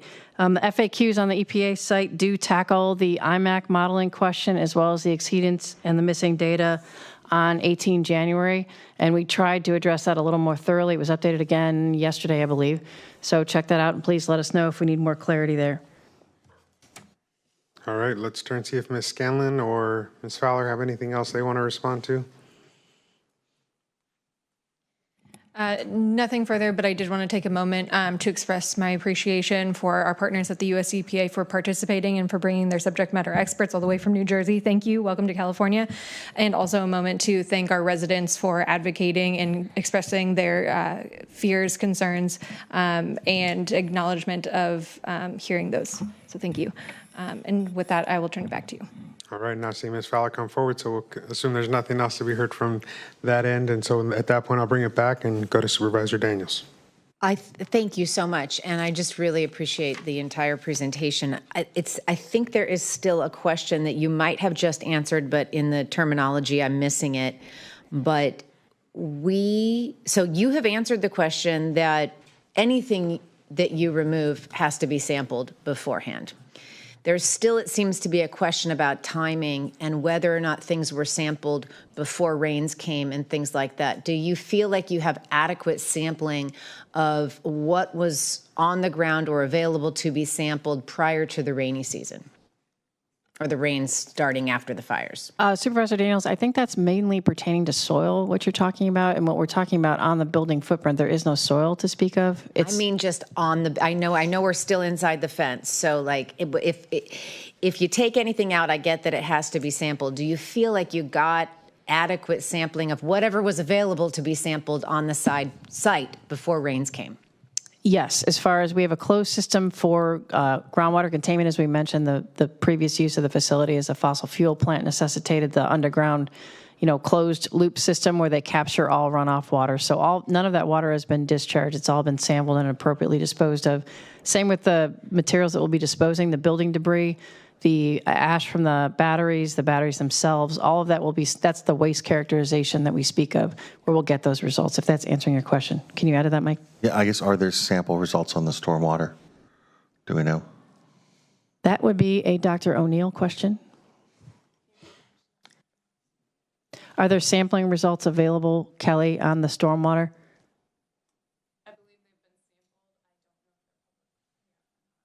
I think we could check with the water board on that. They would likely have that. So just because it wasn't necessarily into a microphone, so she believes that they've been sampled, not sure if it's public. So that would be a great follow-up for our team to see if we can make that available. And then the other question, the last one that I feel like is outstanding, but I didn't quite understand it, is folks seem to want to know what we're testing for, what was tested for, and whether what was tested for, do we know exactly what we're looking for, right? So if there's any holes and if any response can be given to exactly what we're looking for when we test, and how confident are we that we are comprehensive in what we're looking for or perhaps missing something? Yeah, I mean, I think we're confident that the monitoring that's being done captures all the contaminants that would be of concern for the materials that are being handled. But we can develop an FAQ on that and put it up on the website with the list of constituents that are being sampled for. That is actually on the EPA website, the list of contaminants. And yes, we are confident. Supervisor Daniel, sorry. All right, Supervisor Church then. Sure, just a couple of clarifications on things. One, some people have raised that, this facility should be shut down, but the county doesn't give a permit to operate to utilities. That's really coming from the state of California, such as the California Public Utilities Commission. So that's where that power really rests. The other thing is just to address, which has been addressed many times in the past, there's a piece of state legislation that's been in effect for 2 years called AB 205, which any of the battery facilities can completely bypass the local jurisdiction, whether it's a city or a county, even ministerial permits, and get a permit from the California Energy Commission or a decision within 270 days once their application is submitted. So at the county level, we walk a really delicate line here in terms of what our authority is and what we can do. And that's really our biggest constraint, because the one thing I don't want to have happen is to have a facility, a battery facility, decide to go to the state and just totally bypass us, and we have no hearings like this. We have no input on monitoring. We have no input on any safety. We wouldn't even have input on, as I say, ministerial permits like grading or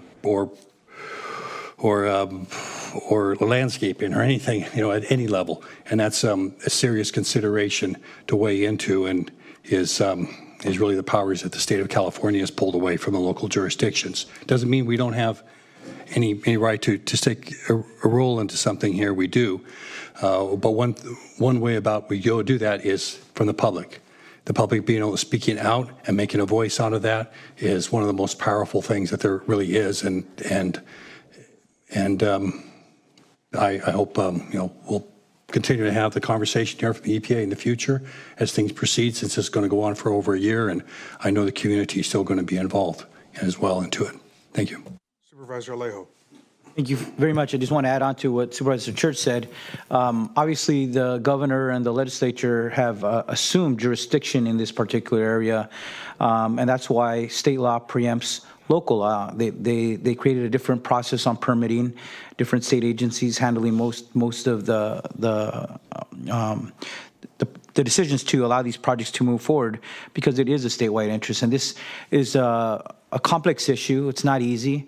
It's not that we haven't raised it. We raised it repeatedly. We recognize that this is a balancing issue where the state has set goals for 100% renewable energy, and the Public Policy Institute of California did a poll just last July. 6 out of 10 Californians support that, but they don't want to pay more energy cost for it, right? And when you have a state that has a goal of 100% renewable energy, not only because it's an important goal for the environment, but it also helps to address the reduction of global warming, addresses concerns over climate change, which are on top of Californians' minds, many other benefits with that. But there's also recognition by all of us adults that you can't have wind and solar energy without a place to store it. You generate it during the peak hours. You have to store it somewhere for use in the off hours. And we've all lived many years ago, and let us not forget when we had those roving blackouts, and that was very disruptive to the lives of millions of Californians. But when the public comes, asks, can we make this technology safer? Yes, we should push for that. And that's where we're going to. What is accountability that Mr. Gabrielson brought up? Certainly legislation that Senator Laird brought up, and I think is going to the governor's desk, SB 283, is part of that accountability to push for the safest standards, the best technology available as it continues to evolve and gets better. Yes, is it going to be 100% risk-free? I doubt that, but can we get it as best as possible to minimize the risk of fire? I think we should. That's just certainly an important goal. The other piece of accountability, obviously, litigation. This is a civil issue that it will play its way in court. That's another level of accountability for what occurred here as well.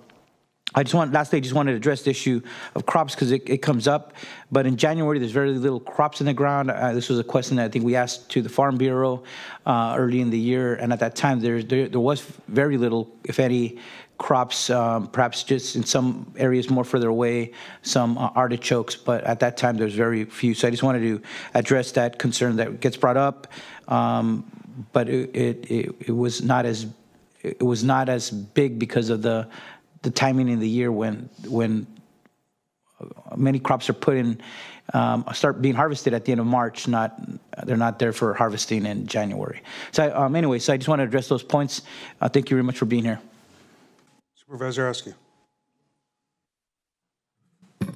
Just to follow up to say thank you so much for the work that you're doing. I think we still clearly have outstanding questions, or at least our public does, I do. The biggest one that I continue to hear from folks really is around the clarity of, what is it that was in the batteries? Like what was there, and when we say we're testing, what is it that we're testing for? Are we testing for the right things? Do we know what to be testing for? And I think that the part of the fear is that, like we say, like I said earlier, where we're doing air quality testing, but are we testing for what is actually there? Are we testing for what we know to test for? And if we don't know what we're, if we don't know what was in the product, and so we're testing for something that we don't know to test for. If there was something there and we're not testing for it, we're not going to find. If I'm looking for the color red and all that there is the color blue, and I say, oh well, there was nothing that was red, but there was blue and green, and we don't know to look for the blue and the green, and maybe it was the blue and the green that later on we find out was problematic. We don't know that until years later, and at that point it's too late to go back and say, oh gosh, we should have been looking for blue and green and yellow.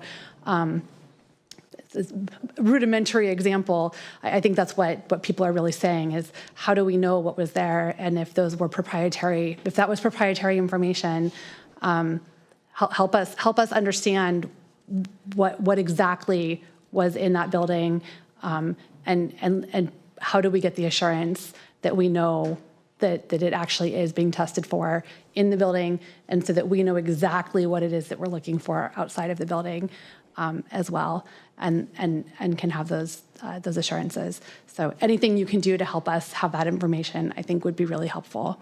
And at least that's what I think I'm hearing from community. There's more questions. Anything you can do to help us keep getting answers to our community would be really, really helpful. But thank you again for all of the work you're doing. Could I add a comment to that, Vice Chair Askew?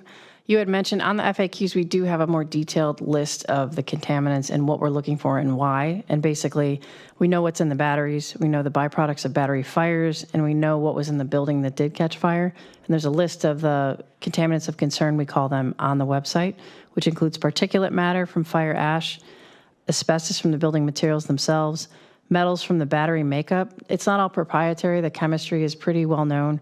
Aluminum, cobalt, copper, lead, lithium, manganese, and nickel, as well as hydrogen fluoride, which is a byproduct of lithium-ion battery fires, and hydrogen cyanide, which is a potential byproduct should it catch fire. So those are all listed on the FAQs on the website, but I understand people want to understand what was there, what burned, and why we're looking for what we did. And is there anything else that could have been in the battery is there anything else that could have been in the batteries? That we should be sampling for as a constituent of concern? Not to our knowledge. This is the fourth largest incident we've had regarding lithium-ion batteries, Maui wildfires, LA wildfires, as well as the Camino Gateway incident down in San Diego. We have some experience, but it is noted it's an emerging issue. So one we are trying to tweak and make better all the time. So a fair question, but to our knowledge, we feel fairly confident in what we were looking for.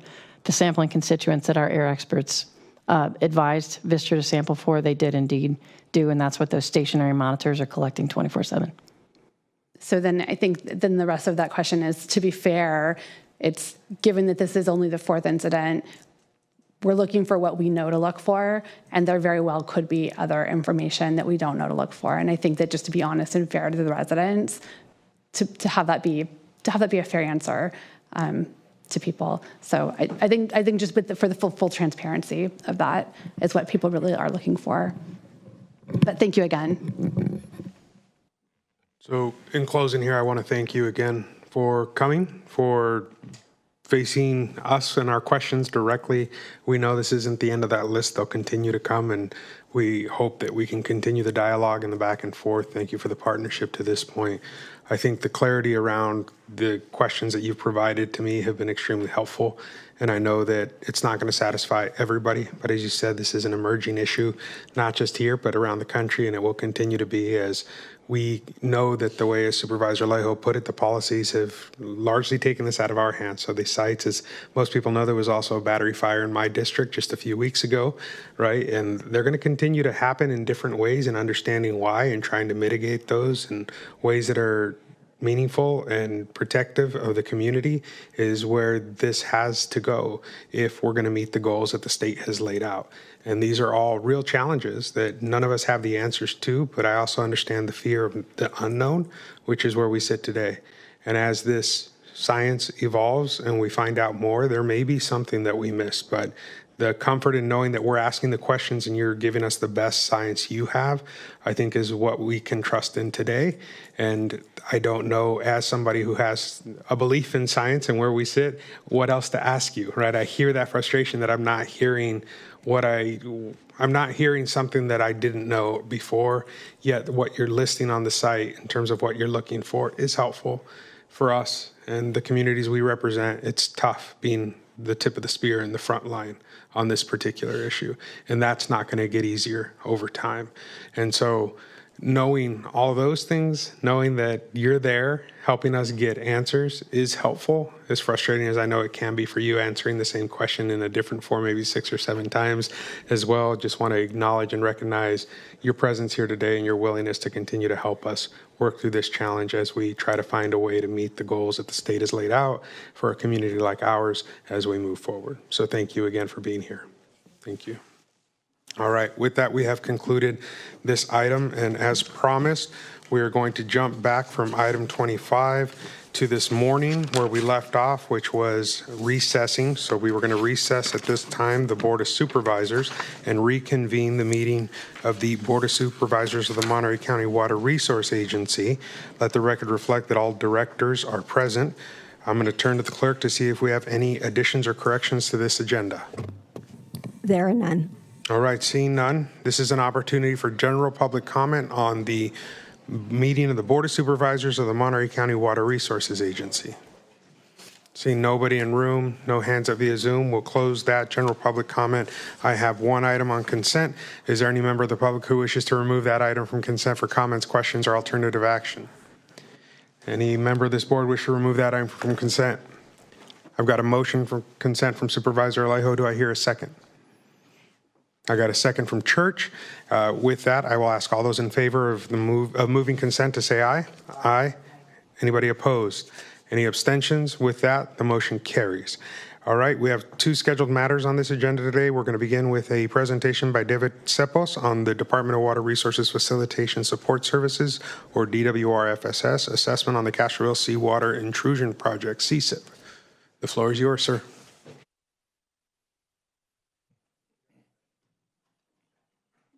You're good to go. Okay, thank you. Good afternoon. You've had a long day. I know.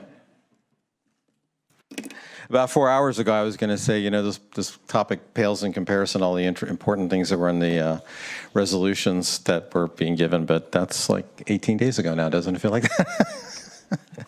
that?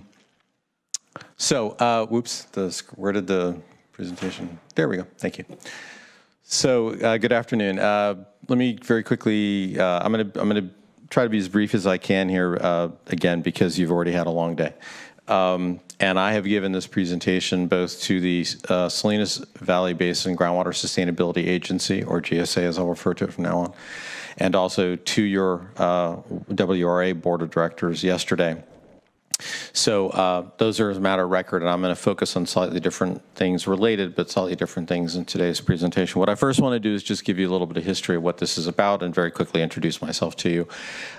This effort actually began under the prior management of the prior general manager of the GSA at the time, Donna Myers, who many of you may know or recall. The reason for that, excuse me, at the time was their recognition, the GSA's recognition, that the CSIP, Castroville Seawater Intrusion Project, might very well have a level of impact on the GSA's necessary steps to achieve and maintain sustainability. Because seawater intrusion is one of the 6 sustainability indicators under the Sustainable Groundwater Management Act, or SGMA, as I'll refer to it. At that time and to this day, the Department of Water Resources has a program within their Sustainable Groundwater Management Office that is called the Facilitation Support Services Program, or FSS, in which GSAs can go to the Department of Water Resources and fill out an application and have services provided. There's no actual money that changes hands, but they are provided neutral third-party services for a range of issues related to SGMA. That is how this project came to be. They asked for involvement to do this kind of an assessment, which I will describe to you. Again, my name is Dave Sepos. Up until a year ago, I was the director of Sacramento State's Consensus and Collaboration Program, or CCP. Some of you may have been familiar with that. I left Sac State about a year ago and have started my own organization. Just by way of very quick background, so you know who you're dealing with here, I have a very extensive background, basically a dual career track of both conflict resolution and mediation, with a very specific focus on natural resources management. I have an applied resource management background. I also, as a secondary portfolio, do a significant amount of work in governance and organizational development. And this work that I'm going to be showing to you really falls into that category. Obviously, it is a water case, but this is really falling into the realm of OD and governance. So enough of that. The outline excuse me, of what I'm going to do here is I'm going to very quickly describe to you the process that was done and what we call an assessment, the findings, the analysis, consideration. Findings are raw data. This is what I was told from the parties I'll describe in a minute. Analysis and considerations are where my best professional judgment comes into play for its worth or lack thereof, perhaps. Regarding the assessment process, the presenting question really was, and I should say that this process started when, as I noted, Ms. Myers was still there, and then it got put on hold for a while. We had new general management there, Ms. Brett Harmon, who I think maybe some of you are familiar with. And then, as you very well know, there was an audit that was conducted in a very, I think, beneficial manner regarding some key issues having to do with finances and financial conditions between the Water Resources Association, WRA, and Monterey One Water and One Water. That audit has, as I know you know, run its course. I know that Ara is here, as is Rachel, representative from M1. And they're going to speak after me, not specifically about the assessment, but I do want to point out that what I'm going to show you is a bit of a snapshot in time, as the dates say. This work that I did began in the interview process late last year and through into February, and then had to run its course to get all the materials and data crunched and meetings scheduled and whatnot. So this reflects, and the things that I'm going to talk about a bit do reflect a bit of snapshot in time, of which there have been really significant progress made. And I think you know that. I think you've heard that from both Ara and Paul, and I think you'll hear a bit more of it after me as well. The process really focused on my conducting interviews with these 3 agencies, and I want to be very clear that what I'm going to be speaking to you about reflects that. Public was not involved. I did not go and interview members of the public or stakeholders. That was by intent, okay, and also by scale, frankly. So instead, I interviewed a total of 16 different staff, including staff leadership from the 3 agencies, and then a total of 14 directors. There was intended to be 5 directors from each agency. This was informed by the general managers of those entities. 1 director, due to illness issues, could not participate. So a total of 30 people were interviewed. The staff interviews were done in small group settings, both with staff and executive leadership present, and then executive leadership stepping aside and being able to talk just to staff. I used the standard set of questions, and it was all really focusing on the relationships between the agencies, the working functionality between the agencies, and whatnot. So that's a background. Excuse me. There's a lot of information that's here, and as I noted, this is on the record for 2 other presentations I've done. So I'm going to focus a bit more today for you all as a board of supervisors on some of the regional contact factors rather than, down to the nitty-gritty of certain things. These slides are broken down by key topics and under the findings, and then I go to analysis section. So first up was, how do M1 Water and WRA staff and leadership and directors see their roles and responsibilities? And I think that the key things that I'd like to really focus on here, call attention to, is that there are differing perspectives. Oh, thank you, Ara. Thank you very much, Ara. While there are shared perspectives, I think some key things where there are differing perspectives is how these agencies see themselves when key challenges occur. And each sort of sees themselves as the responsible party, and I'll get into that a little bit more. They also have some very distinct differences of opinion about who their customers are, and you'll see a bit more of that with regards to allegiances and alliances, frankly. So from a regional context, this question of who are the customers and who are the beneficiaries of CSIP, there's not shared meaning between these two agencies, and that, I think, is cause for concern. The staff and directors feel that there are differences and challenges regarding public perception. Again, I did not interview the members of the public, so when I speak about the public here, this is coming from what staff and leadership tell me they think is sort of out there on the rails. There are definitely concerns about funding methods, and that, in particular, WRA and M1 Water have very different funding mechanisms and very different funding sources. And as noted there, lastly, again, agency allegiances. So GSA roles and reliance on CSIP, I'm really going to go quickly through this. This is just a question of, because the GSA is sort of the new kid in town, and there were various opinions about whether the GSA should really even have a role in CSIP or not. The first bullet, which is the most austere, was by no means a majority, but it was stated. The majority was more the latter bullets that different staff and leadership felt. Regarding organizational relationships, again, from a regional context, I think, this is something that I think would be of key importance to you as a Board of Supervisors. There were very few common goals, and there were very divergent motives as I spoke to staff and leadership and directors. There was definitely a sense of some competition rather than partnership, even though, in particular, these two key agencies, WRA and M1 Water, have a joint responsibility for the management, the operations, the oversight of CSIP, and yet the way things were worded was really more in this lack of partnership. There was also this last bullet that people sort of bemoaned the fact that as staff changes have played out, as we lose people and you inherent staff turnover, there's less of a sense of integration, less of a sense of camaraderie, less of a sense of people really knowing what the other hand is doing between different agencies. Regarding CSIP functionality, this was a place where there was some shared meaning. Everybody across the board pretty much acknowledged the same thing. There's deferred maintenance. There's been a minimum of financial investments made over a certain amount of time. There are challenges in that, and then there are annual costs that are having to be maintained, and some of that, again, translates to the discussions that were taking place in the audit. I'm now going to move on to a list of challenges, both operational, financial, and governance. Staff and directors have got shared perspectives, but differing opinions on the causes of operational issues. CSIP operations are not effectively managed. There's a lack of shared organizational values and mission, and I want to be very clear about one thing, and I'll speak to this a bit more in my analysis. This is not uncommon, and that's not necessarily wrong. You have two very distinctly different organizations, so the fact that they would have different values and missions is not remotely surprising or wrong, but nonetheless, it was noted by key people that this was the case.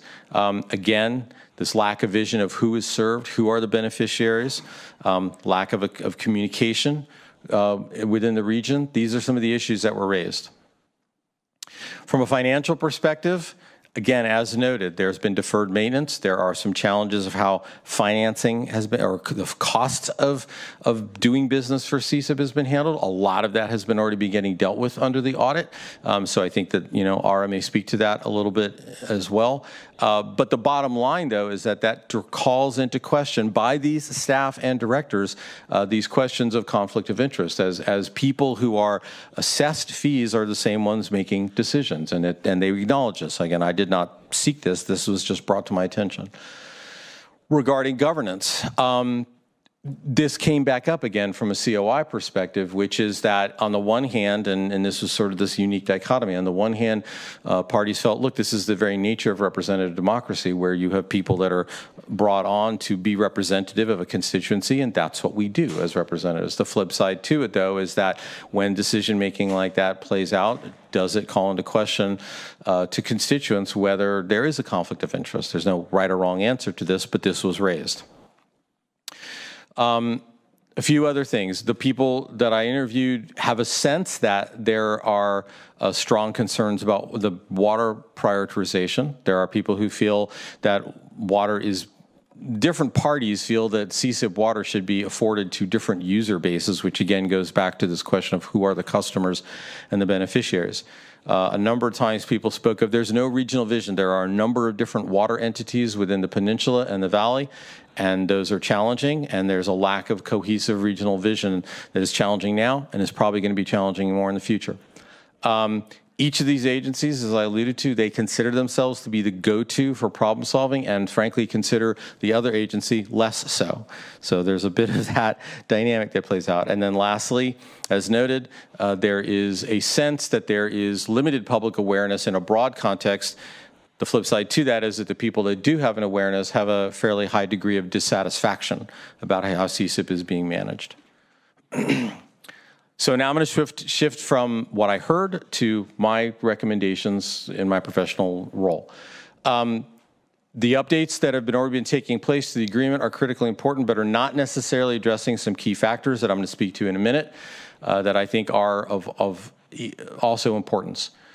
As I said a minute ago, the agencies have inevitable and appropriate differences. There's nothing wrong with that. That's the white noise of when you get multiple regional agencies trying to work together in a shared space.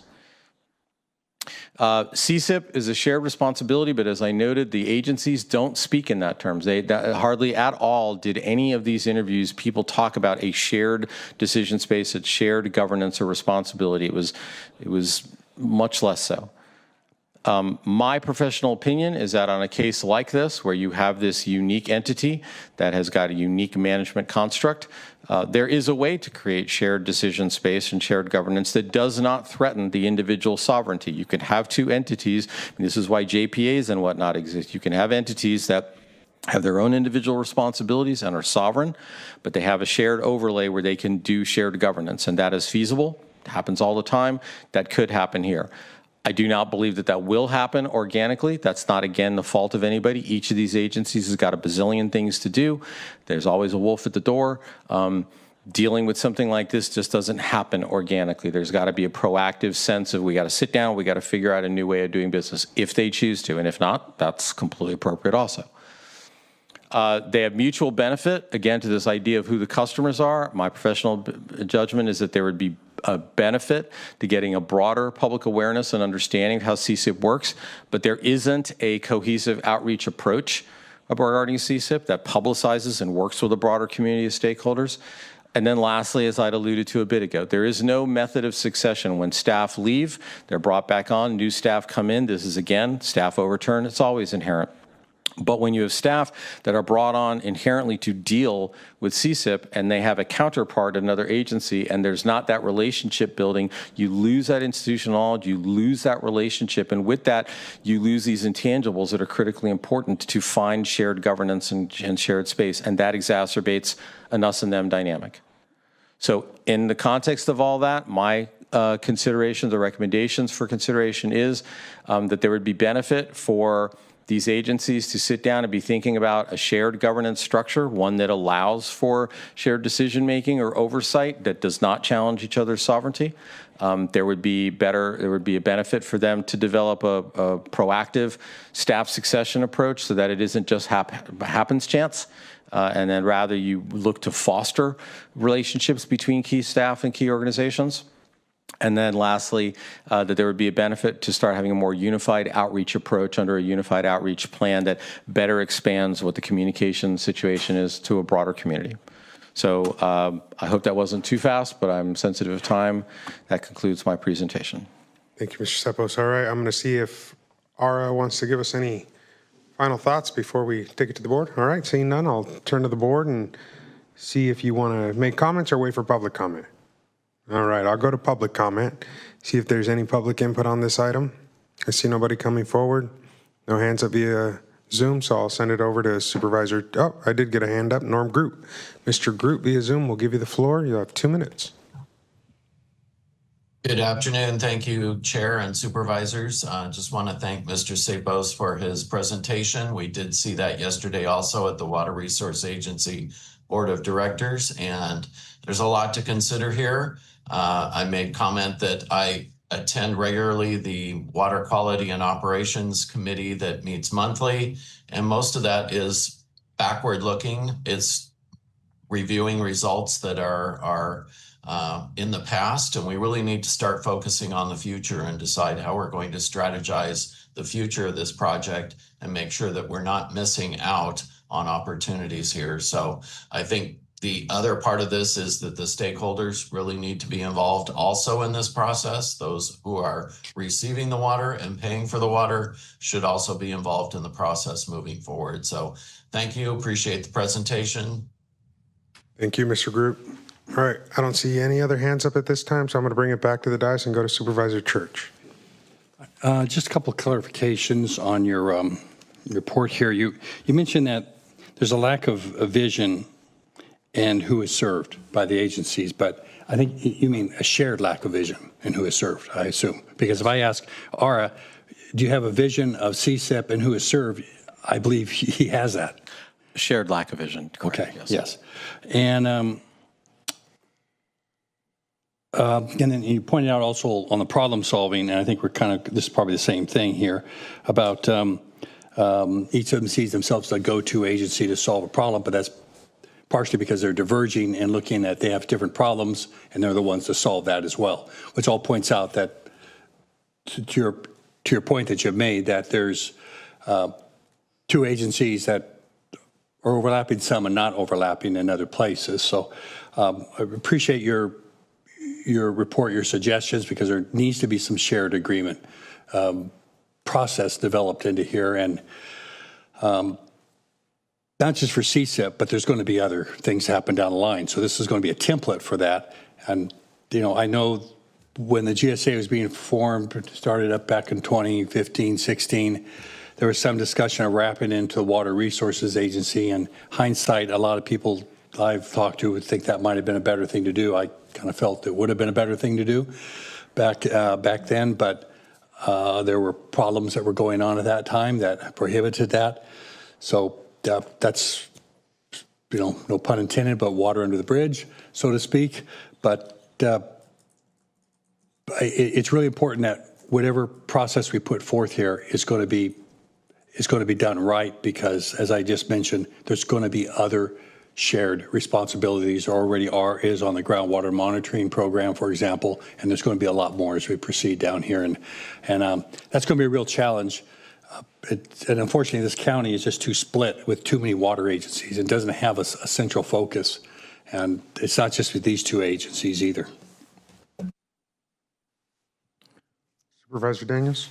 Yeah, I'm just going to make a comment. I don't have that many questions, but what I'm sort of missing still, I guess this is a question, from the presentation is you have these findings, and it seems unclear what the agencies are going to do with the findings that you presented. Am I clear about that? Like there wasn't anything. It could be the amount of time I've sat in this chair today that you did say something and I missed it, or that Ara said something and I missed it. But no, I did not. I think that Ara will speak to that in a minute. My job, as you may imagine, I sort of have to do blinders and not speak to what the future holds, because that's not in my purview. I know the general managers are speaking, and so I think that Ara will speak to that a little bit. So the reason that question was triggered for me, because you said, they could sit down and figure out a new way of doing business, or they could not, and that's okay. And I just really think that would be unfortunate if we chose to not figure out a new way of doing business, and that I like the terminology that Supervisor Church used as this could be a template, because we could definitely use, I believe, when it comes to water and in that space, improved communication and coordination, as well as better shared oversight. So I'm appreciative of the study, and I'm looking forward to, what these findings indicate in terms of regional cooperation potential. And I made my comments earlier in the session when I was introducing myself, and I didn't go to any lengths, but Mr. Church knows that I work with the GSA in a different hat, and I'm working very closely with them under a Sigma context and in particular in demand management. And so I've been working in the space and now for a number of years, and I would personally and professionally tend to agree with both you and Mr. Church that there are some very significant issues that are coming down the pipeline and are going to be very demanding financially, politically, and whatnot. And as I did note that, one of the things that was raised a number of times, and I professionally agree that efforts to create a more of a regional vision would be of critical importance to this region, given its immense importance in the broader economic landscape of agriculture in the state and the nation, and the localized economic impacts themselves. So professionally, I would agree. What he said. Supervisor Askew. Yeah, I think they just read my notes from this. So my question really, I think, is more for just Ara, broadly speaking, but I appreciate the study and the recommendations.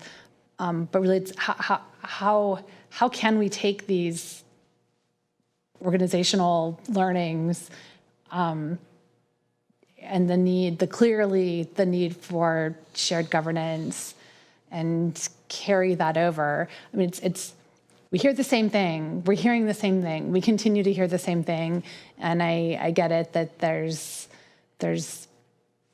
politics and there's reasons why it's more difficult than just saying, let's all get into a room together and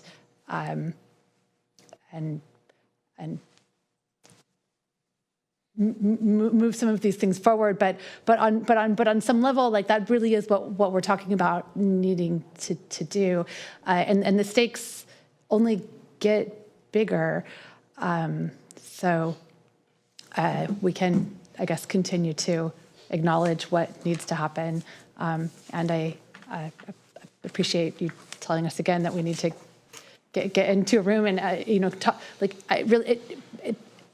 the answers, I think, in some ways are very clear. So agree with my colleagues and thank you. And I'm grateful for the leadership that we have at Water Resource Agency and the commitment that is in place to say, as much as possible, let's figure out how to find those areas of common agreements and when and how possible to find the ways where we can align. And I think we are doing that more now than we ever have. And I hope that we can continue to move in that direction. So thank you. Supervisor Alejo. All right. Then I agree with everything everybody said. I agree with the analysis and its outcomes. Thank you for the work. We appreciate you coming today and sharing these perspectives with us. Hopefully in the near future, we have an action plan built off of these recommendations. Thank you. Thank you. All right. With the conclusion of item 3, we're going to jump into item 4, consider receiving an update on the recommendations from the July 22-24 GPP Analytics Expense Audit of the Water Recycling Agreement and with Monterey One Water. We'll go to Ara for that. Well, that's not Ara, but all I can do is follow the paper I'm given. Shauna? Yeah, good afternoon. Shauna Murray, Deputy General Manager. I will kick this off and then I will hand it over. And it is an update really focused on the financial audit. And that audit was to look at compliance with the terms and conditions of the 2015 Water Recycling Agreement between Monterey One Water and the Water Resource Agency, but also the accuracy of expenses reported by Monterey One Water. That final report came up with 7 findings. That was really focused on a period of time. It was a 4-year audit. What also came out of that audit was a series of recommendations.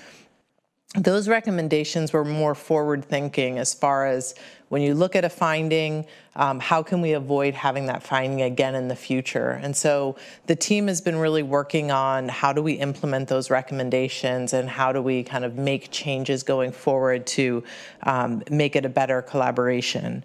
So there is a matrix provided in your packet that kind of details each of those recommendations, which agency is responsible, and those came from GPP. What we did is we added kind of a status update of where we're at with addressing those recommendations and if they're completed or in progress or for a future time.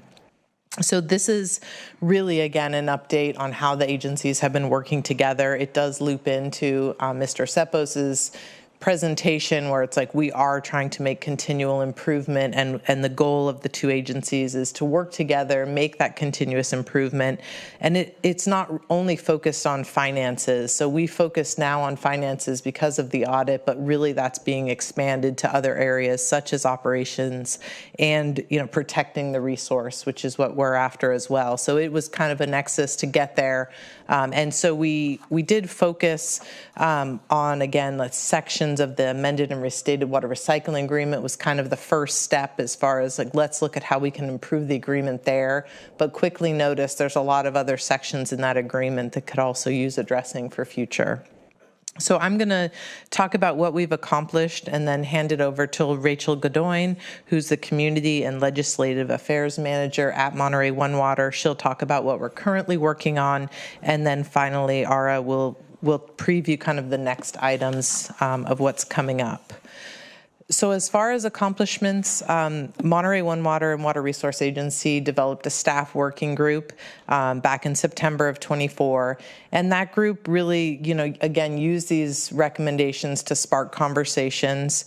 We spent a lot of time getting a better understanding of each agency. And so what are the roles and responsibilities, authorities, what are the workflow and processes that they both have? Because we are two unique agencies and we have different sets of rules and governance. So getting to kind of understand that was important. And then really focusing on areas that we could improve. Again, the ultimate goal is to protect the critical water resources. And so how can we make improvements to get to that goal and you know, meet both agency needs? We, at the same time, had started monthly finance meetings so that they could really get into the details of the financials, as well as a board leadership committee that was the chair and vice chair of each board, and they could talk about issues as well. They did broaden from just financial issues, and so they were meeting monthly as well. Those meetings are all continuing, so we kind of have 3 different sets of meetings happening concurrently and feeding off each other. We did complete all the recommendations under finding 4, so you'll see that in the matrix. That resulted in those were the accounting practices and limited transparency.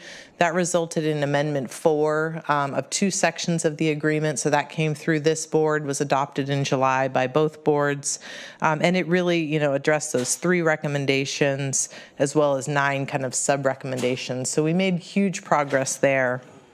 That language, again, was drafted through this channel of staff working groups, finance teams, and the leadership committee. And they are in effect now, so it was effective for this fiscal year. So we're seeing those improvements, we're seeing those changes, and we're continuing to look at other areas that we want to make improvements on. So at this point, I will hand it over to Rachel Godoyne with Monterey One Water. Thank you.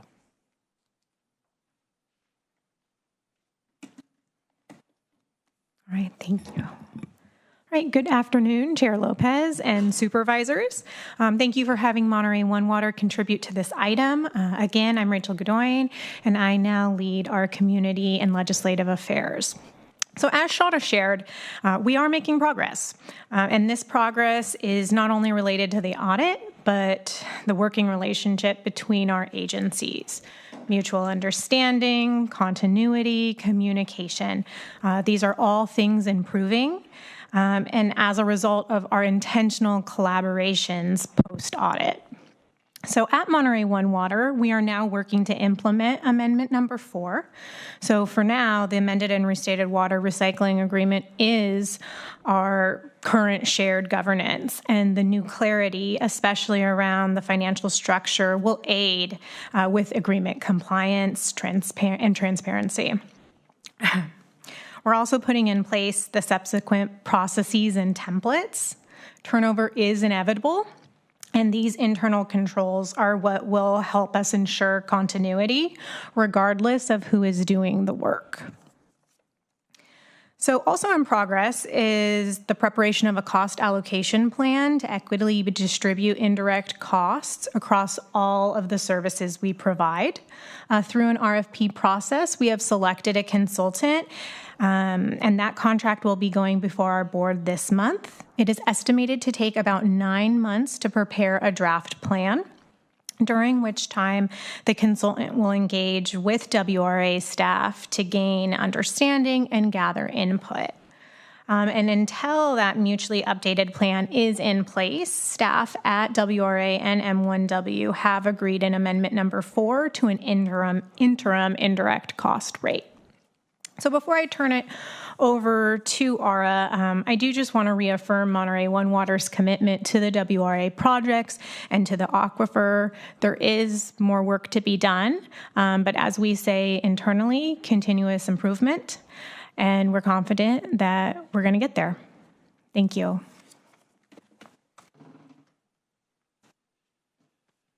Good afternoon. Thank you, Rachel. And so, yeah, looking ahead, I'll start a little bit by looking back. And so when we presented the GPP audit findings, the decision was made at that time to pivot towards the amendment of the financial sections because of the reality that while the audit identified specific financial issues, we at Water Resources Agency were continuing to expend, if you flatlined it, approximately $800,000 a month. And so that's why the priority began, or the priority became focusing on those financial systems to ensure that the dollars that we were spending today were being appropriately accounted for. And so that all culminated in the Amendment Number 4.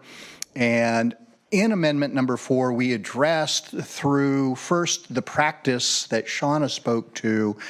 We formalized those practices in Amendment Number 4 in terms of the regularity of the financial team meetings. We have now established quarterly meetings of the project management team and then quarterly meetings of the leadership group at a minimum. We continue to meet roughly on a monthly basis now because there do remain several other issues that we're dealing with. But once we get through this, that quarterly cadence will remain in effect. So we don't have that disconnecting communication that Mr. Sipos had heard about. So currently, what are we focused on? We are focusing on those discrete financial findings within the agreement. And we will have a series of discussions in the coming weeks in an attempt to resolve those. But beyond outside just the financial piece, we've had discussions about the development of a project manager. One of the findings or one of the things that Mr. Sipos heard was this idea that there was siloing, and we are very different agencies and we approach the work very differently with different priorities. And so how do we bring a common vision and common guidance into how the work is performed and what the priorities are? So that discussion is alive and well, and there remain a number of other areas in the 2015 agreement that also require attention. And so we will work through those in a steady and logical way. Just reflecting on Mr. Sipos, basically his 3 recommendations. With the issue of governance, I think, I agree with Rachel and M1. We have improved that. Is there room for greater improvement? Of course. But there is always this concern about over-governance, too. And so how do we strike an appropriate balance? And what the role of the GSA is in all of this, I think, is important to the conversation, because we need to remember that CSIP was a project that was in place long before Sigma came along. And so it's in effect, and what role does it play going forward is something that requires further discussion.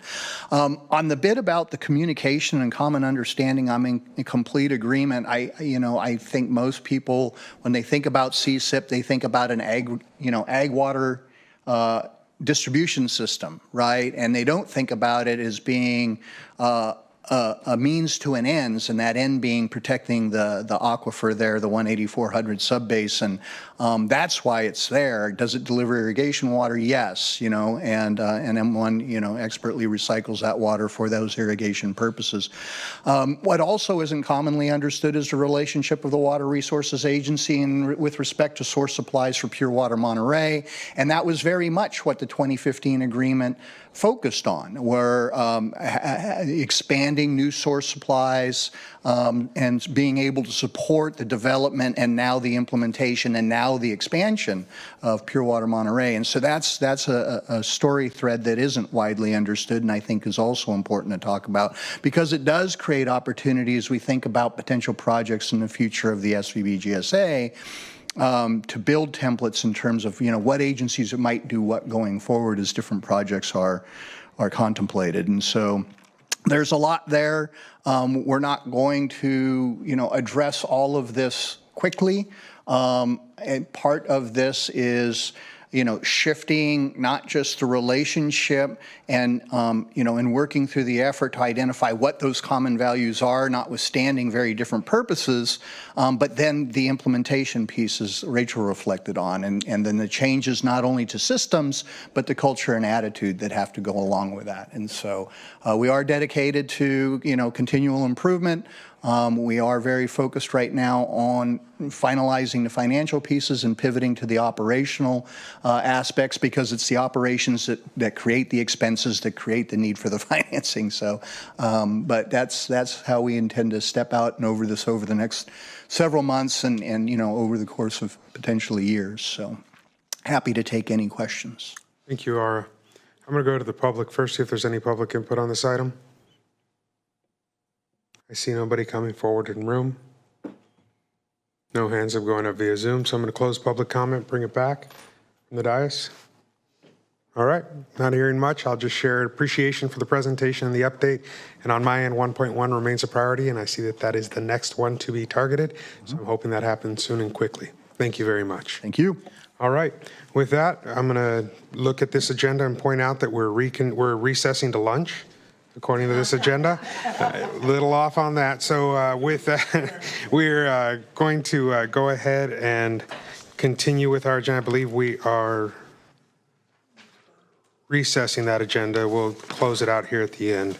So at this point, we have a presentation from Don Yonemitsu, Management Analyst 2, on again, I'm reconvening the Board of Supervisors at this point. Let the record reflect that all members of the board are present. And we're going to ask for item 24, which is a CAPER update on the CDBG Consolidated Annual Performance, to come from Don Yonemitsu. And I see her approaching the booth, so we'll give her the floor. And just through the chair, if I may, I think we have, just doing a time check for, we have this item, the item 26.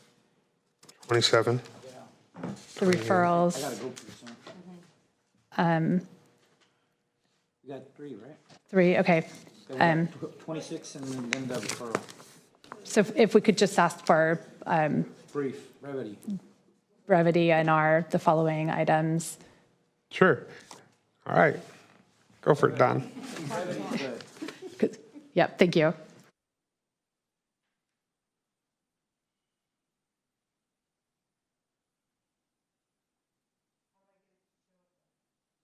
I believe IT can handle that for you. If folks in the booth would put up the presentation.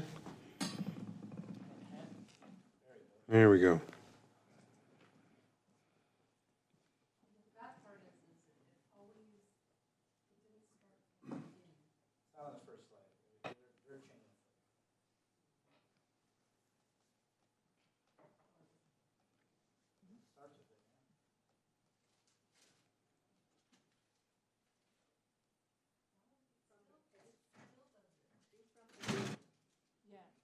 From beginning?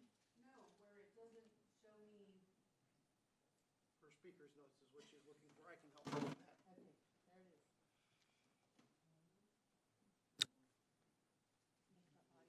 Can you turn her mic on? Thank you, Val. Oh, thank you. Can you guys hear me? Oh, okay, now. Well, I won't start with what it says, because it says good morning. So good afternoon, Chair Lopez, members of the board, and the public. My name is Dawn Yanamitsu. I'm the management analyst with Housing and Community Development. Darby Marshall, Housing Program Manager, is here to assist if needed. So today's actions is to conduct a required public hearing to allow the residents to view the CAPER and to receive it, accept it, authorize the director to submit it. Now I'm just going to go fast. We don't need that one.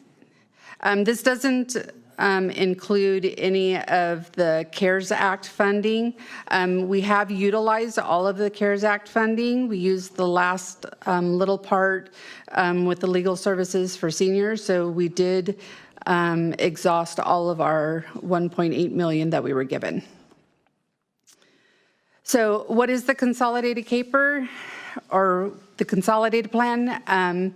So as an annual report that gives you guys the accomplishments, the expenditures, how those accomplishments and they matched up to the plan specific goals, and cumulative information on the accomplishments and the expenditures.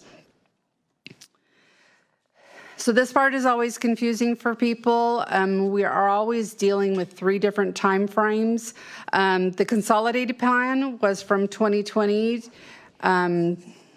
2025. So we are in the last I think that we just ended with the last consolidated plan. So this ends it, and then there's always every 3 years the JPA where different jurisdictions can come in and join the urban county, and then we're always planning for the next consolidated period, which is beginning now through 2029.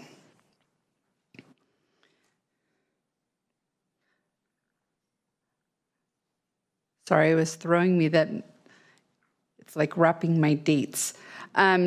So in December, we did the action plan where we gave people the opportunity to apply. The last day for all services to be expended was the end of the fiscal year, June 30th of 25. Then our annual reporting begins the first part of January, and then at the end, by the end of December, our CAPER has to be submitted to HUD to be in compliance with our funding. So the trends have been 2018, we got 1.3 million, then it decreased in 23 and 24 because more people are coming in to be entitlements. The reason that it's going up in 25 is Delray Oaks is no longer in the urban county and Marina joined, and Marina brings in more financials than Delray Oaks did. So that's why we've increased.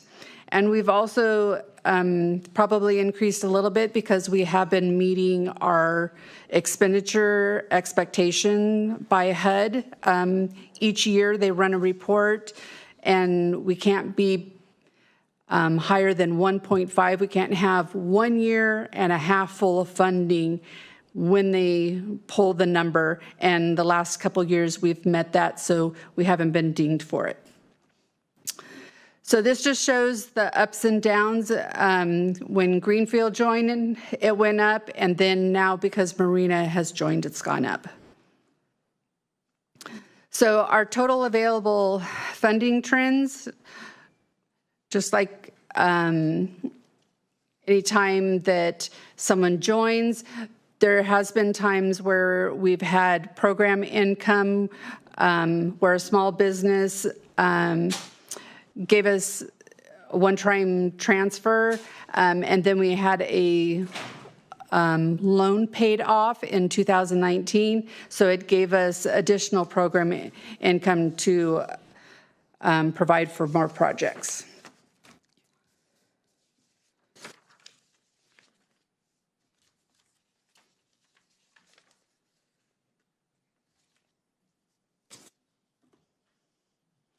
So this is based on the five years of how much money was allocated. So Greenfield was allocated 20%, Gonzales 11%, Delray Oaks is a small community, so it's 1%. General admin, we always allocate 20%. Public services, we always do the maximum 15%, and then county projects were 33%. So based on what we allocated and what we spent in general admin, we spent 61% of what we allocated, and we rolled over 39% into other public facility activities. Same thing with public services. We allocated the maximum.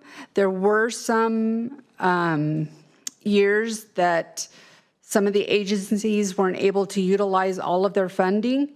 So 16% of that large amount ends up rolling over into public facilities as well. So some of the public services that we have supported and what we did last year, children and youth was $80,000, food security for seniors was $60,000, home and at risk $25,000, other services, which is actually Alliance on Aging, was $14,130. And the $179,130 that's listed at the top does not include fair housing of $40,200. We have the option to fund that out of admin. So we fund it out of admin to allow the other agencies to get a higher amount.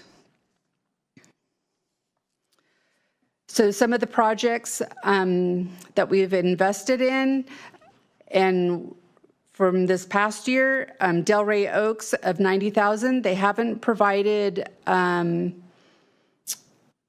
date of when their full plan, but it's to do some ADA improvements at their city hall, and I think at one of their parks. And then we have the Greenfield Walnut Avenue Pedestrian Improvements Project, which $427,000 was set aside for that. They have actually a total of $1.2 million, and they are working on it. They're working with the school to get some of the property to be able to expand that street. Veterans Transition Center was awarded $286,000, and they ended up installing solar panels into some of the veterans' housing. And that project has been completed. So this shows what we allocated and what we actually spent. I'll just kind of go quickly through that because I already kind of showed you what part of admin was rolled over and what part of public services was rolled over. So this is how we've done of what was planned versus what was accomplished. Their goals in all categories were met and exceeded. So the good part is I always tell them, you know, if you see that you're doing a higher amount, increase your goal, you know, to kind of work harder and then it shows that, you know, we keep pushing and pushing and pushing to do better. So this is based on the whole con plan period. The total amount of grant that we received in the last 5 years is a little over 6.3 million. And this just shows how everything was funded. Public services was funded $779,000 of that amount, and $50,000 came from program income. Program income always has to be utilized first before the grant. So it oftentimes gets pulled into different projects. So the last 5 years, I've been really kind of tight in making sure that money's been rolled over and applied to new projects. So the amount that we're rolling over from our con plan that we just got done with to our new one is only $75,479. So we have been really good of utilizing the funding as we get it and supporting the projects that come across us. So in Los Lomas, this just shows the project in progress. We ended up doing sidewalks and a path to the bus stop. So this is a picture of it being in progress. And this is a picture of it being completed. It was completed at the end of May, because then they provided me the pictures the first part of June.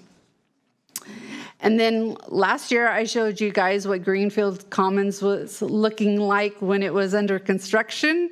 So now I'm showing you what I showed you last year, and this is what it looks like now. It's beautiful, and they're taking applications to start renting them out. 100 units, all affordable, incredible. Yeah, I love looking at pictures of before and after. It's amazing. So again, just to reiterate, today's actions, needed to give you the report, receive it, and then approve it and authorize us to submit it to HUD. Thank you, Don. So with that, what I'm going to do is go ahead and open the public hearing. This is an opportunity for the public to give us input on this report. And so with that, the hearing is officially open. I'll open up the floor to members of the public who wish to give us any input on this presentation or provide input via this hearing. I don't see anybody coming forward in the room, so I'm going to go to Zoom, where folks are invited to participate by using *9 via landline or raise their hand via Zoom. Seeing nobody coming forward, I will close the public hearing and bring it back and ask the recommendations be put back up. Once again, appreciation, those 100 units, an incredible feat, and maybe just as important, the new fire engine, which just rolled into Gonzales yesterday and will be unveiled officially on the 18th, which will allow for additional housing to be built in town. All those pieces matter to community and the sidewalks. It's just incredible work continues to be done out of this program. So thank you, Don. Any other comments from the board? Supervisor Alejo. Just two quick questions. Well, one comment, one question. Just a comment. I think it's important for our county, any housing projects that we've supported using county resources, we should track those so that we could tell the public we're doing all these homelessness projects, but if we supported other housing, we also had, Hope Housing in Marina, where behavioral health put in significant money in partnership with the Housing Authority. This project, I just want to make sure we're keeping track so we could tell the public and report out how we are helping build additional housing. The only question I had was, this is for last year's report. For this current year's fiscal cycle for CDBG monies, what's the timeline for putting what projects are going to go to what? That's one question. Number two is, does our CDBG money only go to the participating cities and unincorporated counties, or can it go outside of that? So to answer your first question, we'll end up doing the notice of fund availability at the end of November to let people know that the application process is going to be starting. Then we'll have an application like Zoom meeting where we kind of show them the program that they need to utilize, let them know what funding is available, and then the application process will start in December, and then it will end in January. And then the urban county reviews the applications, and then that's where we kind of make recommendations of what to fund to whom. Okay. On the second question, just what areas can those dollars go to? Is it only unincorporated and those urban cities? Yes. Okay, got it. That clarifies. Thank you for that. Yes, please, Darby. That's mostly true. There are a few very difficult situations where we can use money in the city of Salinas or Exactly. Monterey. We've done that, and if you have projects that you want to discuss, please contact us. This year's NOFA, we're also going to include the Home Investment Partnership Act. We're going to get a very small amount of money, but that will also get to your comment about our investment in supporting the construction of affordable housing or the rehabilitation of affordable housing. Yes, I always say if we don't tell our story, nobody's going to tell it for us on the housing side, and we have some good victories to say along the way. And Darby, I brought that up because obviously I got a referral on the beautification project for the Alisal Arch in a disadvantaged part of our county, and that's why I thought that maybe that's something that CDBG could be used to in partnership with other fundraising efforts and in partnership with the city of Salinas to get it off the ground. So I just wanted to flag that as a potential. Thank you. Supervisor Askew. Yeah, just want to say thank you. I'll make a motion to approve today's actions as presented. And also just wanted to thank the team, Chair, Supervisor Church and I sort of stepped into the Urban Services Committee this year with a lot of questions and spent a lot of time sort of reviewing the committee's purpose, the history of how the committee has functioned, and how the applications have worked, and how we've used the funding to support county goals and county purposes, and tried to make sure that the funds have been advertised broadly and aligned with projects that the county has otherwise prioritized. And so look forward to continuing to work to align this particular set of funds that we receive with to help the county achieve the goals that we're trying to achieve and not be sort of a separate pot of money that kind of has its own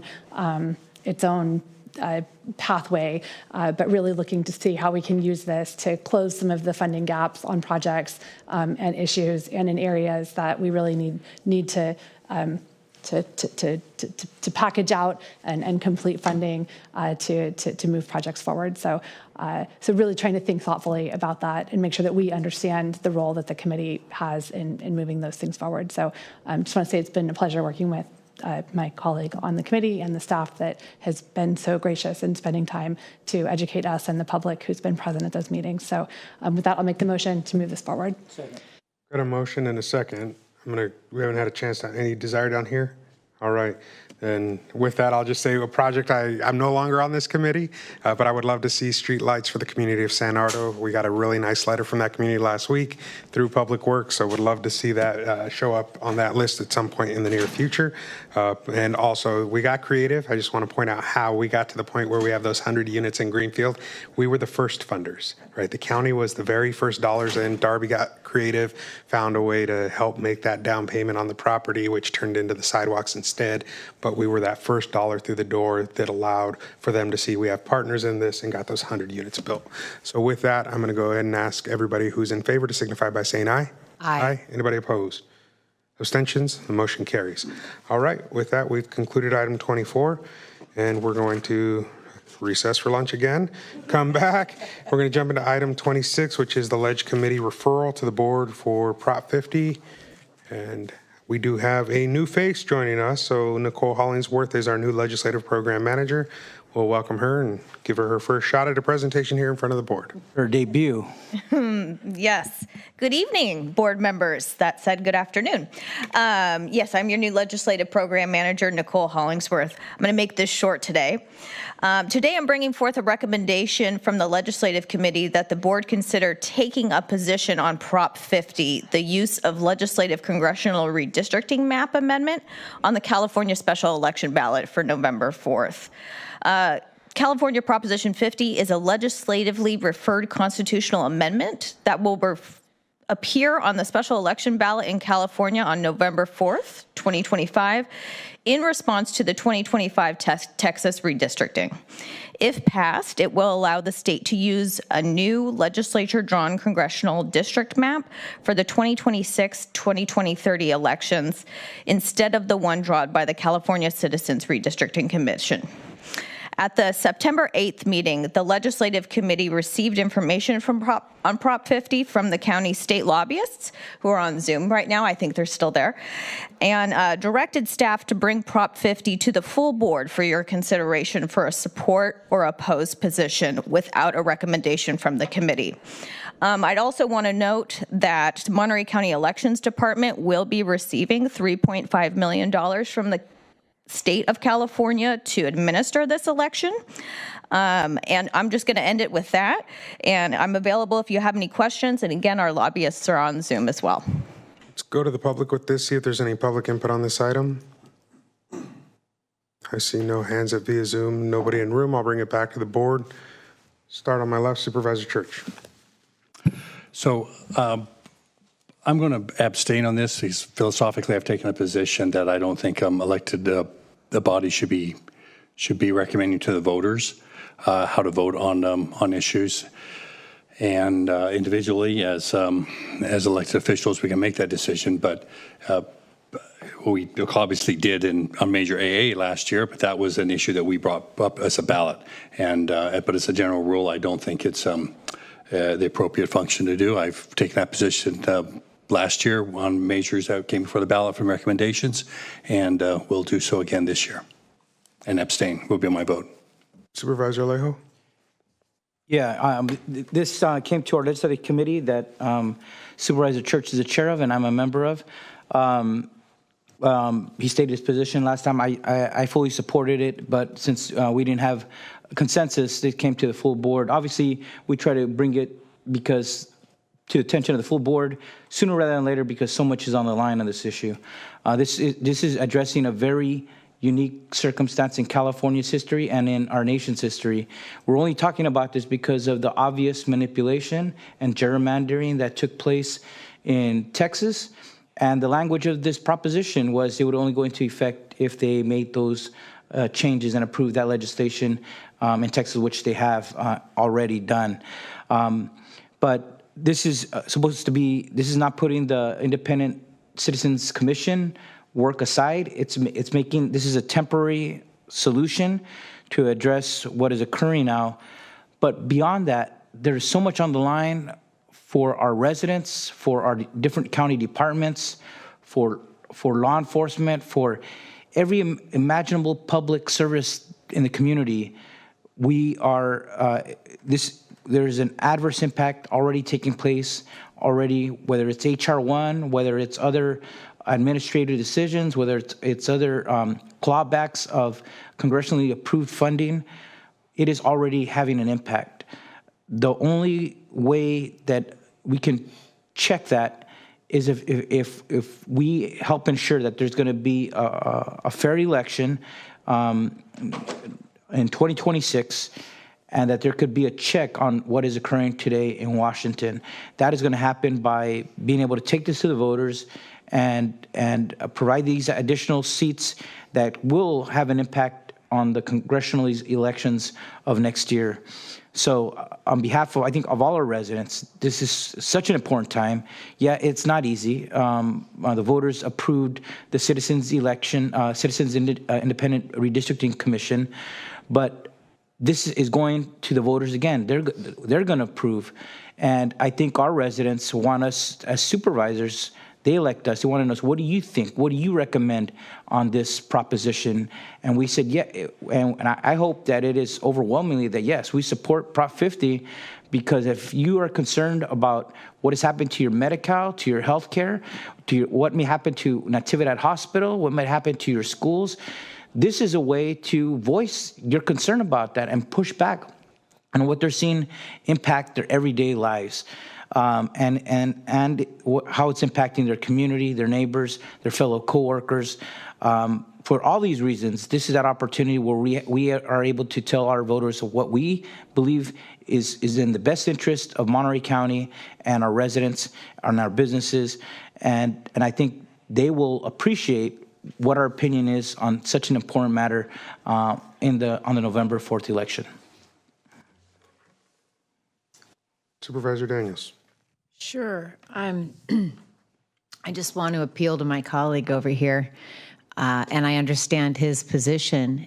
And I also think if there is any remote possibility of this being unanimous, it would be certainly important, because I do truly believe we've never seen anything like this. And when you combine the rhetoric with the action, and choose to sit back and do nothing, that's a really bad place to be. And so I am very appreciative of the strategy of Prop 50, that the Citizens Election Redistricting Commission stays in place, that everything reverts back upon the next census, and that the voters get to decide.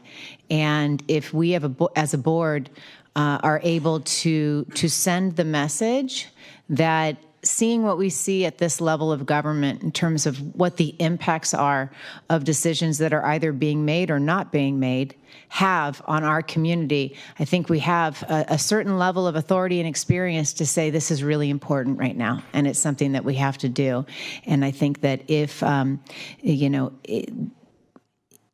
you have to do something like this, California is doing it the right way, unlike other states. And so I'm supportive, and I hope you all will be as well.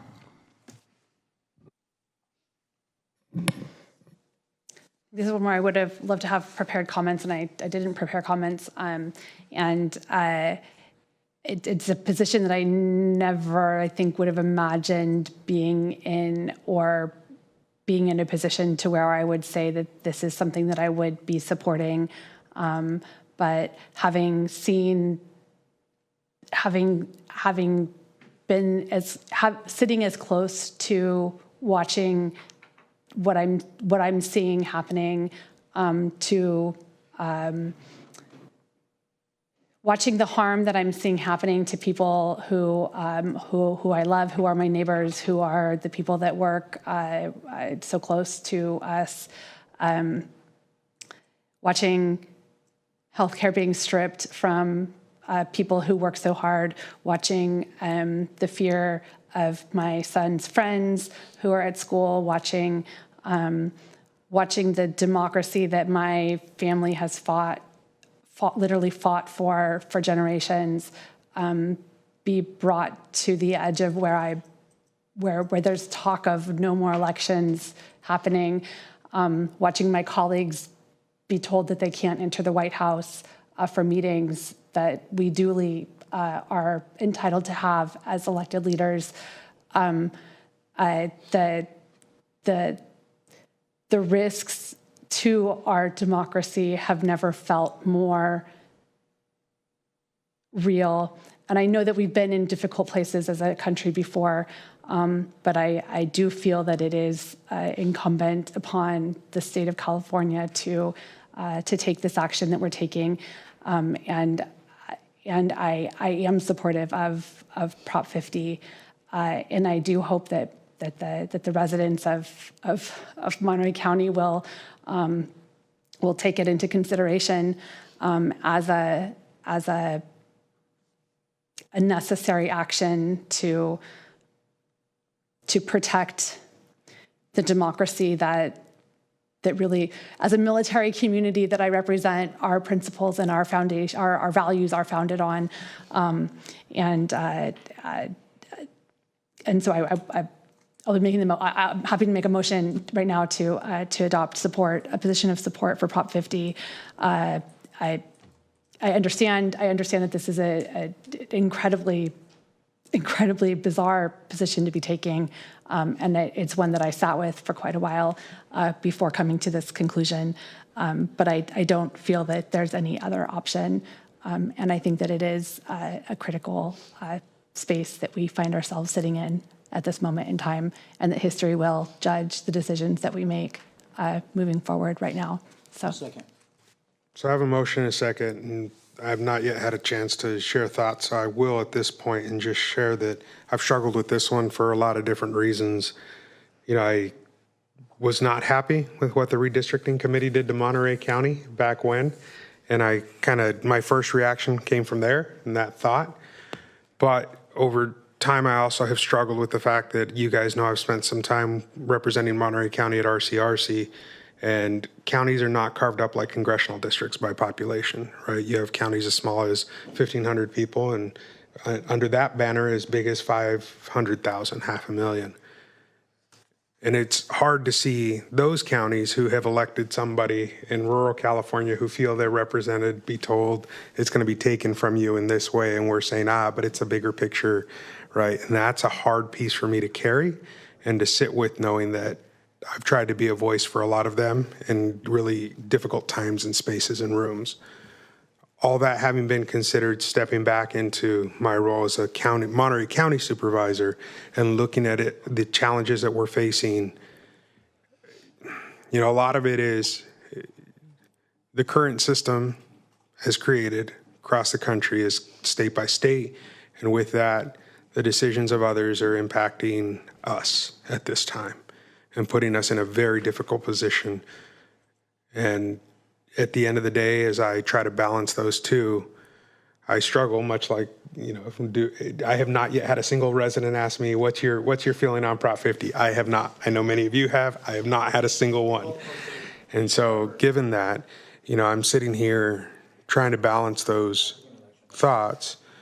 And so with that, I do feel that it's something that I can support from this position through the voice as a Monterey County supervisor. As hard as that is where I end up after struggling with this and thinking about all those different hats that I've worn and looking through the lenses that I've had to look through in representing counties and Californians in different respects.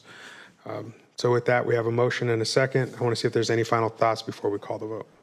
I just want to say that the proponent's poll has it at 54-44, so it is still at a close number. So that's where these positions from county public officials all across the country matter, because it's not going to be easy, and it's going to be a very expensive election on the campaign side. But we have, I think, a responsibility to inform our voters what's in the best interest of our county, and this is certainly one of them. Thank you. All right, with that, see no additional hands going up. We'll go ahead and call this. So all those in favor signify by saying aye. Aye. Anybody opposed? Abstentions? Same. 4-0-1. With that, we've concluded item 26, and we'll proceed to our referral matrix and new referrals, beginning with 2025.11, no recreational vehicle parking on Railroad Avenue in Pajaro for its first reading in. CAO De La Rosa. Yes, just a quick summary. This is a request for the Board of Supervisors to consider adoption of an ordinance to prohibit recreational vehicle parking on the entirety of Railroad Avenue in the unincorporated area of the County of Monterey, and to establish a tow-away zone authorizing the immediate removal of vehicles that violate this no parking restriction. This referral was submitted September 5th, and it has been assigned to our Public Works Facilities and Parks team, and it's from Supervisor Church. Any thoughts on that, Supervisor Church, for its first reading? Not too many. It's been an issue there for several months. So tried to look at different alternatives on what to do. Did different inputs from different people and staff and council. This route or this route. It's a little different than Lapis Road, which we went through and banned parking altogether. I mean, there's a business here, there's residents here. There's a lot of problems with a dozen or more of these RVs there, and we've gone through with the sheriff's department and looked for ones that didn't have the right tags on there, and then they all get tags and they're back, and so it's an ongoing problem. The real solution is going to be finding something such as there is over in the Monterey Peninsula, where there's a parking, overnight parking area. And I think, I've been in discussions with county staff on trying to locate a place for that as well. So that's the long-term solution. But this has been going on too long, and the residents and the businesses there need a little relief. So that's why I've put it forward. All right. And Supervisor. I would just add, there has to be some thought around parking on the Southern Union Pacific property there, because they get banned on parking along Railroad, then they'll move there, and then it only moves a few feet away. So just another issue to consider. There has to be a conversation with Union Pacific on it. I had multiple conversations with Union Pacific in the past on issues, and it's difficult, as you well know, but that may be where they end up. You're very correct. All right. So with that, we'll conclude item 27. Go to County Administrative Officer comments. Yes, just a couple comments today. We're recognizing County Counsel's office, and with only 21 attorneys, County Counsel has handled over 700 active litigation matters and 1,500 assignments in the past year, which includes giving advice to 27 county departments, outside public agencies, and numerous committees and commissions. The risk division includes insurance and liability work, safety, compliance, ergonomic assessments, and workers' comp. Other highlights include the successfully defended the county in a takings case in the U.S. Supreme Court, assisting to obtain preliminary injunction in the San Francisco versus Trump case, which addressed federal funding for sanctuary jurisdictions, continued efforts to obtain workplace violence restraining orders amid rising incidents, and development of policies and procedures to provide training related to immigration enforcement matters. They also assist county departments in responding to the Moss Landing battery fire, and recovered over $1.19 million from insurance in 22-23 storm flood claims. And just lastly, completed 14 in-person safety trainings, including ergonomic and defensive driving. That is our county council. All right. Then with that, we're going to jump into board comments. I'm going to start on my left, Supervisor Daniels. Thank you. So I got to go to my very first car race. I have been to motorcycle races, but I did go to the Ferrari Challenge. I loved the Italian aspect of it. And I don't know what they call it, but like I told you, I got to go around the track in a Ferrari, and it was one of the worst experiences of my life, and I don't ever have to do it again. But the track looked great, and you could just tell the folks that were there were having a great time. And I've also, like comments I made earlier, really enjoyed seeing the landscaping improvements that have happened, and just the whole energy was really fun, and I'm glad I got to make it. I also, let's see, what else did I'm just skipping over all this because it seems like it's not totally necessary to share and want to get through this. I got to meet the new CEO of Montage Health for the first time, and I really enjoyed that meeting and the conversation that we had. And I'll just leave it there. There have been a lot of meetings, and I don't think they're worth recounting at this time. All right, Supervisor Church.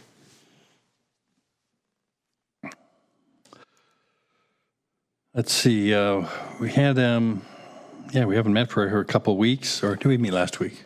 No, we didn't. Gosh, I don't even remember what's happening anymore. It's been a couple bit. Last week or this week or this morning? Who knows? Yeah, I don't. Yeah, we just finished this morning's agenda here, so I don't know where we're at. Anyway, had a Bolsono's Natividad town hall here on the 4th, and went fairly well. Let's see, we all of us were at the Monterey, well, except for I think Supervisor Alejo. I think he was ill that day at the Monterey Chamber luncheon. It was a really nice event. This Saturday coming up is Coastal Cleanup Day. I think all around the county, there's more than 50 cleanups going on, including out in my district, Elkhorn Slough, Salinas River State Beach. If you want to know how to participate at any of these sites, go to shores.org. And I don't have my 50th high school reunion for 2 years yet, but this Saturday, the class of 1975 from Salinas High is inviting classes of 76 and 77 out to Crazy Horse Golf Ranch. So since it's in my district, I'm getting a little early preview for it. And that's all I have. All right, Supervisor Alejo. Real quick, obviously this Saturday is Selena's Relay for Life. So that's a great event happening here in Old Town. But I am in the morning going to Watsonville because it's the 40th anniversary of the Watsonville Cannery strike. So it was an event back in March. This is one organized by the women strikers themselves that I'll be joining. But I'm really excited about Friday, though. Roxanne Wilson has organized a tour of the tiny homes village in Watsonville. Glenn, you'll be there. But also the mayor of Watsonville, Supervisor Felipe Hernandez, Councilmember Eduardo Garcia, and a few other, one more other council member. But it'll be great to see the work that it's still in progress, but it's to see what's happening, what it's going to look like. And so I'm really looking forward to that project will be completed not too far along down the road. Thank you for bringing that up. Yes. It's completely skipped my mind. Supervisor Askew. Yeah, thank you. I had a great time at the Seaside Library's 50th anniversary party. It was a disco theme party, so we had a ton of fun. And the first librarian from the Seaside Library was there, which was really cool to hear some of the stories from that period of time. Let's see here. I also wanted to just announce that we're having some office hours at our office in Marina, October 15th, Wednesday afternoon from 3 to 6 p.m. The office will be open. We welcome everyone to come out and join us. We'll have some snacks. We'll chat about whatever you would like to chat about. I know Supervisor Daniels had ice cream. I can't promise ice cream, but I'm sure we'll have something sweet to snack on. And so come out, join us, and see if you can, this is really a test to see if you can find our office given the construction happening around and all of the detour signs. So if you find us, you win. So I'll mention that. And then just also want to announce or share that we've had an opportunity to do some secret shopper visits over to the Hitchcock Road Animal Services. We picked up some pregnant mama cat last week who promptly delivered 4 baby kittens on our couch to the watchful eyes of my son and half of his class who were on Zoom.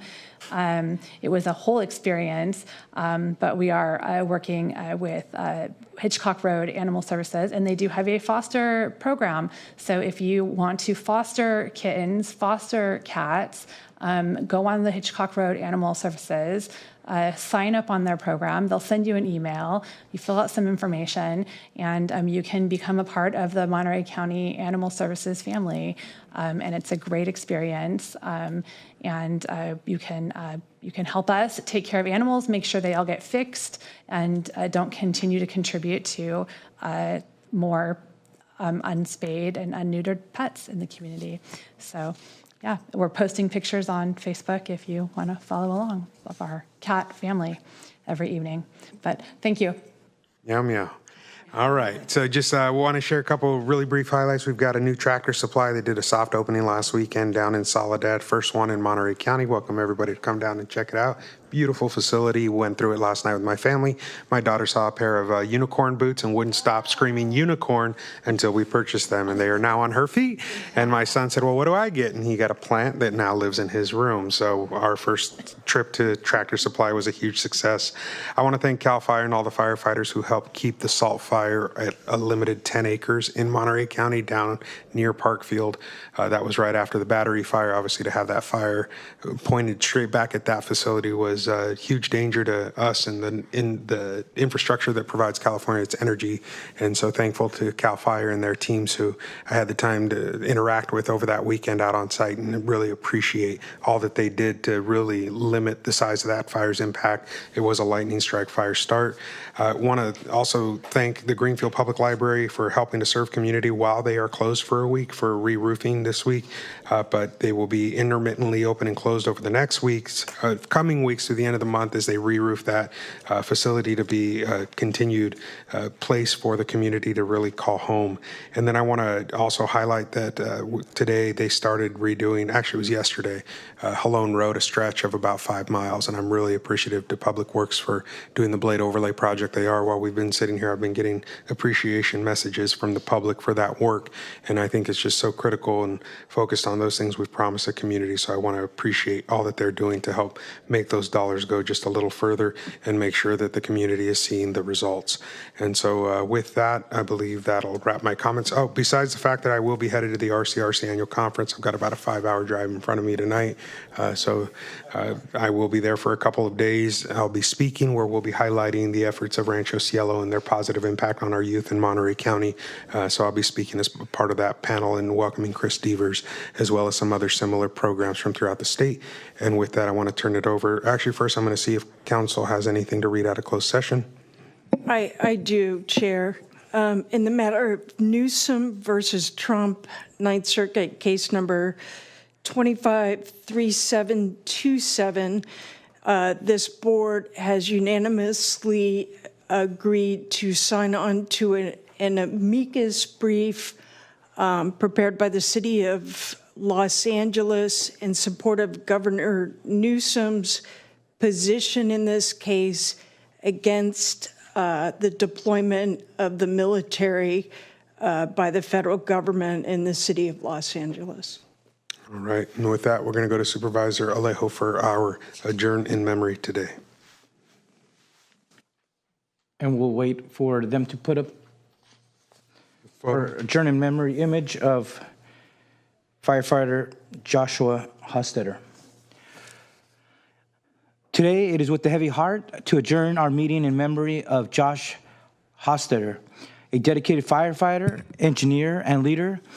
Josh devoted his life to serving the Salinas community with selflessness and compassion. His fire service journey began in high school at Bear River High School in Grass Valley, where he joined the regional occupation program and spent time at the local firehouse. Inspired by his grandfather and his uncle, both firefighters, Josh knew early on that this was the career he was meant to pursue. After graduating, his family relocated to the Monterey Peninsula, and Josh went on to serve 3 seasons with Cal Fire before joining the Salinas Fire Department in 2002. Over the next 23 years, he became a steady presence in the department, especially at Station 4 on Williams Road in the Alisal, where his leadership and dedication were deeply felt. Josh served not only as a firefighter and engineer, but also as the longtime president of the Salinas Firefighters Association, Local 1270, where he tirelessly advocated for his colleagues and the safety of the community. His role on the critical incident stress management team reflected his deep empathy and understanding of the emotional toll the job can take, and he worked to support fellow first responders in their most difficult times. But he was also a bridge builder between elected officials and local firefighters, and I always appreciated his professionalism, collaboration, and friendship. In recognition of his outstanding service and leadership, Josh was recently honored as a Citizen of the Year by the Salinas Valley Chamber of Commerce, which is a testament to the profound impact he made both inside and outside the firehouse. Beyond his career, Josh's greatest joy was his family. He was a devoted son, husband, and proud father of 4 daughters, passing on the same values of service, compassion, responsibility that defined his life. A GoFundMe has been set up to support his family. We are forever grateful for Josh's lifetime of service, his leadership, and the countless lives he has touched. His legacy of love, dedication, and service will continue to inspire us all. We will miss you, firefighter Josh Hostetter, and today we adjourn in his loving memory. May he rest in peace. Thank you. With that, we're adjourned, and I just want to send our hearts out also to all the other firefighting family who I know have been impacted by this loss. I've had the opportunity over the last few days to interact with a lot of them. I want them to know that our hearts and thoughts are with them and during this difficult time as well. Thank you. Thank you, Chair.